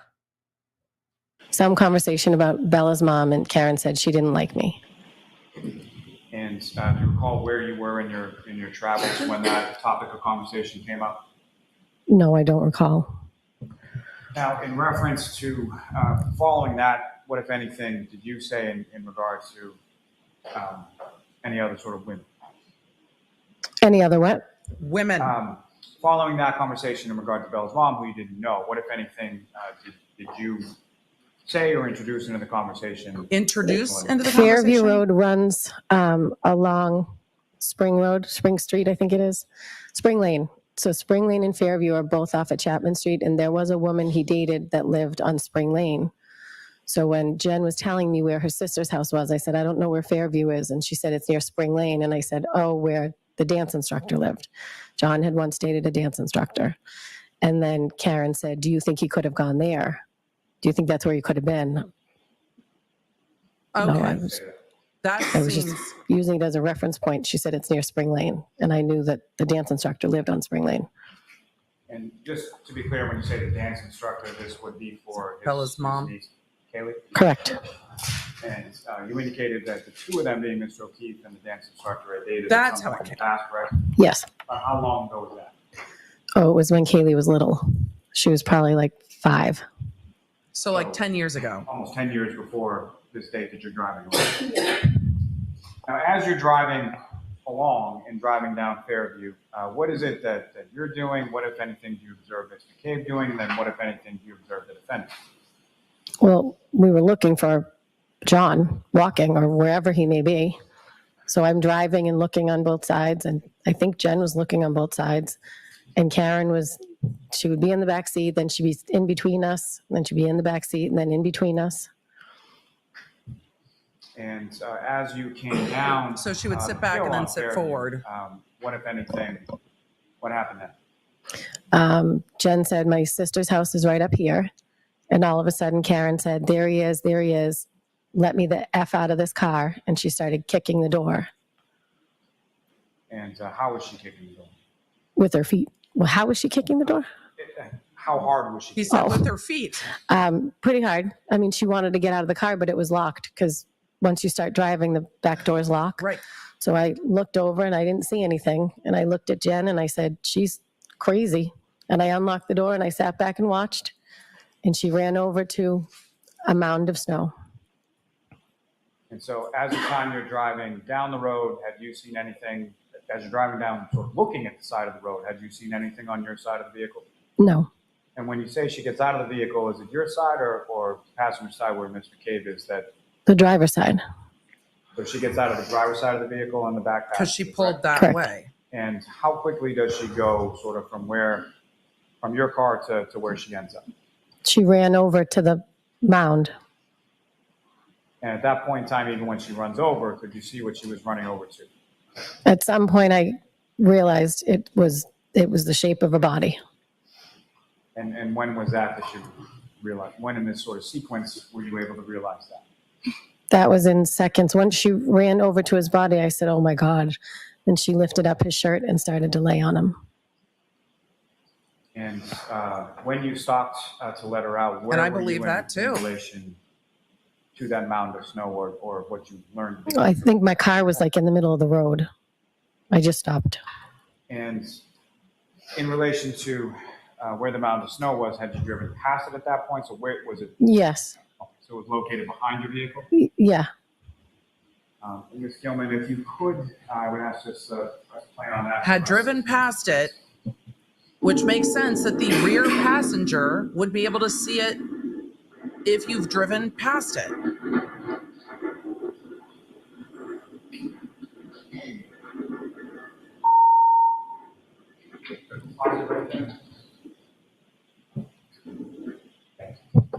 You can see the fire hydrant. What's depicted in the screen in front of? I think that's the fire hydrant. That is. That's my car. Is that essentially where you parked your car? When I this think police that's the started fire opening doors hydrant and then the got out and flagpole. ran over? Yes. You could just press play for a moment. She does look kind of parked in the middle. Now, from this video, do you see where? I talked over her reaction to seeing that, and I don't think that's fair to this witness, so I'm going to just play it again.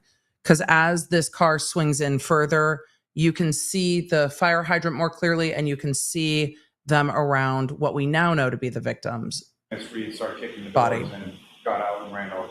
Yes. You could just press play for a moment. Now, from this video, do you see where in relation to your vehicle, Mr. O'Keefe, where you found Mr. O'Keefe? With the pointer?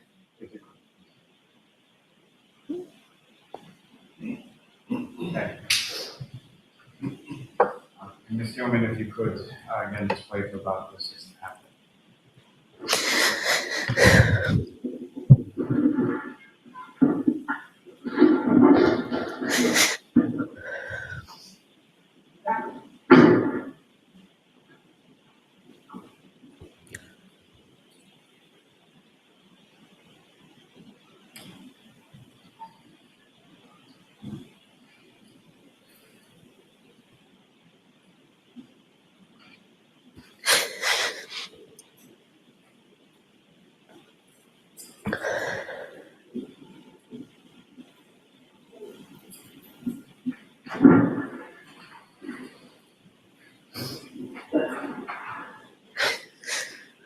Do you have a problem?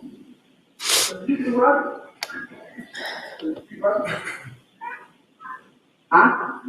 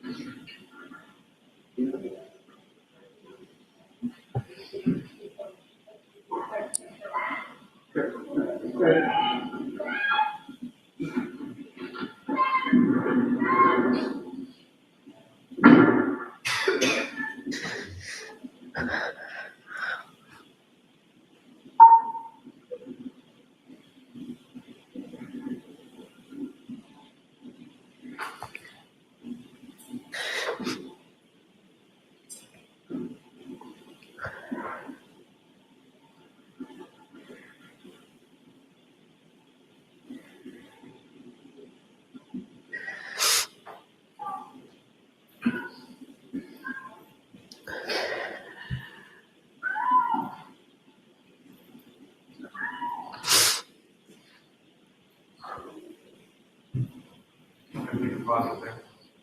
The individuals on screen again, they're just using the laser pointer and direct your attention to who those are. That is Jen McCabe. That's Karen Reed. That's me.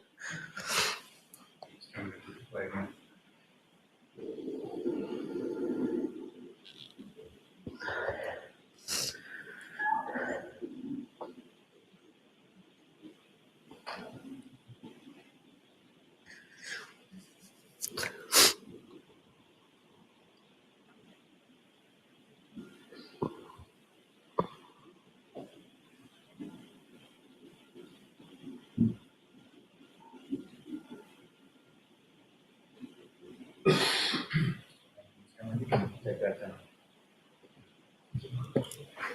It gives a little bit more context to where the victim is. Roberts, that her car's in relation kind of to stopped what you in just the saw in the street. video, as far as at some point the rear sort of tailgate or hatchback on I your feel for SUV, this that was witness. in the up position. Is that correct? Yes, And do you recall why that was?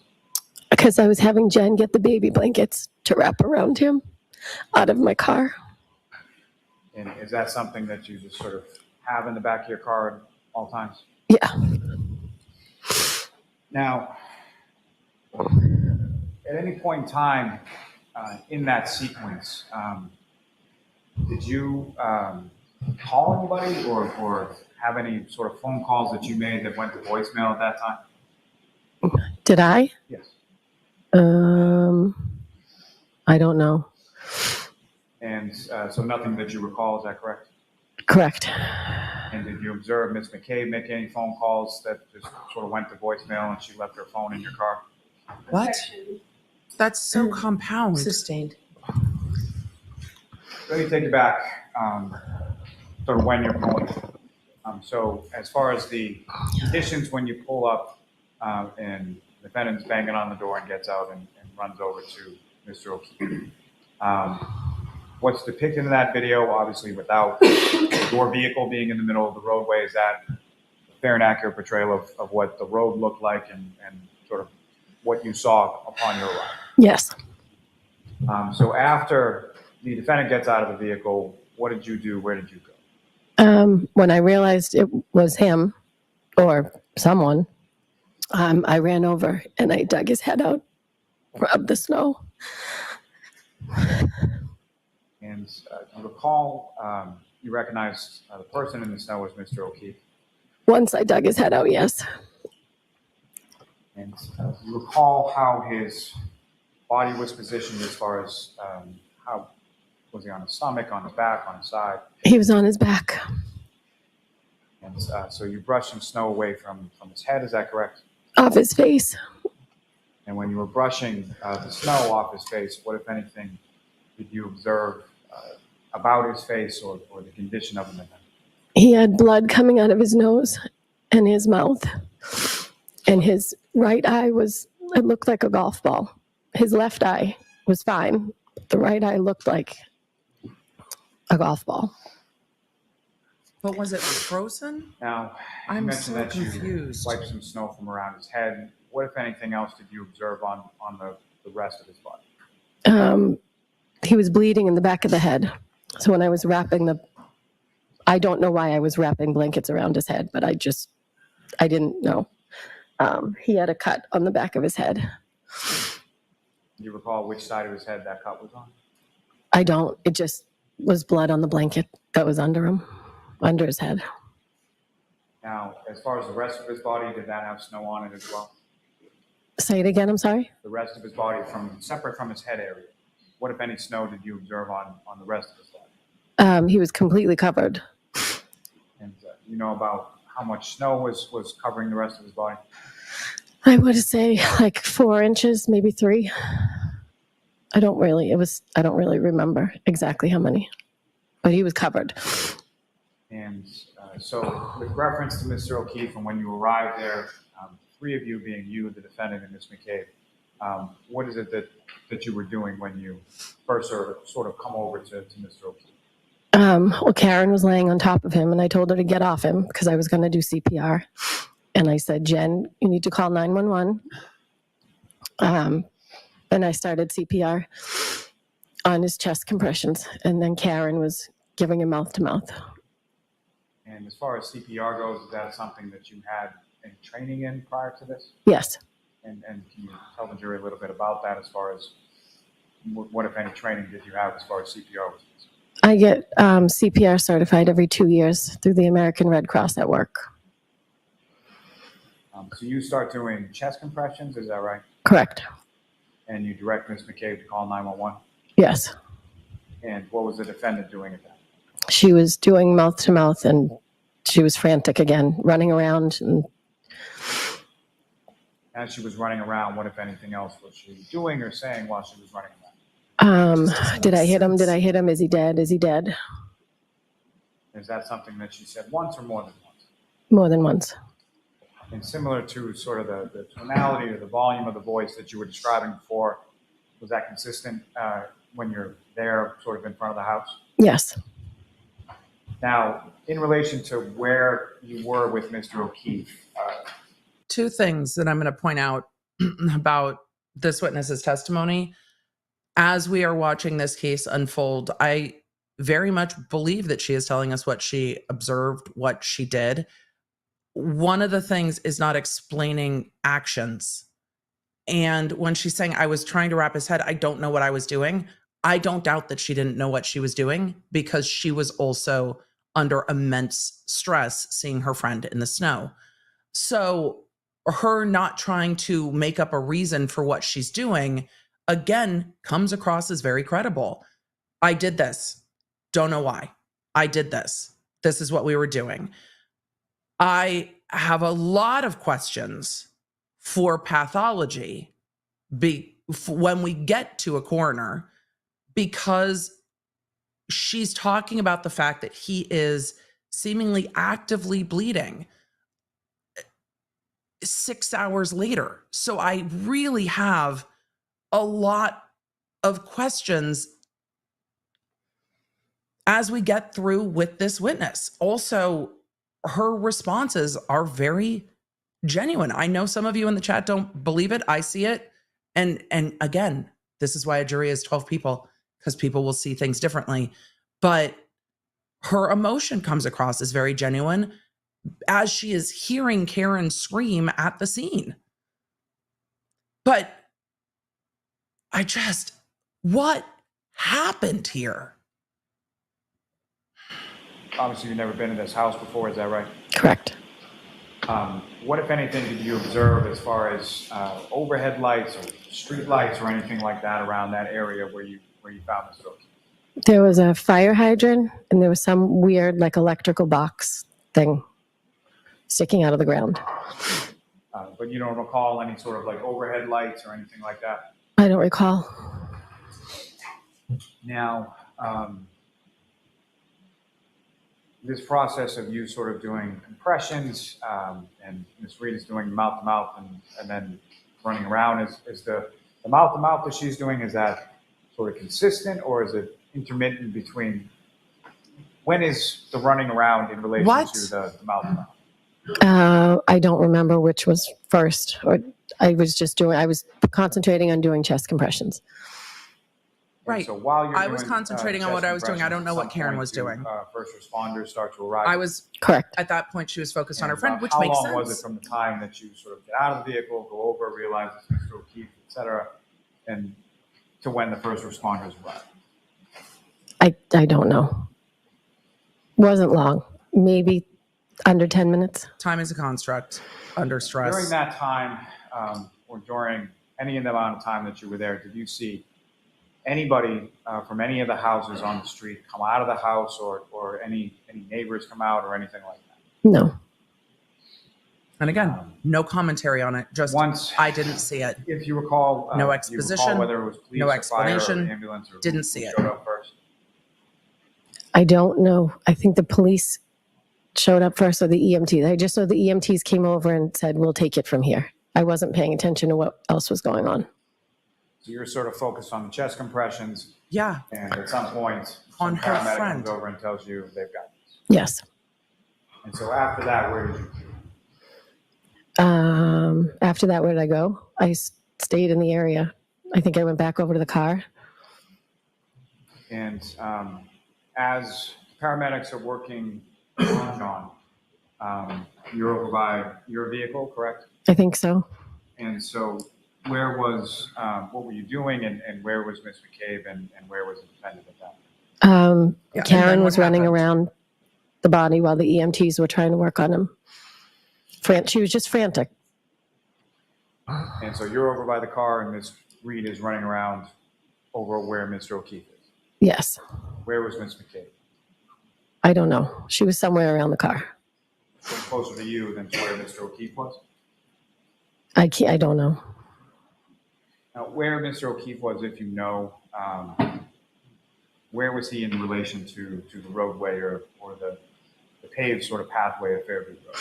I don't know because you couldn't tell which was the road and which was the grass. Like you couldn't tell She's like, which I don't know. where the road began and ended. So I don't know. Now, you described the defendant sort of running around Mr. O'Keefe frantically. What, if anything, was she saying at that point? Is he dead? Is he dead? Is he dead? And that sort of phraseology, or the way she put that, was that consistent throughout? Is that how she stated it? Yes. And again, in that same sort of loud volume voice at the time? Yes. Now, at some point, Mr. O'Keefe is taken from where he is by the paramedics to an ambulance, correct? Yes. And as he's being taken off the ground, what, if anything, did you observe in that area? His phone was under him. Finally. And it was grass. Somebody talks Now, about the phone. As far as the graphs that you observed, how was that in relation to sort of the rest of the area where Mr. O'Keefe was? Everything else had snow. So everything else is covered in snow, and when he's lifted off the ground underneath his body, is that where the grass is? Yes. And his phone was where in relation to his body? As far as when he's lifted up, what part of his body had been opened? Like maybe his shoulder, maybe it was like his back. So when they lifted him up, it was under where like his, whatever the right side of his back. And what I'm asking is basically sort of up towards the shoulder blade, or I don't down know what he's towards the lower asking. back, if you. In the middle. And when you saw the phone on the grass, what, if anything, did you do with Mr. O'Keefe's phone? I picked it up. I put it in my pocket. And at some point, one of the first responders asked if I had it. I handed it over. And do you recall who that first responder was? No. Do you recall even whether it was a police officer, a firefighter, or a paramedic? No. Now, as Mr. O'Keefe is being taken from where he was located when you found him to the ambulance, what happens then? What goes on from that? At some point, Officer Good told Karen to calm down because she was frantic. And at some point, Jen and Karen were in the back of a police cruiser to warm up. I was standing outside watching the ambulance because I could see in through the ambulance that they were moving things and working on them. And so what, if any, conversation did you have with the defendant or Ms. McCabe in reference to what you were seeing through the back of the ambulance? I said, they're working on him. They're working on him. And at one point, Karen grabbed the front of my jacket and screamed in my face and said, are they working on him? Is he alive? And I said, they're working on him. They're working on him. They wouldn't be working on him if he was dead. And then she had us hold hands and pray. And then at some point, she had blood on her hands, and she told us she had her period. So I think she was just in a state of shock, maybe. And what, if anything, did either you or Ms. McCabe say to her when she said that? We said, no, that's not your blood. That's John's. And what happened then? Then the ambulance drove away. And if you know about how long was it from the time With the that sirens you were told by outside. the paramedic to step away from Mr. O'Keefe, they had this, from that point to when the ambulance drove away? I don't know. I don't think it was long. I watched them work on whatever they were doing in the back of the ambulance, and they got in the ambulance and drove away. I will note something that has stood out to me with this, specifically in stark contrast to Jen McCabe's testimony.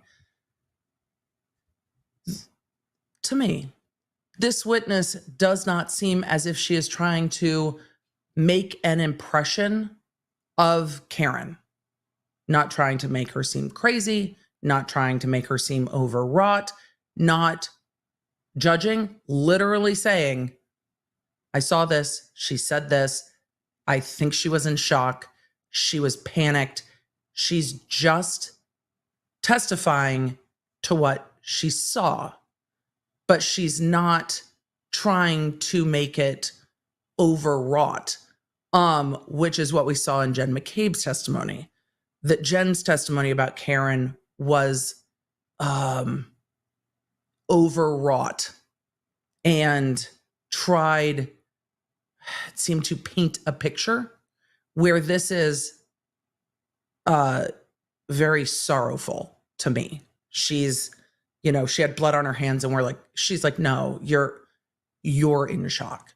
Like, no, that's not what's happening. It's a very, very different type of witness testimony than what we've seen for the last 3 days. After the ambulance left, where did the three of you go, or again, for all of you who said selling, not telling, Miss yes, she is telling. Karen, I had her in my car. Jen was going up to the door to her sister's house, and I said to the police, I had been on the phone now. I had called Mrs. O'Keefe. I had called John's mother. I had called John's father. At some point, Karen was on the phone with John's sister-in-law, Erin, telling him John's dead. So I grabbed the phone from her. I said, he's not dead. He's in the back of an ambulance. He's been in an accident. And she said that Paul was going to go, John's brother, to the hospital that they were bringing John to. So I spoke to I called Mr. O'Keefe. He didn't answer. Next question. That's consistent.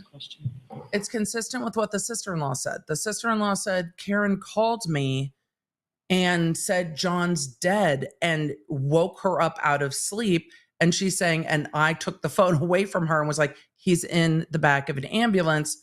What are you saying? So you call Mr. O'Keefe and Mrs. O'Keefe John's parents? Correct. At some point you have a conversation with them, correct? Correct. And do you know why it was that Miss McCabe was going into the house on Fairview? Objection. Do you know why? To wake her sister, I think. And after those conversations, so you grab the phone from the defendant, you speak to Erin O'Keefe, correct? Yes. And following those conversations with members of the O'Keefe family, where is it that you were going? I asked Mrs. O'Keefe if she had four-wheel drive, and she said no. And Mr. O'Keefe had a van that didn't have four-wheel drive. So I said, I'm going to come get you, and I'll take you to the hospital. All right, so why don't we end this now for lunch? Okay. All right, jurors will take the luncheon. It's a very stark difference in witness testimony. Sure to be closed and leave your books on your chairs. All rise, jury out. Miss Scarlett Hall is asking, is 35,000 live concurrent a record for me? No. We're glad to see you all for this trial, but no, I think our record is almost 400,000 live concurrents. But for this trial, this is where we're at around the lunch break the last few days. So Kerry's testimony is very, very different. Do I think we'll get to cross today, this afternoon? I do think we'll get to cross today. I'll make sure to come back right on time. I'm going to put my hair back because it's making me crazy. And we will come back after the lunch break. I wonder if we will get to cross. Again, goodbye. A very stark difference in the testimony between Jen McCabe and Kerry Roberts. I'm going to be very interested to see where, let me turn the volume off on this, where that leaves us when we do get to cross. I would imagine this witness is not as worried about cross because she doesn't seem to be bracing at this point for it. I'm also wondering because they have, I forget the other attorney's name, but Jackson and Yannetti aren't doing the cross on this witness. So it's going to be interesting. I wonder if there's not a lot of there with this witness. Does that mean this witness helps the prosecution? I don't know. Does this mean the witness helps the defense? I don't know. At this point, I am what I'm going to need to see before I can really make any more cogent thought about this case is the pathologist. Thank you, Elizabeth Little. Thank you, Chad. Chad is bae.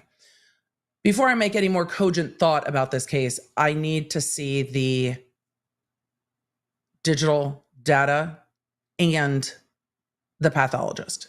That is what I am waiting to see. But there are parts of this testimony that's been very consistent with Jen McCabe. Let's do a quick swoop real quick. A quick swoop real quick? Yeah, whatever. We are at the lunch break of day 16 of the Commonwealth versus Karen Reed. And we have Kerry Roberts on the stand. Her husband testified much earlier in this trial, and her testimony is a stark contrast from Jen McCabe. She is offering very concise, direct, clear, and linear answers, sometimes confused about the questions coming from Prosecutor Lally, which is fair, but very cogent and linear testimony.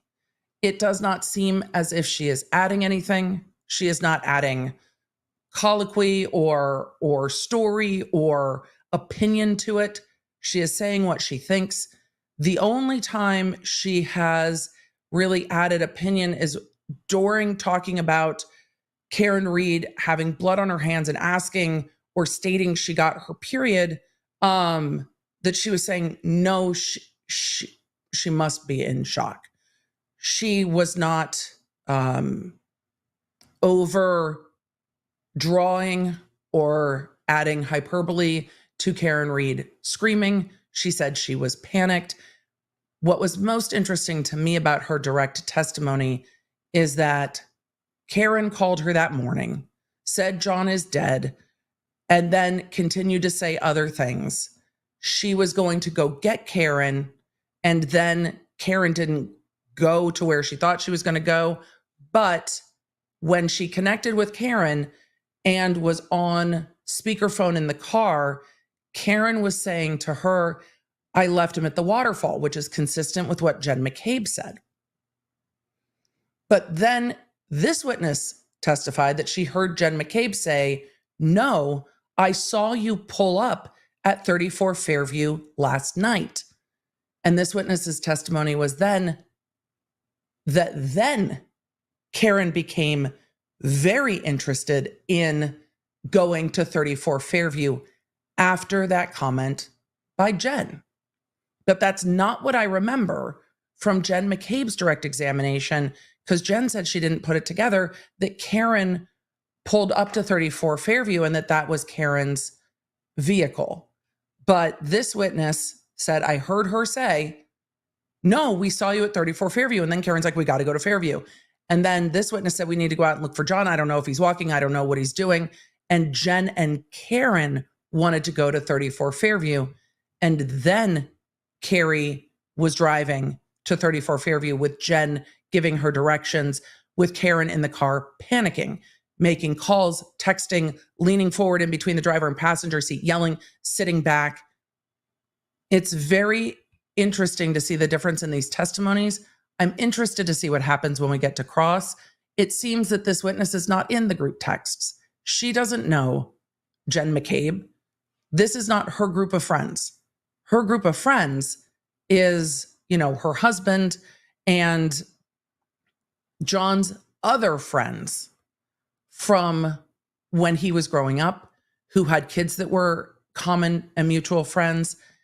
The gentlemen that were at CF McCarthy's is who she is part of, that friend group, not the group that they all met up with at the waterfall. And that difference is pretty stark. But this witness also does not seem to have any love lost for Karen Reed at all. When asked to identify her, this witness very pointedly said, when asked, "Do you see Karen Reed in the courtroom?" she said, "Yep." It's going to be interesting to see where we get in the rest of direct and where we get to cross. But so far, this witness has not said once that she heard Karen Reed say, "I hit him." She has been very clear in her testimony that she heard Karen Reed saying, "Did I hit him?" We'll see where the rest of the testimony goes after lunch. All right. You've got questions. I've got questions. We've got questions.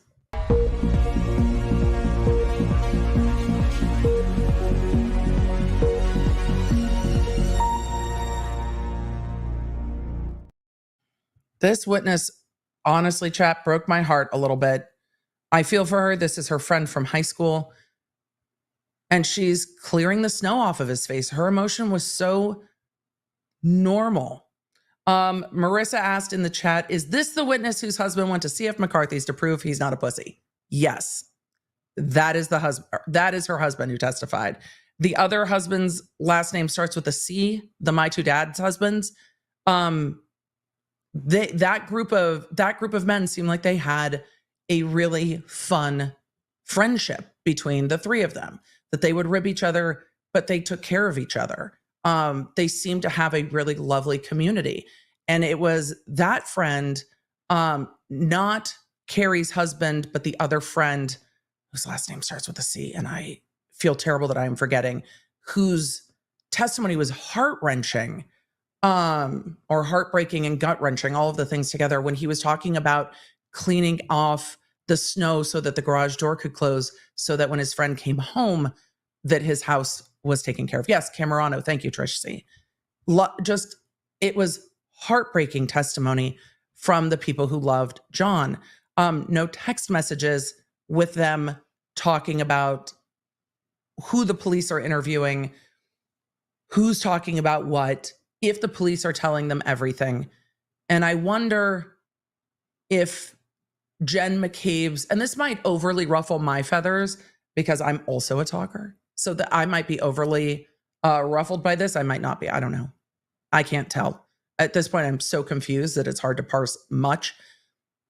But I'm just beginning to wonder if Jen McCabe is saying, well, she's a talker. She's a talker. She's a pusher. She's a talker. You know, she's a talker, as she does. She could write a book. I'm just wondering if that's because this witness sat down with law enforcement and said, this is everything I remember about that morning, about what was said, about finding my friend, about my opinions about it, about my thoughts. This is just everything. Not contrived, not restrained, just it is what it is. I'll be interested to see her demeanor on cross. I'll be interested to see how much they talk about her prior testimony.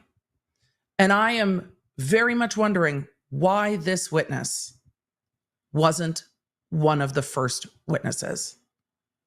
I understand why the prosecution called John's brother and sister-in-law first, so they wouldn't be excluded from testimony and they could watch the trial. But why didn't they call John's brother, John's sister-in-law, and then this witness? This witness lays out what happened that morning and how they found John, how she ended up there, what Karen was saying. I still don't know how we got to this is a second-degree murder. Because even though it's clear this witness has no love lost for Karen Reed, it also doesn't feel like she has an agenda. That could change on cross, but it doesn't feel that way now. She's not trying to paint a picture of anything other than panic. I wonder if she's appalled with all of it, you know? If she's just appalled with all of it for her friend. Because that's kind of where I'm at right now. I'm appalled with all of it. I'm absolutely appalled that such a conflicted state trooper was the lead investigator. I'm appalled that people are collecting blood in solo cups. There's no pictures. This whole thing is so confusing. All right. I'm going to get to a few questions, and then the podcast is going to drop over the lunch break if you want to hang out in the chat over there, but I'm going to have to go get lunch. Oh gosh. Miguelina, we might need to put the podcast up in the afternoon because I'm not going to have time. We only have about a half an hour. The podcast is this week is about whether or not Alec Baldwin's indictment may get dismissed. And the judge has some smoke for the prosecutor in the Baldwin trial, but I'm not going to be able to get to it. So we will see. Let's get to a few super chats. So Miguelina, we'll just do that after court today. David said, am I the only one who finds it amusing that the defense attorney's name is Alan Jackson and snickers every time is mentioned when picturing the comments referencing the country singer? No, I think there are many who feel the same way. That's Miguelina. That's perfect. Thank you. You know, I heard she's a talker. She's been so direct. Where can I get your t-shirt? Absolutely love it. I have no idea if this is a Target, a Torrid. I don't know. But it's one of the shirts I wear when I travel, especially perfectly early in the morning, like early when I'm at the airport at 4 a.m. It is in this shirt. But it's clean, and it felt like for today, the not today, Your Honor. I need to do that. The not today, Your Honor, of it all needed to happen. Siggy said, my partner Bo is watching from his cone of shame. Oh no, Bo. He just got home from getting his boy part snipped. Yep. And you're his recovery stream of choice. Well, Bo, recover well. No licking, and you will heal soon. It is one of those things. Julie said, if no one saw it happen, then what? Julie, I don't think anyone did see what happened. I don't think anyone did. And I got a lot of questions. Like a lot of questions. Fiona W. gifted 5 memberships. Thank you. May I get a gifted? Who gets chosen? I'm nice. As Painkiller YouTube does it, I think activity in the chat is a part of it. Being subscribed is a part of it, but nobody's told me how that gets determined. But it seems to be people who actively engage in the channel. That seems to be the way those get gifted. I know I'm not going to get to everything, and I'm sorry. Janie G said, telecom analyst and new member here. Cell phones do not lie, nor does the data. I feel like I know about these two more about these two families than I do my own, which is why I'm so frustrated we haven't gotten to the cell phone data yet. Like, show me the phones. Show me the phones and the pathologist and the coroner. And if the prosecution is burying the coroner at the end of this, because there's a lot of questions about the injuries being consistent with the car crash, I'm going to lose my mind. Catherine said, why is there a federal investigation going on? Catherine, there is much speculation. There is not a lot of clarity, but it is surrounding this trial. It seems that there is an investigation into the investigation, perhaps into also the DA's office. There is, it is unknown who the targets are, but it seems to be targeted at this investigation. Nishay asked if we could have a Q&A stream for this case. At some point we can, Nishay, but I feel like I'm not very helpful on answers because we don't have a lot of answers yet, but I will. I've got some life stuff coming up on Friday, so I'm going to do my best. Sonia said, Skibbity toilet is my current trauma to everyone who has kids around the same age. Yeah. Ronnie said, I think Lally needs a much taller ladder to get out of this hole. There's been a lot of witnesses that have not moved the prosecution's case forward well. I think this witness has been the most clear. Here's what's difficult for me with this case is even when the witnesses are incredibly clear, there are still multiple interpretations of what could happen. And when there are multiple interpretations, that is doubt. So how are we getting beyond that? I don't know. I'm waiting for the evidence that I'm like, aha, that. How is the defense going to overcome that? How is the jury going to interpret that? And we've seen those moments in trial after trial. Some trials, not so much. The Ship Business trial, there was no moment. The Ship Business trial just was, and you're like, oh, fuck, that is. The Depp Heard trial had a number of those moments with audio recordings where you're just like, ooh, that's going to be tough. the Murdaugh case with the Snapchat video where you can hear Alec Murdaugh. You're like, sir, you said you weren't there. Really? How are we getting past that? We're just not there yet in this case. And it's hard because we are 4 weeks in. We are 4 weeks in. We are 4 weeks in. I have company coming. We are busy. ABC123 said, I want this lawyer to pull a Camille Vasquez. No one answered the calls, didn't delete the calls. Call logs are lying. Daughter's location doesn't match. The app is lying. You didn't say that. Police reports are wrong. I think we'll see that in closing. Everyone's wrong except for Jen McCabe, right? Tinsley, good to see you. If I was a juror, my question, how are you so steadfast on some of the small details, but some of the bigger ones, no recollection at all, feels evasive? I don't think it just feels evasive. Tinsley, I think when we're talking about Jen McCabe, it was evasive. There was evasion. You can see the difference with this witness. We'll see what changes on cross. Jen Shepard said, what would happen if she just blurted out, I can't take it anymore. We did it. We're all involved. I mean, I don't know what the court would do. Wouldn't that be interesting? I imagine there would be a long court recess, but it wouldn't be like a Legally Blonde moment where the judge is like, bailiff, take the witness into custody. There would be a pause in the trial, and there would be a lot. BC Scanner said she Googled the butt dial trial of it all. Cat's Cradle says, I'm so confused. Did she search hypothermia at 2 a.m. at all? If not, I think it's believable that she did it for Karen.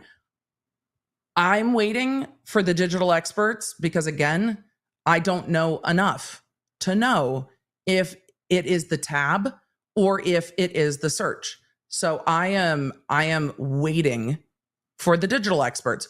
Just like I was not hanging my hat on the I hit him statement. It's like, oh, okay, the I hit him statement of it all done. Because it's not in the reports. It's not until the grand jury testimony. This witness doesn't say that she hears it.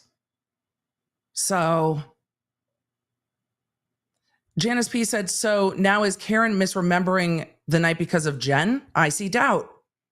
Janice, I don't know. What I do know is everybody was drinking except for Kerry, who went bowling and then went home.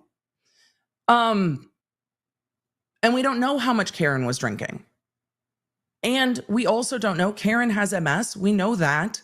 We don't know how much Karen was drinking and how it impacted her. I still am not clear if Karen drove from the waterfall or not. I'm not clear on that. I'm not clear on whether or not John drove from the waterfall to 34 Fairview, because Jen McCabe said when they were talking to John, they were giving him directions and kept saying giving him directions. So I don't know if they drove John, if John drove back to 34 Fairview and then they switched seats because Karen was going to drop him off and leave because she didn't want to hang out with this group. I don't know. I'm still not clear she drove from the waterfall because there's no evidence that she did. And there's questions when they're giving him directions. And it doesn't seem that he's on speakerphone. No one said John's on speakerphone saying, no, turn left here. I don't know. Ella said, EDB, McCabe said she went over to quote unquote the body and not that she went over to John. Why am I retelling a story? When I am retelling a story, I am in the moment. It seems to me she knew he was dead at the time. Anyone else comment in the chat about the fact that she kept saying the body? Where when you look at the testimony of Kerry Roberts, she was talking about her friend. She saw a mound in the snow. She didn't know what it was. Then she realized it could be a body. Then she realized it was John. Then you saw her getting very emotional. And then she was holding out hope. I didn't hear any hope from Jen McCabe. And all I've heard from testimony about Karen Reed is fear and panic. And that's it. Miguelina, let's do 1:10 for the afternoon stream. Tina T said, my husband said facts, not fuckery. Right now I'm trying to find facts with 2 hands and a map, and I am struggling. Kat said a head wound and they only found 6 drops of blood. Yeah. And bleeding from the face and ears, bleeding from the head. I don't know how much blood is on the blankets they recovered. I don't know where those are. I don't know if paramedics took them. I don't know who took those or if. And it seemed not frozen, she's saying, but blood enough that when Karen was trying to give him CPR or laying on him, that there was blood. I will say, though, it is possible that he was not actively bleeding, and that when Karen laid on him, that appeared. I'm trying not to be graphic. Because what we do know from the paramedics is that they had to clear quite a bit of fluid out of John O'Keefe's airway before they could work on him. So they had to clear quite a lot. So when Karen laid on him, it might have been that was pushed forward, and that's why it was not frozen, to try to not be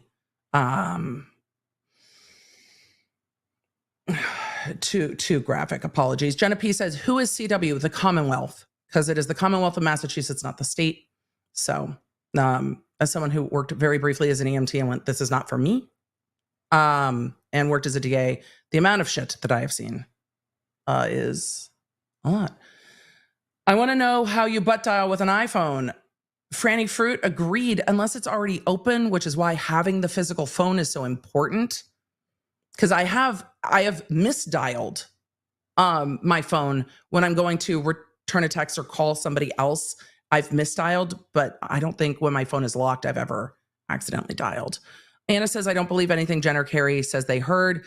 They must have hearing loss if their phone volume is so loud. The voice on the other end wakes up their spouse is so weird. Anna, I don't know. I have had people call me over the phone yelling, and you can hear the conversation on the other end, but I don't know. Shanique Floyd said, I need more of the things. I have so many questions. That's where I'm at.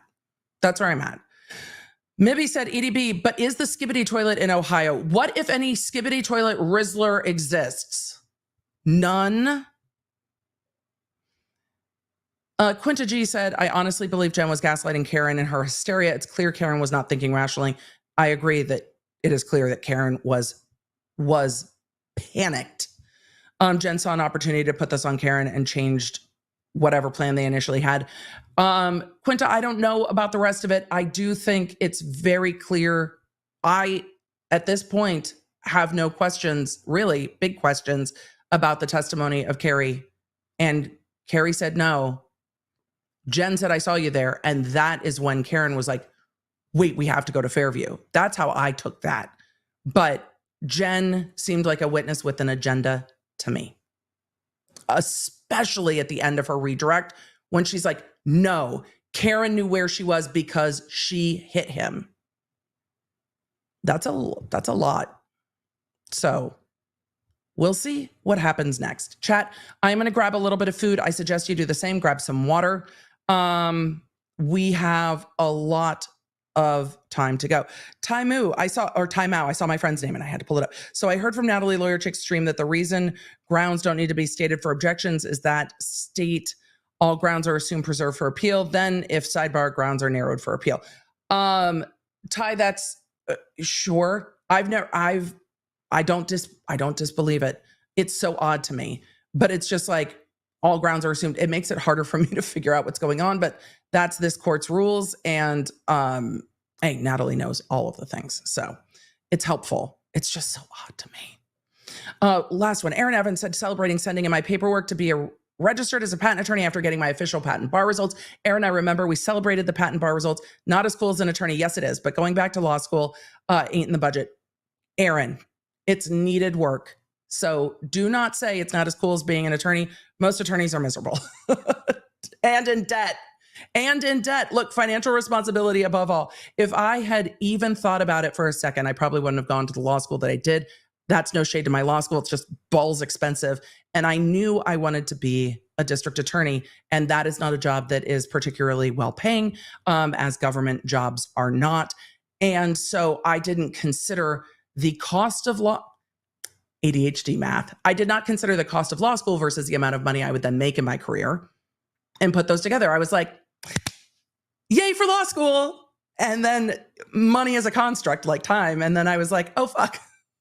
When I got out of law school, my husband and I were looking at his student debt, my student debt. We're like, shit, what have we done? And then we lived very, very boring lives to pay off that student loan debt. So, you know, there's times I'm out with friends and they're telling stories of what they did in like their 20s and what they did in, you know, their early 30s. And I'm like, so I went to college, I got hurt. I went to law school. I got a job. I worked that job. I tore my ACL. I started having kids. Woo! Like, such an adventurous life. And now here we are. And I get to be with the Law Nerds, and you guys absolutely make my life. It is so good to be here with you. And I still get to kind of be at my home. So I get to do both. I get to be like socially awkward and at my house and have great conversations with the Law Nerds all day. Speaking of which, I need to go get some food or I'm going to bonk at about 3 o'clock and just start eating donuts, which is the opposite of what I'm trying. I mean, we're going to eat donuts anyway, but the opposite of what I'm trying to do. And with that, I am going to go. So Law Nerds, thank you for being here. I'll see you on the next stream. Don't forget to get the app. It'll keep you in the loop. When do we get to Brian Higgins is my next question. Because I feel like this cross isn't going to be as long. And I have shit to do Friday. Can we get to it tomorrow? Your Honor, can we do it tomorrow?